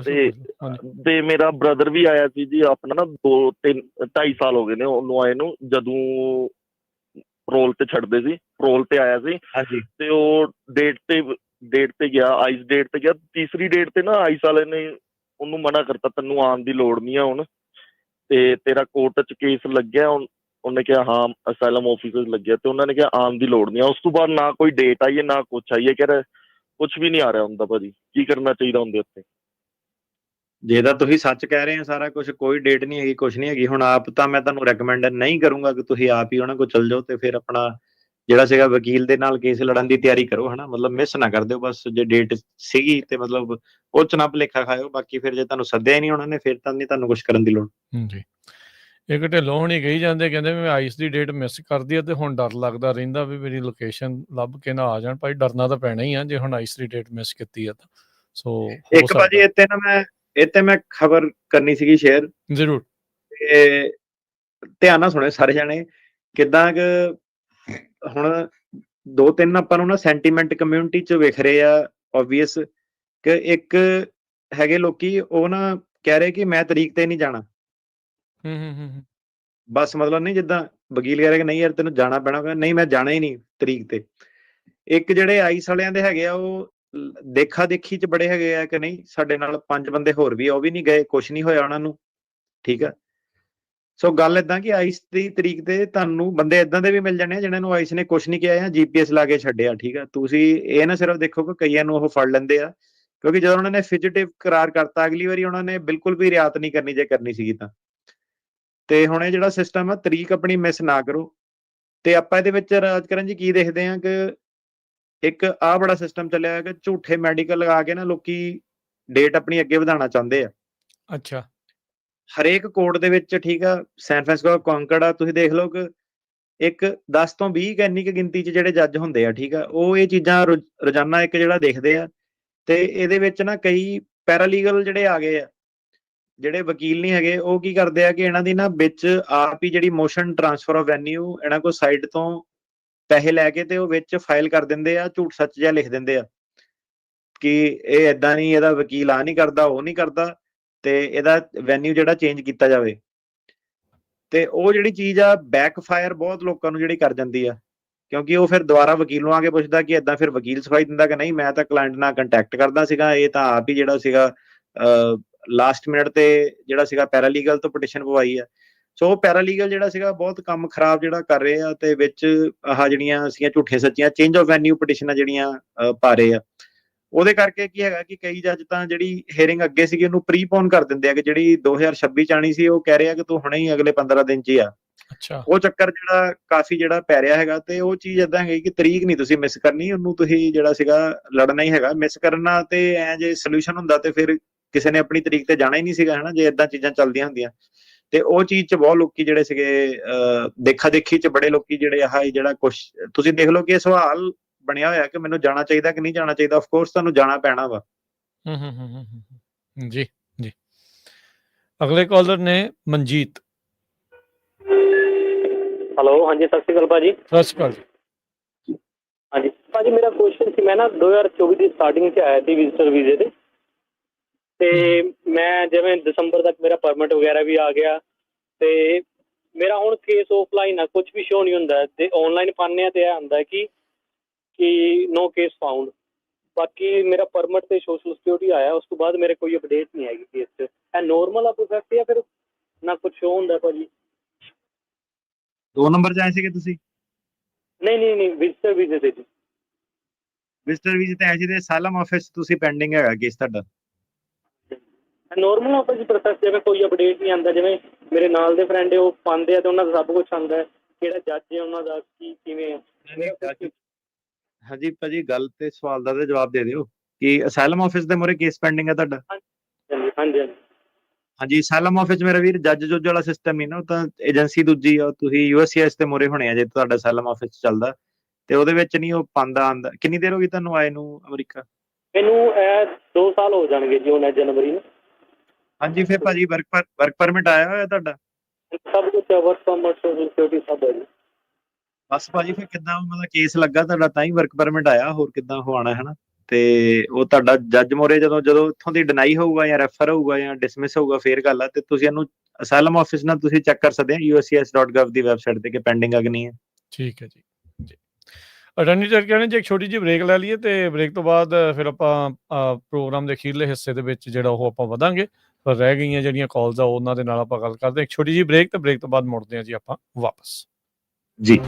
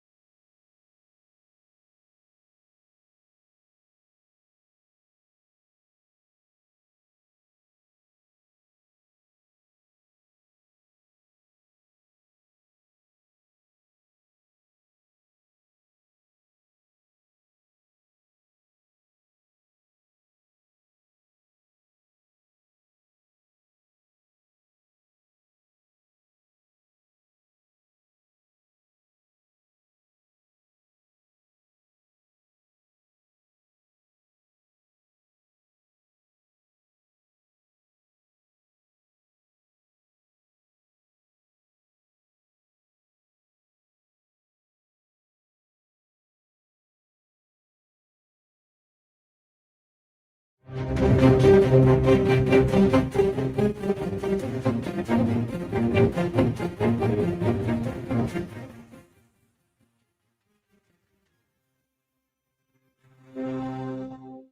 ਤੋਂ ਬਾਅਦ ਇੱਕ ਵਾਰੀ ਫਿਰ ਆਪ ਸਭ ਦਾ ਸਵਾਗਤ ਹੈ ਸੋਤੇ ਪ੍ਰੋਗਰਾਮ ਅਪਡੇਟ ਇਮੀਗ੍ਰੇਸ਼ਨ ਦੇ ਵਿੱਚ। ਅਟਾਰਨੀ ਟਿਕਾਣਾ ਜੀ ਆਇਆਂ ਨੂੰ ਇੱਕ ਵਾਰੀ ਫਿਰ ਸਵਾਗਤ ਹੈ। ਸਤਿ ਸ੍ਰੀ ਅਕਾਲ ਜੀ। ਧੰਨਵਾਦ ਜੀ, ਸਤਿ ਸ੍ਰੀ ਅਕਾਲ ਜੀ। ਜੀ ਤੇ ਆਪਾਂ ਹੁਣ ਕਾਲ ਤੇ ਵੱਲ ਵਧਦੇ ਹਾਂ। ਜੁੜੇ ਨੇ ਆਪਣੇ ਅਗਲੇ ਕਾਲਰ ਕਮਲਜੀਤ। ਹਾਂਜੀ, ਕੀ ਸਵਾਲ ਹੈ ਜੀ? ਸਤਿ ਸ੍ਰੀ ਅਕਾਲ ਭਾਜੀ। ਸਤਿ ਸ੍ਰੀ ਅਕਾਲ ਜੀ। ਭਾਜੀ ਮੇਰਾ ਸਵਾਲ ਹੈ ਜੀ, ਮੇਰੀ ਸਾਇਲਮ ਦੀ ਤਰੀਕ 10 ਨਵੰਬਰ ਨੂੰ ਆ ਗਈ ਹੈ ਜੀ, ਤੇ ਮੇਰਾ ਵਿਆਹ ਵਾਲਾ ਕੇਸ ਵੀ ਫਾਈਲ ਹੋਇਆ ਜੀ 485। ਮੇਰੀ I-30 ਪਟੀਸ਼ਨ ਅਪਰੂਵਲ ਆ, ਤੇ ਮੇਰਾ ਵਕੀਲ ਕਹਿੰਦਾ ਜੀ ਤੁਹਾਨੂੰ ਅਸਾਈਲਮ ਤੇ ਜਾਣਾ ਪੈਣਾ ਤੇ ਉਹ ਅਸਾਈਲਮ ਕੇਸ ਲੜਨਾ ਪੈਣਾ। ਉਹਨਾਂ ਨੇ ਕੇਸ ਮੇਰਾ ਬੰਦ ਨਹੀਂ ਕੀਤਾ ਤੇ ਮੇਰਾ ਵਿਆਹ ਵਾਲਾ ਵਰਕ ਪਰਮਿਟ ਵੀ ਆਇਆ ਜੀ। ਤੁਸੀਂ ਵੀਜ਼ੇ ਤੇ ਆਏ ਸੀਗੇ? ਨਹੀਂ ਜੀ, ਮੈਂ ਬਾਰਡਰ ਕ੍ਰੋਸ ਕਰਕੇ ਆਇਆ ਸੀਗਾ। ਮੇਰੇ ਕੋਲ I-94 ਵੀ ਹੈਗਾ, ਵਾਈਫ ਮੇਰੀ ਸਿਟੀਜ਼ਨ ਆ ਜੀ। ਤੇ 485 ਤੁਸੀਂ ਕੋਰਟ ਦੇ ਨਾਲ ਨਹੀਂ ਫਾਈਲ ਕੀਤਾ? ਕੋਰਟ ਦੇ ਨਾਲ ਹੀ ਫਾਈਲ ਕੀਤਾ ਜੀ। ਅਸਾਈਲਮ ਵਾਲਾ ਵੱਖਰਾ ਹੈ ਜੀ, 2012 ਦਾ ਆਇਆ ਹੋਇਆ ਜੀ ਮੈਂ ਕਿਹਾ ਜਿਹੜਾ 485 ਸੀਗਾ ਉਹ ਕੋਰਟ ਦੇ ਵਿੱਚ ਫਾਈਲ ਕੀਤਾ ਜੱਜ ਮੋਰੇ ਕਿ USCIS ਮੋਰੇ ਫਾਈਲ ਕੀਤਾ? USCIS ਮੋਰੇ ਕੀਤਾ ਜੀ। ਹਾਂਜੀ, ਉੱਤੇ ਦੇਖੋ ਜੀ USCIS ਕੋਈ ਫੈਸਲਾ ਕਰ ਨਹੀਂ ਸਕਦੀ ਕਿਉਂਕਿ ਕੋਰਟ ਤੁਹਾਡਾ ਜਿਹੜਾ ਇਮੀਗ੍ਰੇਸ਼ਨ ਕੇਸ ਹੈਗਾ ਉਹ ਤੁਹਾਨੂੰ ਲੜਨਾ ਹੀ ਪੈਣਾ। ਤੁਸੀਂ ਇਹਦੇ ਵਿੱਚ ਇਹ ਹੈਗਾ ਕਿ ਜਿਹੜੇ ਆਪਣੇ ਵਕੀਲਾਂ ਨਾਲ ਇੱਕ ਵਾਰੀ ਗੱਲ ਕਰੋ, ਉਹ ਤੁਹਾਡਾ ਜਿਹੜਾ ਮੈਨਰ ਆਫ ਐਂਟਰੀ ਵਗੈਰਾ ਦੇਖ ਕੇ ਸਾਰਾ ਉਹ ਇਹ ਡਿਸੀਜਨ ਲੈ ਸਕਦਾ ਕਿ ਤੁਹਾਨੂੰ ਕੋਰਟ ਦੇ ਵਿੱਚ 485 ਫਾਈਲ ਕਰਨ ਦੀ ਲੋੜ ਹੈਗੀ ਕਿ ਨਹੀਂ ਹੈਗੀ। ਤੇ ਟਾਈਮ ਤੁਹਾਡੇ ਕੋਲ ਥੋੜਾ ਹੀ ਹੈਗਾ ਤੇ ਅੱਜ ਹੀ ਉਹਨੂੰ ਕਰੋ ਜੀ ਸੰਪਰਕ। ਤੇ ਦੇਖੋ ਜੇ ਮਤਲਬ ਆਹ ਚੀਜ਼ ਨਾ ਉਹਨੇ ਮਿਸ ਕਰਤੀ ਹੋਵੇ ਤੇ ਜੇ ਜੱਜ ਮੋਰੇ ਵੀ ਜਿਹੜਾ 485 ਹੋ ਸਕਦਾ ਤੁਸੀਂ ਲੇਟ ਹੈਗੇ ਆ ਐਪਲੀਕੇਸ਼ਨ 'ਚ ਨਾ, ਜੱਜ ਨੇ ਕਿਹੜਾ ਲਾਸਟ ਮਿੰਟ ਕਿਉਂ, ਤਾਂ ਉਹ ਆਪਣੇ ਵਕੀਲ ਨਾਲ ਇੱਕ ਵਾਰੀ ਸਲਾਹ ਕਰੋ ਤੇ ਜੱਜ ਨੂੰ ਫਿਰ ਅੱਗੇ ਜਿਹੜਾ ਦੇਖੋ ਕਿ ਉਹ ਐਡਮਿਨ ਕਲੋਜ਼ ਵਗੈਰਾ ਜਾਂ ਡਿਸਮਿਸਲ ਦੀ ਆਪਸ਼ਨ ਜਿਹੜੀ ਦਿੰਦਾ, ਜੇ ਨਹੀਂ ਦਿੰਦਾ ਫਿਰ ਤੁਹਾਨੂੰ ਲੜਨੇ ਪੈਣਾ ਜੀ। ਗੁਰਵਿੰਦਰ। ਹਾਂਜੀ ਗੁਰਵਿੰਦਰ। ਅਗਲੇ ਕਾਲਰ ਮਨਪ੍ਰੀਤ। ਮਨਪ੍ਰੀਤ ਜੀ। ਸਤਿ ਸ਼੍ਰੀ ਅਕਾਲ ਭਾਜੀ। ਸਤਿ ਸ਼੍ਰੀ ਅਕਾਲ ਜੀ, ਕੀ ਸਵਾਲ ਹੈ ਜੀ? ਭਾਜੀ ਮੈਨੂੰ ਆਏ ਨੂੰ 2 ਸਾਲ ਹੋ ਗਏ ਜੀ, ਤੇ ਮੇਰੀ ਆਈਸ ਤੇ ਨਾ ਫੋਟੋ ਪੈਂਦੀ ਘਰੋਂ ਲੋਕੇਸ਼ਨ ਤੋਂ। ਤੇ ਮੈਂ ਜਦੋਂ ਦਾ ਆਇਆ ਮੇਰਾ ਸੇਮ ਹੀ ਐਡਰੈਸ, ਹੁਣ ਮੈਂ ਘਰ ਦੀ ਲੀਜ਼ ਖਤਮ ਹੋ ਗਈ ਸੀ, ਚੇਂਜ ਕਰਨਾ, ਮੈਂ ਐਪ ਤੋਂ ਐਡਰੈਸ ਚੇਂਜ ਕਰ ਸਕਦਾ ਤੇ ਜਾਂ ਉੱਥੇ ਜਾਣਾ ਪਊਗਾ ਜੀ ਆਈਸ ਤੇ? ਆਨਲਾਈਨ ਵੀ ਤੁਸੀਂ ਜਿਹੜਾ ਚੇਂਜ ਕਰ ਸਕਦੇ ਆ। ਤੇ ਅਵਲ ਤੇ ਸਲਾਹ ਇਹੀ ਹੈ ਕਿ ਜੇ ਲੀਜ਼ ਉੱਥੇ ਹੀ ਵਧਾ ਸਕਦੇ ਆ ਉਹ ਬੈਟਰ ਹੈ ਤੁਹਾਡੇ ਲਈ ਇਸ ਵੇਲੇ, ਕਿਉਂਕਿ ਇਹ ਮੂਡੀ ਇਹ ਹੈਗੇ ਬੰਦਿਆਂ ਦਾ ਕੁਝ ਨਹੀਂ ਪਤਾ, ਫਿਰ ਦੁਬਾਰਾ ਬੁਲਾ ਲੈਣਾ ਉੱਥੇ। ਤੇ ਵੀਜ਼ੇ ਤੇ ਆਏ ਸੀ ਤੁਸੀਂ? 2 ਨੰਬਰ 'ਚ ਆਏ ਸੀਗੇ? ਨਹੀਂ 2 ਨੰਬਰ 'ਚ ਆਏ ਜੀ। ਹਾਂਜੀ ਸੇਮ ਹੀ ਭਾਜੀ, ਲੀਜ਼ ਰੱਖੋ ਬੈਟਰ ਰਹੋਗੇ, ਮਤਲਬ ਕਿ ਆਈਸ ਨਾਲ ਘੱਟ ਹੀ ਵਾਹ ਪਵੇ ਤੇ ਬੈਟਰ। ਤੁਸੀਂ ਰੱਖਣਾ ਸੀਗਾ ਲੀਜ਼ ਵਧਣੀ, ਉਹਨਾਂ ਘਰ ਹੀ ਸੇਲ ਕਰਤਾ ਜੀ। ਕੀ ਕਰਤਾ? ਘਰ ਵੇਚਦਾ ਜਿੰਨਾ ਦੇ ਰਹਿੰਦੇ ਸੀਗੇ। ਉਹ ਅੱਛਾ, ਨਵੇਂ ਵਾਲੇ ਨੂੰ ਥੋੜਾ ਰੈਂਟ ਜਿਹਾ ਵੱਧ ਦਿਓ ਫਿਰ ਥੋੜਾ ਜਿਹਾ। ਹੋਰ ਜਿੱਦਾਂ ਜਾ ਕੇ ਆਈਏ ਜਾਂ ਤੁਸੀਂ ਭਾਜੀ ਘਰ ਦਾ ਹੀ ਆਫਰ ਪਾ ਦਿਓ ਉਹਨਾਂ ਨੂੰ ਖਰੀਦਣ ਦਾ। ਨਹੀਂ ਚਲੋ ਇਹ ਡਿਫਰੈਂਟ ਸਟੋਰੀ ਹੋ ਗਈ, ਪਰ ਉਦਾਂ ਫਿਰ ਆਨਲਾਈਨ ਹੀ ਕਰਨੀ ਹੈ, ਜਾਣਾ ਪਊਗਾ? ਆਨਲਾਈਨ ਕਰਨਾ ਪੈਣਾ। ਠੀਕ ਹੈ ਜੀ। ਤੇ ਆਪਣਾ ਜਿਹੜਾ ਕੋਰਟ ਵਗੈਰਾ ਦਾ ਜੀ ਐਡਰੈਸ ਚੇਂਜ ਕਰ ਦਿਓ ਜੀ ਉੱਥੇ ਵੀ, ਜਦੋਂ ਵੀ ਜਿਹੜੀ ਨਵੀਂ ਥਾਂ ਤੇ ਉੱਤੇ ਜਾਂਦੇ ਆ ਜੀ। ਹਾਂਜੀ ਗੁਰਪ੍ਰੀਤ ਜੀ। ਸਤਿ ਸ਼੍ਰੀ ਅਕਾਲ ਭਾਜੀ। ਸਤਿ ਸ਼੍ਰੀ ਅਕਾਲ ਭਾਜੀ। ਮੇਰਾ ਨਾ BI ਚੱਲਦਾ ਤੇ I-30 ਲੱਗਿਆ ਹੈ ਭਾਜੀ, ਤੇ ਭਾਜੀ ਵੀ ਜਦੋਂ I-30 ਅਪਰੂਵ ਹੋ ਗਿਆ ਤੇ ਜੀ ਫਿਰ ਅਸਾਈਲਮ ਬੰਦ ਕਰਾਉਣ ਨੂੰ ਕਿੰਨਾ ਟਾਈਮ ਲੱਗਦਾ ਭਾਜੀ BI 'ਚ? 2 ਨੰਬਰ 'ਚ ਆਏ ਸੀਗੇ ਭਾਜੀ? ਹਾਂਜੀ ਭਾਜੀ। ਹਾਂਜੀ BI ਵਾਲੇ ਨਹੀਂ ਭਾਜੀ ਬੰਦ ਨਹੀਂ ਕਰਦੇ ਹੈਗੇ ਉਹ ਏਦਾਂ I-130 ਅਪਰੂਵ ਤੇ। ਉਹਨਾਂ ਦੀ ਲੇਟੈਸਟ ਰੂਲਿੰਗ ਵੀ ਇਹ ਹੈ ਕਿ I-130 ਅਪਰੂਵ ਹੋ ਗਿਆ, ਉਹਨਾਂ ਨੇ ਉਸ ਬੇਸ ਤੇ ਬੰਦ ਨਹੀਂ ਕਰਨਾ, ਕਿਉਂਕਿ ਤੁਸੀਂ ਪੱਕੇ ਨਹੀਂ ਹੋ ਸਕਦੇ ਹੋ ਰਹੇ, ਉਹ ਕਿਉਂ ਬੰਦ ਕਰੂਗੇ? ਤੇ ਫਿਰ ਜੇ ਕਿੱਦਾਂ ਕਰਾਉਣਾ ਪੈਣਾ ਜੀ? ਇਹ ਤਾਂ ਭਾਜੀ ਅਸਾਈਲਮ ਬੰਦ ਹੋਣਾ ਹੀ ਨਹੀਂ ਭਾਜੀ, ਆਹ ਵਾਲੀ ਸਰਕਾਰ ਦੇ ਥੱਲੇ ਨਹੀਂ ਹੋਣਾ, BI ਨਾਲ ਡੀਲ ਕਰਨਾ ਪੈਣਾ ਜੀ। ਕੇਸ ਲੜਨਾ ਹੀ ਪੈਣਾ ਫਿਰ BI ਵਾਲਾ ਜੀ? ਹਾਂਜੀ। ਓਕੇ। ਤੇ ਜੇ ਫਿਰ 601 ਵੇਵਰ ਤੇ ਜੀ ਫਿਰ ਮਿਲਣੀ ਨਹੀਂ ਹੈਗੀ? ਨਹੀਂ 601 ਨਹੀਂ ਕਰ ਸਕਦੇ ਮੇਰਾ ਵੀ, ਹਾਂਜੀ ਪੈਂਡਿੰਗ ਆ। ਇਹ ਤਾਂ ਹੁਣ ਤੁਹਾਡੀ 212 ਵਗੈਰਾ ਤੁਹਾਨੂੰ ਬਾਅਦ 'ਚ ਜਿਹੜੇ ਕਰਨੇ ਪੈਣੇ ਆ, ਤੇ BI ਦੀ ਹੁਣ ਜੀ ਫਾਈਟ ਕਰੋ ਪਹਿਲਾਂ, ਫਿਰ ਉਸ ਤੋਂ ਬਾਅਦ ਤੁਸੀਂ ਵਕੀਲ ਨਾਲ ਆਪਣੇ ਮਿਲ ਕੇ ਤੁਹਾਨੂੰ ਡਿਸੀਜਨ ਕਰਨਾ ਪੈਣਾ, ਠੀਕ ਹੈ ਕਿ ਨਹੀਂ? ਕਿ ਕੰਟਰੀ ਆਊਟ ਕਰਨੀ ਹੈ, ਕਦੋਂ ਕਰਨੀ ਹੈ। ਓਕੇ, ਤੇ ਜੀ BI ਦੇ ਫਿਰ ਡਿਸੀਜਨ ਦੀ ਵੇਟ ਕਰਨੀ ਪੈਣੀ ਹੈ ਮੈਨੂੰ ਫਿਰ ਜੀ? ਹਾਂਜੀ, ਕਿਉਂਕਿ ਤੁਸੀਂ ਹੁਣ ਜੇ ਅਪੀਲ ਵਾਪਸ ਲੈਣੇ ਆ ਤਾਂ ਉਹ ਤੁਹਾਨੂੰ ਫੜ ਵੀ ਸਕਦੇ ਆ ਤੇ ਤੁਸੀਂ ਕੱਚੇ ਵੀ ਜਿੱਦਾਂ ਹੋ ਜਾਂਦੇ ਹਨ। ਜੇ ਤਾਂ ਕੰਟਰੀ ਆਊਟ ਕਰਕੇ ਜਾਣਾ ਵਾ ਤਾਂ ਤੁਸੀਂ ਇਹ ਚੀਜ਼ ਕਹਿ ਸਕਦੇ ਹੋ ਉਹਨਾਂ ਨਾਲ ਕਿ ਮੈਨੂੰ ਜੇ ਪੋਸਟ ਕਨਕਲੂਜਨ ਵਲੰਟਰੀ ਡਿਪਾਰਚਰ 'ਚ ਉਹ ਦਿਲਚਸਪੀ ਰੱਖਦੇ ਆ ਸਰਕਾਰ ਕਿ ਤੁਹਾਡਾ ਕੇਸ ਖਾਰਜ ਕਰ ਦੇਵੇ ਜੇ ਤੁਸੀਂ ਵਾਪਸ ਜਾਂਦੇ ਆ, ਇੱਦਾਂ ਦੀ ਚੀਜ਼ ਤੁਸੀਂ ਟਰਾਈ ਕਰ ਸਕਦੇ ਆ, ਪਰ ਤੁਹਾਨੂੰ ਫਿਰ ਬਾਹਰ ਰੁਕਣਾ ਪੈਣਾ ਹੈ ਨਾ, ਵੇਵਰ ਵੂਵਰ। ਕਿੰਨੇ ਚਿਰ ਲਈ ਰੁਕਣਾ ਪਊ ਫਿਰ ਬਾਹਰ? ਸੋ ਜਿਹੜਾ ਅਸਾਈਲਮ ਦਾ ਕੇਸ ਸੀਗਾ ਤੁਸੀਂ 6 ਮਹੀਨੇ ਚ ਲਾਤਾ ਸੀਗਾ ਅੰਦਰ ਆਏ ਕਿ ਬਾਅਦ ਚ ਲਾਇਆ ਸੀਗਾ? ਹਾਂਜੀ ਲਾਤਾ ਜੀ 6 ਮਹੀਨੇ ਦੇ ਅੰਦਰ ਅੰਦਰ। ਫਿਰ ਕਈ ਵਾਰੀ ਇਹ ਹੁੰਦਾ ਕਿ ਬੰਦੇ ਨੂੰ ਉਹ 601 ਵੇਵਰ ਲਈ ਸਬਜੈਕਟ ਨਹੀਂ ਕਰਦੇ ਆ ਤੇ 2-3 ਸਾਲਾਂ ਚ ਵੀ ਜਿਹੜਾ ਬੰਦੇ ਦਾ ਨੰਬਰ ਜਿਹੜਾ ਆ ਸਕਦਾ। ਠੀਕ ਆ, ਸੋ ਆਪਸ਼ਨਸ ਤੁਹਾਡੀਆਂ ਲਿਮਿਟਿਡ ਜੀਆਂ ਹੀ ਆ, ਮੁੱਖ ਦੀ ਗੱਲ ਜਿਹੜੀ ਇਹ ਆ। ਅਗਲੇ ਕਾਲਰ ਨੇ ਜਤਿੰਦਰ। ਹਾਂਜੀ, ਸਤਿ ਸ਼੍ਰੀ ਅਕਾਲ ਭਾਜੀ। ਸਤਿ ਸ਼੍ਰੀ ਅਕਾਲ ਜੀ। ਟਿਲਕੇਮਾ ਸਾਹਿਬ ਨੂੰ ਵੀ ਸਤਿ ਸ਼੍ਰੀ ਅਕਾਲ ਜੀ। ਸਤਿ ਸ਼੍ਰੀ ਅਕਾਲ ਭਾਜੀ। ਹਾਂਜੀ ਭਾਜੀ, ਮੈਂ ਨਾ ਆਪਣੇ ਅਸਾਈਲਮ ਦਾ ਕੇਸ ਪਾਸ ਹੋਇਆ ਵਾ, ਗ੍ਰੀਨ ਕਾਰਡ ਆ, ਆਪਾਂ ਤਾਂ ਸਾਰੀ ਫੈਮਿਲੀ ਗ੍ਰੀਨ ਕਾਰਡ ਆ, ਤੇ ਜਿਹੜੀ ਫੈਮਿਲੀ ਉਹ ਅਸਾਈਲਮ ਦੇ ਕੇਸ ਵਿੱਚ ਆਈ ਸੀ ਜੀ। ਬਾਅਦ ਚ ਆਏ ਸੀਗੇ ਨਾ ਉਹ? ਹਾਂਜੀ, ਬਾਅਦ ਚ ਮੈਂ ਅਪਲਾਈ ਕੀਤਾ ਜੀ, ਕੇਸ ਪਾਸ ਹੋ ਗਿਆ ਹੈ ਜਦੋਂ। ਠੀਕ ਆ। ਹਾਂਜੀ, ਤੇ ਕੁਐਸਚਨ ਬਸ ਇਹ ਹੈ ਜੀ ਭਾਜੀ ਕਿ ਉਹ ਇੰਡੀਆ ਜਾ ਸਕਦੇ ਆ? ਫੈਮਿਲੀ ਤਾਂ ਜੀ ਜਾ ਸਕਦੀ ਹੈ, ਦੇਖੋ ਉੱਥੋਂ ਹੀ ਵੀਜ਼ਾ ਲੈ ਕੇ ਆਏ ਹੈ ਨਾ, ਕੋਈ ਪ੍ਰੋਬਲਮ ਨਹੀਂ। ਬਸ ਪ੍ਰੋਬਲਮ ਜੀ ਇਹ ਹੁੰਦੀ ਆ ਅਸਾਲਮ ਵਾਲੇ ਨੂੰ ਖੁਦ ਵੀ ਜਾਂ ਭਾਵੇਂ ਸਿਟੀਜ਼ਨ ਵੀ ਬਣ ਜਾਂਦਾ ਜਾਂ ਫੈਮਿਲੀ ਵਾਲੇ ਨੂੰ ਵੀ, ਉਹ ਇਨਕੁਆਇਰੀ ਜ਼ਰੂਰ ਕਰ ਸਕਦੇ ਆ, ਕੇਸ ਬਾਰੇ ਸਵਾਲ ਪੁੱਛ ਸਕਦੇ ਆ ਜਸਟ ਟੂ ਚੈੱਕ ਕਿ ਕਿਤੇ ਬੰਦੇ ਨੇ ਝੂਠ ਤਾਂ ਨਹੀਂ ਬੋਲਿਆ ਸੀਗਾ। ਤੇ ਇਹਦੇ ਵਿੱਚ ਏਦਾਂ ਕਿ ਫੋਰ ਐਗਜ਼ਾਮਪਲ, ਠੀਕ ਆ, ਤੁਹਾਡੇ ਕੇਸ ਦੀ ਨਹੀਂ ਮੈਂ ਗੱਲ ਕਰਦਾ, ਮਤਲਬ ਮੰਨ ਲਓ ਕਿ ਕਿਸੇ ਦੀ ਵਾਈਫ ਨੇ ਐਫੀਡੇਵਿਟ ਦਿੱਤਾ ਕੇਸ ਦੇ ਵਿੱਚ, ਰਾਈਟ, ਬੰਦੇ ਦੀ ਸਪੋਰਟ ਦੇ ਵਿੱਚ, ਉਹਨੇ ਆਪਣਾ ਦੱਸਿਆ ਕਿ ਇਹ ਮੈਨੂੰ ਨੌਲੇਜ ਸੀਗੀ ਕੇਸ ਦਾ, ਜੋ ਵੀ ਉਹਨੇ ਗਵਾਹੀ ਦਿੱਤੀ ਹੈ, ਤੇ ਉਹਨੂੰ ਉਹ ਚੀਜ਼ਾਂ ਬਾਰੇ ਜਿਹੜਾ ਸੀਗਾ ਕੁਐਸਚਨ ਕੀਤਾ ਜਾ ਸਕਦਾ। ਤੇ ਮਤਲਬ ਕਿ ਕ੍ਰੈਡੀਬਿਲਿਟੀ ਜਿਹੜੀ ਸੀਗੀ ਉਹ ਫਾਈਂਡ ਕਰਨ ਲਈ ਉਹ ਸਵਾਲ ਜਵਾਬ ਜਿਹੜੇ ਪੁੱਛ ਸਕਦੇ ਆ, ਆਪਣਾ ਸ਼ੱਕ ਦੂਰ ਕਰਨ ਲਈ ਕਿ ਕਿਤੇ ਅਸਾਲਮ 'ਚ ਕੋਈ ਝੂਠ ਤਾਂ ਨਹੀਂ ਸੀਗਾ, ਇਦਾਂ ਦੀਆਂ ਚੀਜ਼ਾਂ ਤੇ ਜਾ ਸਕਦੇ ਆ ਜੀ। ਪਰ ਇਹੀ ਹੈ ਕਿ ਸਵਾਲ ਜਵਾਬ ਲਈ ਜੀ ਤਿਆਰੀ ਹੋਣੀ ਚਾਹੀਦੀ ਹੈ ਬੰਦੇ ਦੀ, ਬਸ ਦੈਟਸ ਇਟ ਜੀ। ਰਾਜਵੀਰ। ਹਾਂਜੀ, ਸਤਿ ਸ਼੍ਰੀ ਅਕਾਲ ਭਾਜੀ ਦੋਨਾਂ ਨੂੰ ਜੀ। ਸਤਿ ਸ਼੍ਰੀ ਅਕਾਲ ਜੀ। ਹਾਂਜੀ ਭਾਜੀ, ਮੇਰਾ ਕੁਐਸਚਨ ਹੈਗਾ ਕਿ ਮੈਂ ਨਾ 2013 ਚ US ਆਇਆ ਸੀਗਾ ਬਾਰਡਰ ਤੋਂ, ਤੇ ਭਾਜੀ ਸੇਮ ਈਅਰ 'ਚ ਮੇਰਾ ਨਾ ਕੇਸ ਕਲੋਜ਼ ਹੋ ਗਿਆ ਸੀਗਾ ਅਸਾਈਲਮ ਦਾ, ਐਡਮਿਨ ਕਲੋਜ਼। ਤੇ 17 ਚ ਭਾਜੀ ਫਿਰ ਮੈਂ ਯੂ ਵੀਜ਼ਾ ਲਾਇਆ, ਤੇ ਮੈਂ ਹੈ ਨਾ ਯੂ ਵੀਜ਼ੇ ਦੀ ਅਪਰੂਵਲ ਦੀ ਵੇਟ ਕਰ ਰਿਹਾ ਹਾਂ। ਤੇ ਮੇਰਾ ਭਾਜੀ ਜਿਹੜਾ ਅਸਾਈਲਮ ਦਾ ਕੇਸ ਸੀਗਾ ਉਹਨਾਂ ਨੇ ਨਾ ਰੀਓਪਨ ਕਰਕੇ ਤੇ ਮਾਸਟਰ ਹੀਅਰਿੰਗ ਦੁਆਰਾ ਪਾ ਦਿੱਤੀ ਆ ਭਾਜੀ। ਹਾਂਜੀ, ਮੈਂ ਪੁੱਛਣਾ ਸੀਗਾ ਕਿ ਹੁਣ ਇਹਦੇ ਵਿੱਚ ਕੀ ਪੋਸੀਬਿਲਿਟੀ ਕੀ ਹੋ ਸਕਦੀ ਹੈ ਭਾਜੀ? ਤੇ ਯੂ ਵੀਜ਼ੇ ਦਾ ਬੋਨਾਫਾਈਡ ਆਇਆ ਹੋਇਆ ਤੁਹਾਡੇ ਕੋਲ? ਹਾਂਜੀ ਭਾਜੀ, ਬੋਨਾਫਾਈਡ ਆਇਆ ਹੋਇਆ, ਤੇ ਮੈਂ ਚਾਹੁੰਦਾ ਕਿ ਜਿਹੜਾ ਅਸਾਈਲਮ ਦਾ ਕੇਸ ਆ ਉਹ ਬੰਦ ਕਰਾਉਣਾ ਚਾਹੁੰਦਾ ਮੈਂ ਐਕਚੁਅਲੀ, ਤੇ ਚਾਂਸ ਹੈਗੇ ਕਿ ਹੋ ਸਕਦੇ ਆ ਬੰਦ? ਉਹਦਾ ਭਾਜੀ ਤੁਸੀਂ ਜਿੱਦਾਂ ਪਹਿਲਾਂ ਤਾਂ ਜਿਹੜੀ ਰੀਓਪਨ ਵਾਲੀ ਸੀਗੀ 10 ਦਿਨ ਹੁੰਦੇ ਤੁਸੀਂ ਆਪੋਜੀਸ਼ਨ ਕਰ ਸਕਦੇ ਹੈਗੇ ਉਦੋਂ, ਠੀਕ ਆ? ਹਾਂਜੀ ਭਾਜੀ, ਕਰ ਦਿੱਤੀ ਸੀਗੀ ਉਹ। ਅੱਛਾ, ਤਾਂ ਵੀ ਮਾਸਟਰ ਹੀਅਰਿੰਗ ਦੇ ਸੱਦ ਲਿਆ। ਹਾਂਜੀ ਹਾਂਜੀ, ਫਿਰ ਮਾਸਟਰ ਹੀਅਰਿੰਗ ਤੇ ਦੁਬਾਰਾ ਇੱਕ ਵਾਰੀ ਰਿਨਿਊ ਕਰ ਸਕਦੇ ਆ ਆਪਣੀ ਮੋਸ਼ਨ ਕਿ ਮੇਰੇ ਕੋਲ ਬੋਨਾਫਾਈਡ ਆਇਆ ਹੋਇਆ, ਮੇਰਾ ਐਡਮਿਨ ਕਲੋਜ਼ ਤੇ ਰੱਖੋ। ਠੀਕ ਹੈ ਭਾਜੀ। ਹਾਂਜੀ, ਤੇ ਇਹਦੇ ਵਿੱਚ ਸਰਕਾਰੀ ਜੇ ਐਗਰੀ ਹੋਵੇ ਫੇਰ ਹੀ ਗੱਲ ਬਣਦੀ ਹੈ। ਠੀਕ ਹੈ ਭਾਜੀ, ਤੇ ਉਹਦਾ ਚਾਂਸਸ ਹੈਗੇ ਆ ਕਿ ਉਹ ਮੰਨ ਜਾਣਗੇ ਇਸ ਗੱਲ ਨੂੰ? ਸਰਕਾਰੀ ਵਕੀਲ ਤੇ ਹਾਂਜੀ ਸਿਆਟਲ ਕੋਰਟ ਆ ਭਾਜੀ। ਸਿਆਟਲ, ਹਾਂ, ਕੋਰਟ ਥੋੜਾ ਜਿਹਾ ਸਟ੍ਰਿਕਟ ਚ ਆ ਜਾਂਦਾ ਜੀ। ਤੇ ਕਿਹੜੇ ਸਾਲ ਫਾਈਲ ਕੀਤਾ ਹੈਗਾ ਯੂ ਵੀਜ਼ਾ? ਭਾਜੀ 2017 ਚ ਕੀਤਾ ਸੀਗਾ। ਤੁਹਾਡਾ ਭਾਜੀ ਆਣ ਹੀ ਵਾਲਾ ਨੰਬਰ, ਬਸ ਇਹ ਹੈ ਕਿ ਤਰੀਕ ਤੁਹਾਨੂੰ ਥੋੜੀ ਜਿਹੀ ਗਾਂਹ ਜਿਹੀ ਦੀ ਮਿਲ ਜਾਵੇ, ਬਸ ਮੇਕ ਸ਼ੋਰ ਕਰਿਓ ਕਿ ਆਪਣਾ ਅਸਾਈਲਮ ਐਪਲੀਕੇਸ਼ਨ ਵਗੈਰਾ ਪ੍ਰੋਪਰ ਕੰਪਲੀਟ ਹੋਵੇ ਸਾਰਾ ਕੁਝ, ਹੈ ਨਾ? ਠੀਕ ਹੈ ਭਾਜੀ। ਠੀਕ ਹੈ, ਤੇ ਇੱਕ ਭਾਜੀ ਛੋਟਾ ਕੁਐਸਚਨ ਹੋ ਰਿਹਾ, ਤੇ ਕਿ ਭਾਜੀ ਬੋਨਾਫਾਈਡ ਤੋਂ ਬਾਅਦ ਵਿੱਚ ਕੁਝ ਕਿੰਨੇ ਕੁ ਚਾਂਸ ਹੁੰਦੇ ਯੂ ਵੀਜ਼ਾ ਅਪਰੂਵਲ ਦੇ? ਭਾਜੀ ਮੇਰੇ ਹਿਸਾਬ ਨਾਲ ਦੇਖੋ ਸਟੈਟਸ ਤਾਂ ਹੁਣ ਹੈ ਨਹੀਂ, ਮੇਰੇ ਹਿਸਾਬ ਨਾਲ ਮੈਂ ਕਦੀ ਰਿਜੈਕਟ ਨਹੀਂ ਹੁੰਦੇ ਦੇਖਿਆ ਬੋਨਾਫਾਈਡ ਤੋਂ ਬਾਅਦ ਪਰਸਨਲੀ।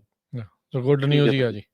ਜੀ ਹਾਂਜੀ, ਤੇ 2017 ਵੀ ਮਤਲਬ ਉਹੀ ਚੱਲ ਰਿਹਾ, ਤੁਹਾਡਾ ਕੋਈ ਬੜਾ ਟਾਈਮ ਲੱਗਣਾ ਨਹੀਂ ਚਾਹੀਦਾ ਮੇਰੇ ਹਿਸਾਬ ਨਾਲ। ਤੇ ਕੋਰਟ ਤੁਹਾਨੂੰ ਹਾਂਜੀ 2 ਸਾਲ ਦੀ ਦੇ ਦੇਵੇ ਅੱਗੇ ਹੀਅਰਿੰਗ ਦਾ, ਤੁਹਾਡੀ ਗੱਲ ਬਣ ਸਕਦੀ ਹੈ। ਜੀ ਜੀ। लवप्रीत। नमस्ते सर। तो मैं कनाडा से आया था 2 नंबर में, चौंकी में से डॉक्यूमेंट लेके लास्ट ईयर। तो मैंने आके यहाँ पे असाइलम लगवा दिया सर। उसमें मेरा एड्रेस है विस्कॉन्सिन का, तो मेरा कोर्ट है शिकागो का सर। वो मेरी 2027 में मास्टर हियरिंग है। और फिर मैंने सर कैलिफोर्निया में वो लगवा दिया गार्डियनशिप का, तो मेरा वो ग्रांट हो गया सर अभी मीन्स लास्ट वीक। हाँ जी। तो सर अब मुझे I-360 वो अप्लाई करनी है, तो सर उसमें एड्रेस का क्या करना चाहिए अब मुझे? हाँ, आपको ना जो आपका शिकागो वाला जो कोर्ट है, आप 5-10 दिन के अंदर ही जो है 5 दिन के अंदर कोर्ट का करना होता है एड्रेस अपडेट, 10 दिनों के अंदर DMV का करना होता है ना। तो आप पहले तो तुरंत ही जो है आप इमीडिएटली कोर्ट का अपना जो है अपडेट करें और चेंज करें उसको वेन्यू को, क्योंकि एक तो आप रहते कैलिफोर्निया में है, ठीक है, और दूसरा ये है कि ये वाले कोर्ट बेटर हैं उससे, आपके शिकागो वाले कोर्ट से। तो पहले आप उसको चेंज कराओ, फिर उसके बाद 360 फाइल करो, नहीं तो प्रॉब्लम में आओगे आप। ਜੀ ਠੀਕ ਹੈ। ਅੱਛਾ, ਜਿੱਦਾਂ ਇਹਨੇ ਕਿਹਾ ਵੀ ਕੈਨੇਡਾ ਤੋਂ ਇਹ ਆਏ ਆ, ਜਿਹੜੀ SMCA ਜਾਂ ਕਿਹੜੀ ਸੀਗੀ ਉਹ ਸੇਫ ਜਿਹੜੀ ਥਰਡ ਕੰਟਰੀ ਵਾਲੀ ਜਿਹੜੇ ਇਹਨਾਂ ਦਾ ਸਮਝੌਤਾ ਹੋਇਆ ਸੀ, ਤੇ ਉਹਦਾ ਵੀ ਕੋਈ ਚੱਕਰ ਪਊਗਾ ਫਿਰ? ਉਹ ਤਾਂ ਜੀ ਅਸਾਈਲਮ ਦੇ ਵਿੱਚ ਲੱਗਦੀ ਹੈ ਨਾ, ਜਿਹੜਾ ਗਾਰਡੀਅਨਸ਼ਿਪ ਵਾਲਾ ਉਹਦੇ ਵਿੱਚ ਨਹੀਂ ਉਹ ਆਉਂਦੀ। ਠੀਕ ਹੈ। ਤੇ ਇਹਦੀ ਸਾਰੀ ਚੀਜ਼ ਹੁਣ ਉੱਤੇ ਡਿਪੈਂਡ ਕਰਦੀ ਆ ਕਿ ਇਹਦੀ ਤਰੀਕ ਕਦੋਂ ਆਉਂਦੀ ਆ। ਕਈ ਜਿੱਦਾਂ ਹੁਣ ਯੂ ਵੀਜ਼ੇ ਵਾਲਾ ਸੀਗਾ ਸੇਮ ਹੀ, ਕਿ ਉਹਦਾ ਯੂ ਵੀਜ਼ਾ ਮਿਲ ਜਾਣਾ ਉਹਨੂੰ ਥੋੜੀ ਦੇਰ 'ਚ ਹੀ, ਪਰ ਕੋਰਟ ਦੀ ਤਰੀਕ ਜਿਹੜੀ ਪਈ ਹੈ ਹਨਾ, ਤੇ ਉਹ ਇਹੀ ਪੁੱਛ ਰਿਹਾ ਸੀਗਾ ਕਿ ਮੈਂ ਕੋਰਟ ਦੀ ਤਰੀਕ ਨੂੰ ਐਡਮਿਨ ਕਲੋਜ਼ ਕਰ ਸਕਦਾ ਜਾਂ ਕਿੱਦਾਂ ਬਚ ਸਕਦਾ ਹਨਾ, ਟਾਈਮ ਚਾਹੀਦਾ ਉਹਨੂੰ। ਤੇ ਸੇਮ ਚੀਜ਼ ਜਿਹੜੇ ਗਾਰਡੀਅਨਸ਼ਿਪ ਵਾਲੇ ਕੇਸ ਆ ਉਹਨਾਂ ਦੀ 2021 ਚੱਲਦੀ ਆ, ਉਹਨਾਂ ਨੂੰ ਜਿੱਦਾਂ 4-5 ਸਾਲ ਦੀ ਵੇਟ ਆ, ਤੇ ਉਹਨਾਂ ਨੂੰ ਵੀ ਜਿਹੜਾ ਤੁਸੀਂ ਕਹ ਲਓ ਇੱਕ ਤਰ੍ਹਾਂ ਟਾਈਮ ਹੀ ਚਾਹੀਦਾ ਕਿ ਕਿੱਦਾਂ ਉਹ ਜਿਹੜਾ ਸੀਗਾ ਕੋਰਟ ਦੀ ਜਿਹੜੀ ਫਾਈਨਲ ਡੇਟ ਅੱਗੇ ਹੋ ਸਕੇ ਉਹਨਾਂ ਦੀ ਹਨਾ। ਤੇ ਇਹਦਾ ਹੁਣ ਜਿੱਦਾਂ ਗਾਰਡੀਅਨ ਵਾਲਾ ਹੀ ਹੋਇਆ, ਤੇ ਅਲਟੀਮੇਟਲੀ ਇਹਦਾ ਉੱਤੇ ਡਿਪੈਂਡ ਕਰਨਾ ਕਿ ਕੋਰਟ ਨੇ ਕਿੰਨੀ ਇਹਨੂੰ ਡੇਟ ਦੇਣੀ ਆ। 5 ਸਾਲ ਤਾਂ ਨਹੀਂ ਕਿਸੇ ਵੀ ਕੋਰਟ ਨੇ ਵੇਟ ਕਰਨਾ ਅੱਜ ਦੀ ਡੇਟ ਦੇ ਵਿੱਚ। ਤੇ ਫਿਰ ਉਸ ਤੋਂ ਬਾਅਦ ਇਹ ਹੈ ਕਿ ਜੱਜ ਆ ਉਹਦੀ ਕਿੱਦਾਂ ਰੇਟਿੰਗ ਆ, ਕੀ ਆ, ਉੱਤੇ ਡਿਪੈਂਡ ਕਰਦਾ। ਠੀਕ ਹੈ ਜੀ। ਹੈਰੀ। ਸਤਿ ਸ਼੍ਰੀ ਅਕਾਲ ਭਾਈ। ਜੀ ਸਤਿ ਸ਼੍ਰੀ ਅਕਾਲ ਜੀ। ਭਾਈ ਮੇਰਾ ਇੱਕ ਕੁਐਸਚਨ ਸੀਗਾ, ਮੇਰੇ ਕੋਲੇ ਗ੍ਰੀਨ ਕਾਰਡ ਆ, ਮੇਰੀ ਸਿਟੀਜ਼ਨਸ਼ਿਪ ਡਿਊ ਆ ਅਗਲੇ ਮਹੀਨੇ, ਜਨਵਰੀ ਦੇ ਵਿੱਚ। ਤੇ ਭਾਈ ਮੇਰੇ ਕੋਲੇ 5-6 ਸਾਲ ਪਹਿਲਾਂ ਮੈਨੂੰ ਇੱਕ DUI ਲੱਗੀ ਸੀਗੀ ਨਿਊ ਜਰਸੀ ਦੇ ਵਿੱਚ।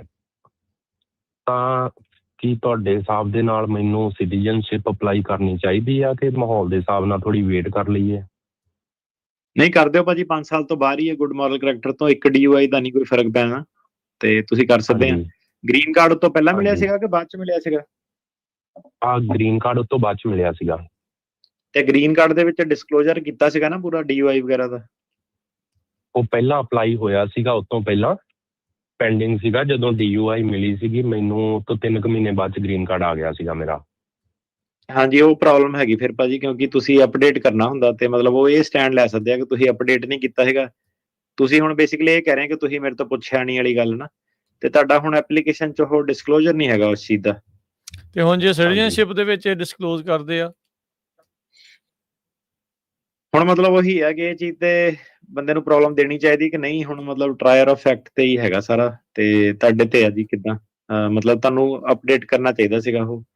ਤੇ ਅੱਛਾ, ਜੇ ਕਿਸੇ ਦਾ ਵੀ ਇਦਾਂ ਹੁੰਦਾ ਆ ਜਦੋਂ ਟ੍ਰਾਂਜੀਸ਼ਨ ਆ ਉਹਦੇ ਦਰਮਿਆਨ ਜੇ ਕੋਈ ਇਦਾਂ ਦਾ ਹੁੰਦਾ ਤੇ ਉਹਨੂੰ ਉਹ ਅਪਡੇਟ ਜਿਹੜਾ ਉਹ ਕਰਨਾ ਪੈਂਦਾ ਹੈ, ਕਿਉਂਕਿ USCIS ਇਹ ਸਟੈਂਡ ਲੈ ਸਕਦੇ ਆ ਕਿ ਆਪਾਂ ਗ੍ਰੀਨ ਕਾਰਡ ਔਨ ਐਰਰ ਜਿਹੜਾ ਅਪਰੂਵ ਕੀਤਾ, ਕਿਉਂਕਿ ਤੁਹਾਡੀ ਅਰੈਸਟ ਹੋਈ ਸੀਗੀ ਤੇ ਉਹਦੇ ਵਿੱਚ ਖਾਨਾ ਹੁੰਦਾ ਕਿ ਤੁਹਾਡੀ ਕਦੇ ਅਰੈਸਟ ਤਾਂ ਨਹੀਂ ਹੋਈ, ਤੇ ਆਪਾਂ ਬਿਨਾਂ ਅਰੈਸਟ ਦੇ ਹਿਸਾਬ ਨਾਲ ਕੀਤਾ, ਤੇ ਉਹ ਚੀਜ਼ ਉਹ ਸਟੈਂਡ ਲੈ ਸਕਦੇ ਆ। ਠੀਕ। ਕੀ ਇੰਟਰਵਿਊ ਦੌਰਾਨ ਤੁਹਾਨੂੰ ਇਹ ਸਵਾਲ ਦੁਬਾਰਾ ਉਹਨਾਂ ਨੇ ਪੁੱਛਿਆ ਸੀ, ਉਦੋਂ ਤੁਸੀਂ ਜਵਾਬ ਦਿੱਤਾ ਸੀ ਇਹਦੇ ਤੇ ਕੋਈ? ਇਹਨਾਂ ਦੀ ਹੋਈ ਇੰਟਰਵਿਊ ਬਾਅਦ ਚ ਹੋਈ ਨਹੀਂ ਸੀ ਨਾ, ਪਹਿਲਾਂ ਅਸਾਈਲਮ ਦੇ ਗ੍ਰੀਨ ਕਾਰਡ ਸੀਗਾ, ਜਿੱਦਾਂ ਮੈਂ 2 ਸਾਲ ਪਹਿਲਾਂ ਅਪਲਾਈ ਕੀਤਾ ਹੋਇਆ ਸੀਗਾ, ਤਾਂ ਇਨ ਬਿਟਵੀਨ ਇਨਸੀਡੈਂਸ ਹੋ ਗਿਆ, ਤਾਂ ਉਹ ਤਾਂ ਵੈਸੇ 5 ਸਾਲ ਤੋਂ ਜ਼ਿਆਦਾ ਹੋ ਗਏ ਨੇ, ਬਟ ਹੁਣ ਆਈ ਵਾਸ ਠੀਕ ਹੈ। ਹਾਂਜੀ, ਸੋ ਭਾਜੀ ਤੁਹਾਡਾ ਜਿਹੜਾ ਬੇਸਿਕਲੀ ਤੁਹਾਡਾ ਸਵਾਲ ਸੀਗਾ ਨਾ, ਤੁਸੀਂ ਜਿਹੜਾ ਪੁੱਛਿਆ ਵਾ ਉਹਦਾ ਤਾਂ ਹੀ ਮੈਂ ਤੁਹਾਨੂੰ ਜਿਹੜਾ ਉਹ ਸਵਾਲ ਪੁੱਛਿਆ ਕਿ ਗ੍ਰੀਨ ਕਾਰਡ ਕਦੋਂ ਆਇਆ ਸੀ ਨਾ। ਸੋ ਰੀਅਲ ਸਵਾਲ ਇਹ ਹੈਗਾ ਕਿ ਗ੍ਰੀਨ ਕਾਰਡ 'ਚ ਡਿਸਕਲੋਜ਼ਰ ਸੀਗਾ ਕਿ ਨਹੀਂ ਸੀਗਾ। ਜਿਹੜਾ ਤੁਸੀਂ ਪੁੱਛ ਰਹੇ ਕਿ DUI ਨਾਲ ਸਿਟੀਜ਼ਨਸ਼ਿਪ ਨੂੰ ਫਰਕ ਪੈਂਦਾ ਕਿ ਨਹੀਂ ਪੈਂਦਾ, ਨਹੀਂ ਪੈਂਦਾ ਹੈਗਾ ਇੱਕ DUI ਨਾਲ, ਕਿਉਂਕਿ ਤੁਹਾਡੀ 5 ਸਾਲ ਤੋਂ ਬਾਹਰ ਆ। ਪਰ ਤੁਹਾਡਾ ਫਰਕ ਗ੍ਰੀਨ ਕਾਰਡ ਤੇ ਪੈਂਦਾ ਸੀਗਾ, ਤੇ ਹੁਣ ਉੱਤੇ ਹੈਗਾ ਕਿ ਐਡੀ ਦੂਰ ਉਹ ਜਾਂਦੇ ਆ ਕਿ ਨਹੀਂ, ਜਾ ਸਕਦੇ ਆ, ਇਹ ਪੋਸੀਬਿਲਿਟੀ ਹੈਗੀ ਜੀ। ਇਕਬਾਲ ਜੀ। ਸਤਿ ਸ਼੍ਰੀ ਅਕਾਲ ਭਾਜੀ। ਜੀ ਸਤਿ ਸ਼੍ਰੀ ਅਕਾਲ ਜੀ। ਭਾਜੀ ਮੈਂ 2015 ਚ ਆਇਆ ਸੀ, ਤੇ ਮੇਰੀ ਡੇਟ ਅੱਗੇ ਤੋਂ ਅੱਗੇ ਪਈ ਜਾ ਰਹੀ ਜੀ, ਤੇ ਫਿਰ ਮੈਂ 22 ਵਿੱਚ ਭਾਜੀ ਹੋਰਾਂ ਕੋਲ ਆਇਆ ਜੀ, ਤੇ 22 ਵਿੱਚ ਹੋਇਆ ਕਢਵਾਇਆ ਸੀਗਾ, ਤੇ ਉਹ 589 ਐਪਲੀਕੇਸ਼ਨ ਦੇ ਉੱਤੇ ਸਟੈਂਪ ਲੱਗੀ ਸੀਗੀ, ਲੋਜ ਨਾਟ ਫਾਈਲ ਜੀ। ਹਾਂਜੀ, ਇਹਦਾ ਕੀ ਮਤਲਬ ਹੈ ਜੀ, ਲੋਜ ਨਾਟ ਫਾਈਲ ਜੀ? ਕੇਸ ਮਤਲਬ 1 ਸਾਲ ਦੇ ਅੰਦਰ ਅੰਦਰ ਹੀ ਜੀ। ਤੁਸੀਂ ਆਏ ਕਿਹੜੇ ਸਾਲ ਸੀਗੇ? ਮੈਂ 2015 ਚ ਆਇਆ ਸੀ ਭਾਜੀ, ਮੈਨੂੰ 10 ਸਾਲ ਤੋਂ ਉੱਤੇ ਹੋ ਗਿਆ ਜੀ। ਐਨਟੀਵੀ ਮੇਰਾ ਅਕਤੂਬਰ 2015 ਦਾ ਹੀ ਇਸ਼ੂ ਹੋਇਆ ਜੀ, ਉਸ ਤੋਂ ਬਾਅਦ ਕੋਈ ਨਹੀਂ ਮੇਰੇ ਕੋਲ ਐਨਟੀਵੀ ਜੀ। ਤੇ ਜਿਹੜੀ ਲੌਜ ਤੋਂ ਬਾਅਦ ਤੁਸੀਂ ਦੁਬਾਰਾ ਮਤਲਬ ਐਟ ਸਮ ਪੁਆਇੰਟ ਵਕੀਲ ਨੇ ਫਾਈਲ ਕਰਤਾ ਹੋਣਾ ਨਾ ਤੁਹਾਡਾ?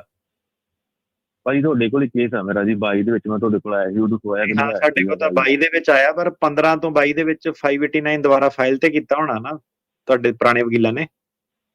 ਪਤਾ ਨਹੀਂ ਕੀਤਾ ਜੀ। ਹਾਂਜੀ, ਨਹੀਂ ਆਫਿਸ ਕੰਟੈਕਟ ਕਰੋ ਭਾਜੀ। ਲੌਜ ਨਾਟ ਫਾਈਲਡ ਦਾ ਮਤਲਬ ਕਿ ਉਹ ਲੌਜ ਹੀ ਹੈਗਾ।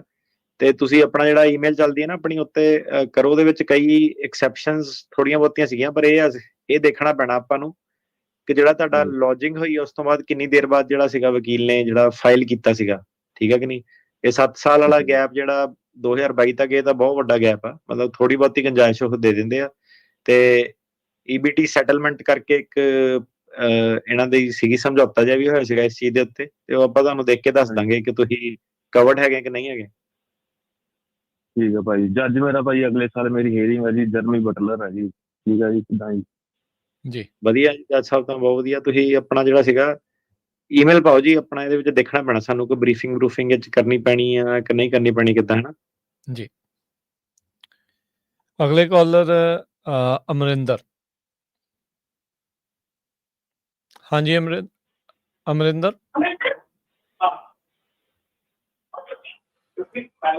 ਹਾਂਜੀ ਪੁੱਛੋ ਜੀ, ਕੀ ਸਵਾਲ ਆ? ਹਾਂਜੀ ਸਤਿ ਸ਼੍ਰੀ ਅਕਾਲ ਜੀ। ਸਤਿ ਸ਼੍ਰੀ ਅਕਾਲ ਜੀ।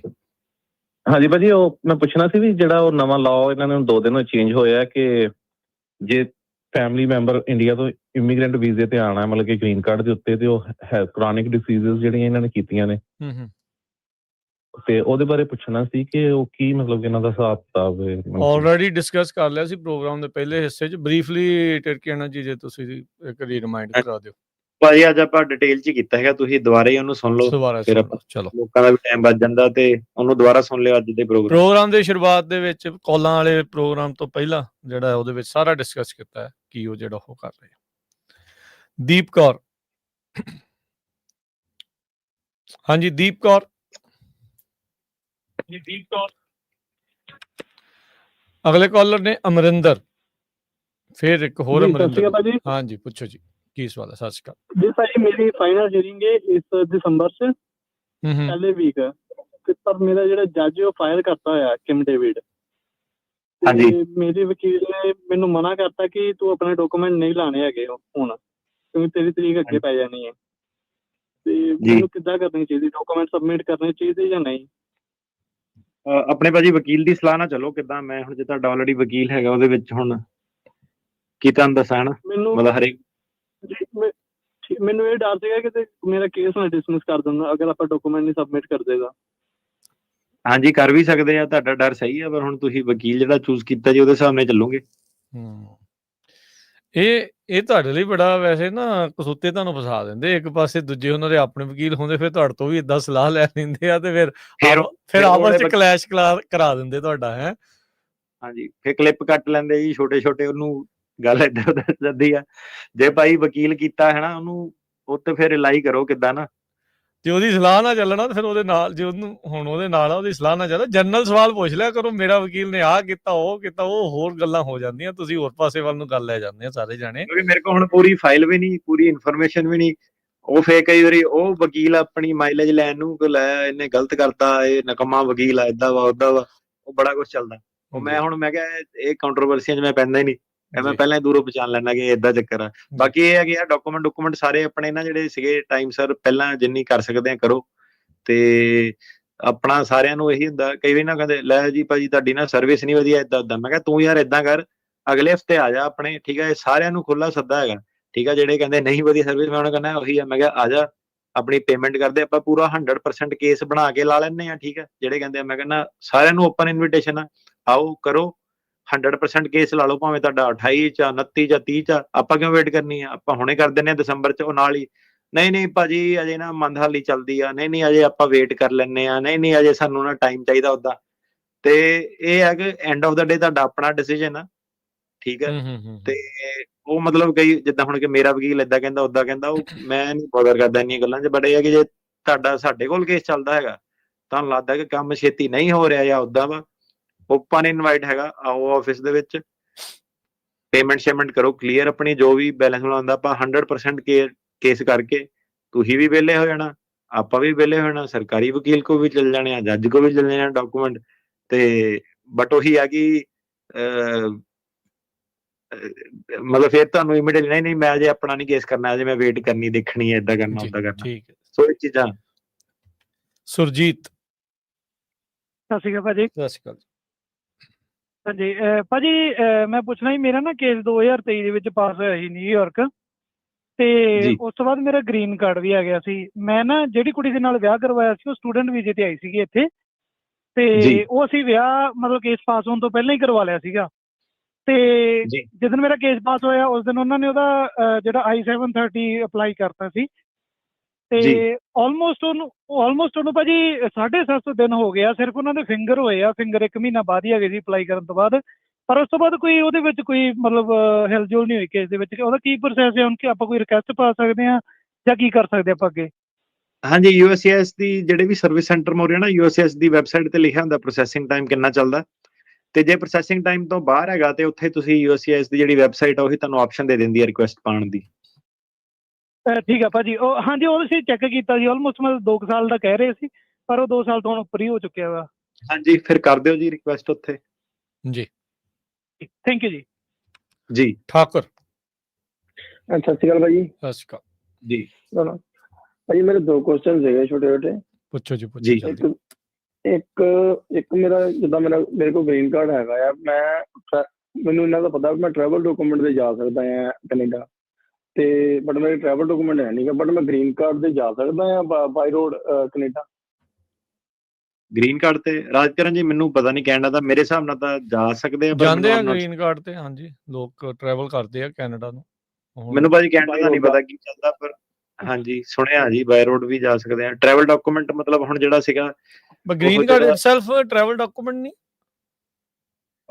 ਪਰਮਨੈਂਟ ਰੈਜ਼ੀਡੈਂਸ ਹੈਗਾ। ਮੈਨੂੰ ਭਾਜੀ ਐਗਜ਼ੈਕਟਲੀ ਨਹੀਂ ਪਤਾ ਕੈਨੇਡਾ ਦੀ ਕੀ ਰਿਕੁਆਇਰਮੈਂਟ, ਤੇ ਮਤਲਬ ਅਮਰੀਕਾ ਵਾਲਿਆਂ ਨੇ ਤੁਹਾਨੂੰ ਵਾਪਸ ਜ਼ਰੂਰ ਆਉਣ ਦੇਣਾ, ਉਹ ਤਾਂ ਦੇਖੋ ਜੀ, ਜੇ ਤੁਹਾਨੂੰ ਉਹ ਤਾਂ ਤੁਹਾਨੂੰ ਉੱਥੇ ਪਤਾ ਲੱਗ ਜਾਣਾ ਜੀ ਬਾਰਡਰ ਤੇ ਹੀ। ਜੇ ਕੈਨੇਡਾ ਵਾਲਿਆਂ ਨੇ ਆਉਣ ਦੇ ਦਿੱਤਾ ਤੇ ਆਲ ਗੁੱਡ, ਤੇ ਉਹ ਮਤਲਬ US ਵਾਲਿਆਂ ਨੇ ਨਹੀਂ ਤੁਹਾਨੂੰ ਰੋਕਣਾ ਟਰੈਵਲ ਗ੍ਰੀਨ ਕਾਰਡ ਨੂੰ। ਮਤਲਬ ਮੇਰੇ ਹਿਸਾਬ ਨਾਲ ਪ੍ਰੋਬਲਮ ਨਹੀਂ ਹੋਣੀ ਚਾਹੀਦੀ, ਬਾਕੀ ਤੁਹਾਨੂੰ ਪਤਾ ਲੱਗ ਜਾਣਾ ਉੱਥੇ। ਮੈਨੂੰ ਲੀਗੈਲਿਟੀ ਨਹੀਂ ਪਤਾ, ਉਹ ਤਾਂ ਕੈਨੇਡੀਅਨ ਇਮੀਗ੍ਰੇਸ਼ਨ ਲਾਇਰ ਹੀ ਦੱਸੂਗਾ।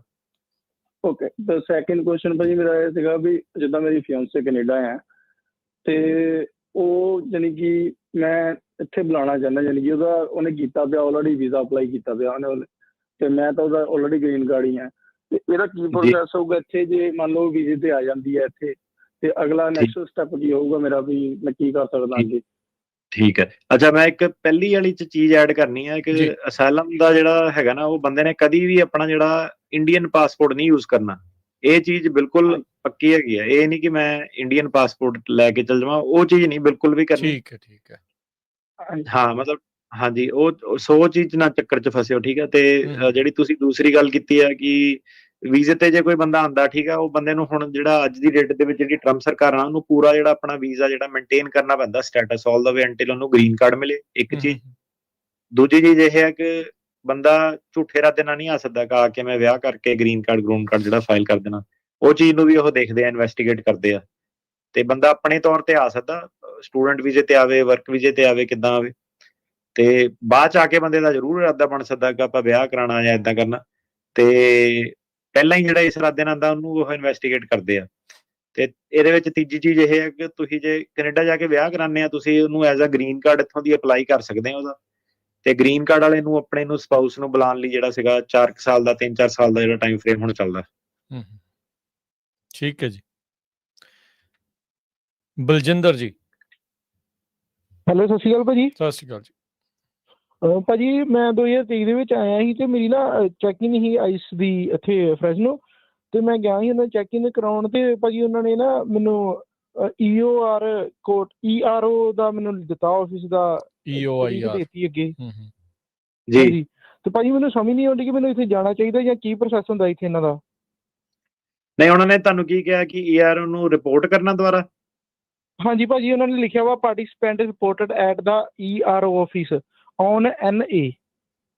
ਹਾਂਜੀ, ਉਹ NA ਦਾ ਤਾਂ ਮਤਲਬ ਇਹ ਹੈ ਕਿ ਨਾਟ ਐਪਲੀਕੇਬਲ। ਉਹ ਭਾਜੀ ਤੁਸੀਂ ਨਾ ਮੈਨੂੰ ਨੋਟਿਸ ਦੇਖ ਕੇ ਦੱਸ ਸਕਦੇ ਆ ਜੀ। ਇਹ ਤੁਹਾਡਾ ਲਾਇਰ ਜਿਹੜਾ ਹੈਗਾ ਉਹਨੂੰ ਇੱਕ ਵਾਰੀ ਦਿਖਾ ਕੇ ਇਹ ਪੁੱਛ ਲਿਓ ਬੇਸਿਕਲੀ ਜਿਹੜਾ ਰਿਪੋਰਟਿੰਗ ਆਫਿਸਰ ਜਿਹੜਾ ਹੈਗਾ ਉਹਦਾ ਕੰਟੈਕਟ ਨੰਬਰ ਲਿਖਿਆ ਹੁੰਦਾ ਕਿ ਕਦੋਂ ਤੁਸੀਂ ਆਣਾ ਜਾਂ ਟਾਈਮ ਟੂਮ ਉਹਦੇ ਵਿੱਚ ਲਿਖਿਆ ਹੋਣਾ ਵਾ।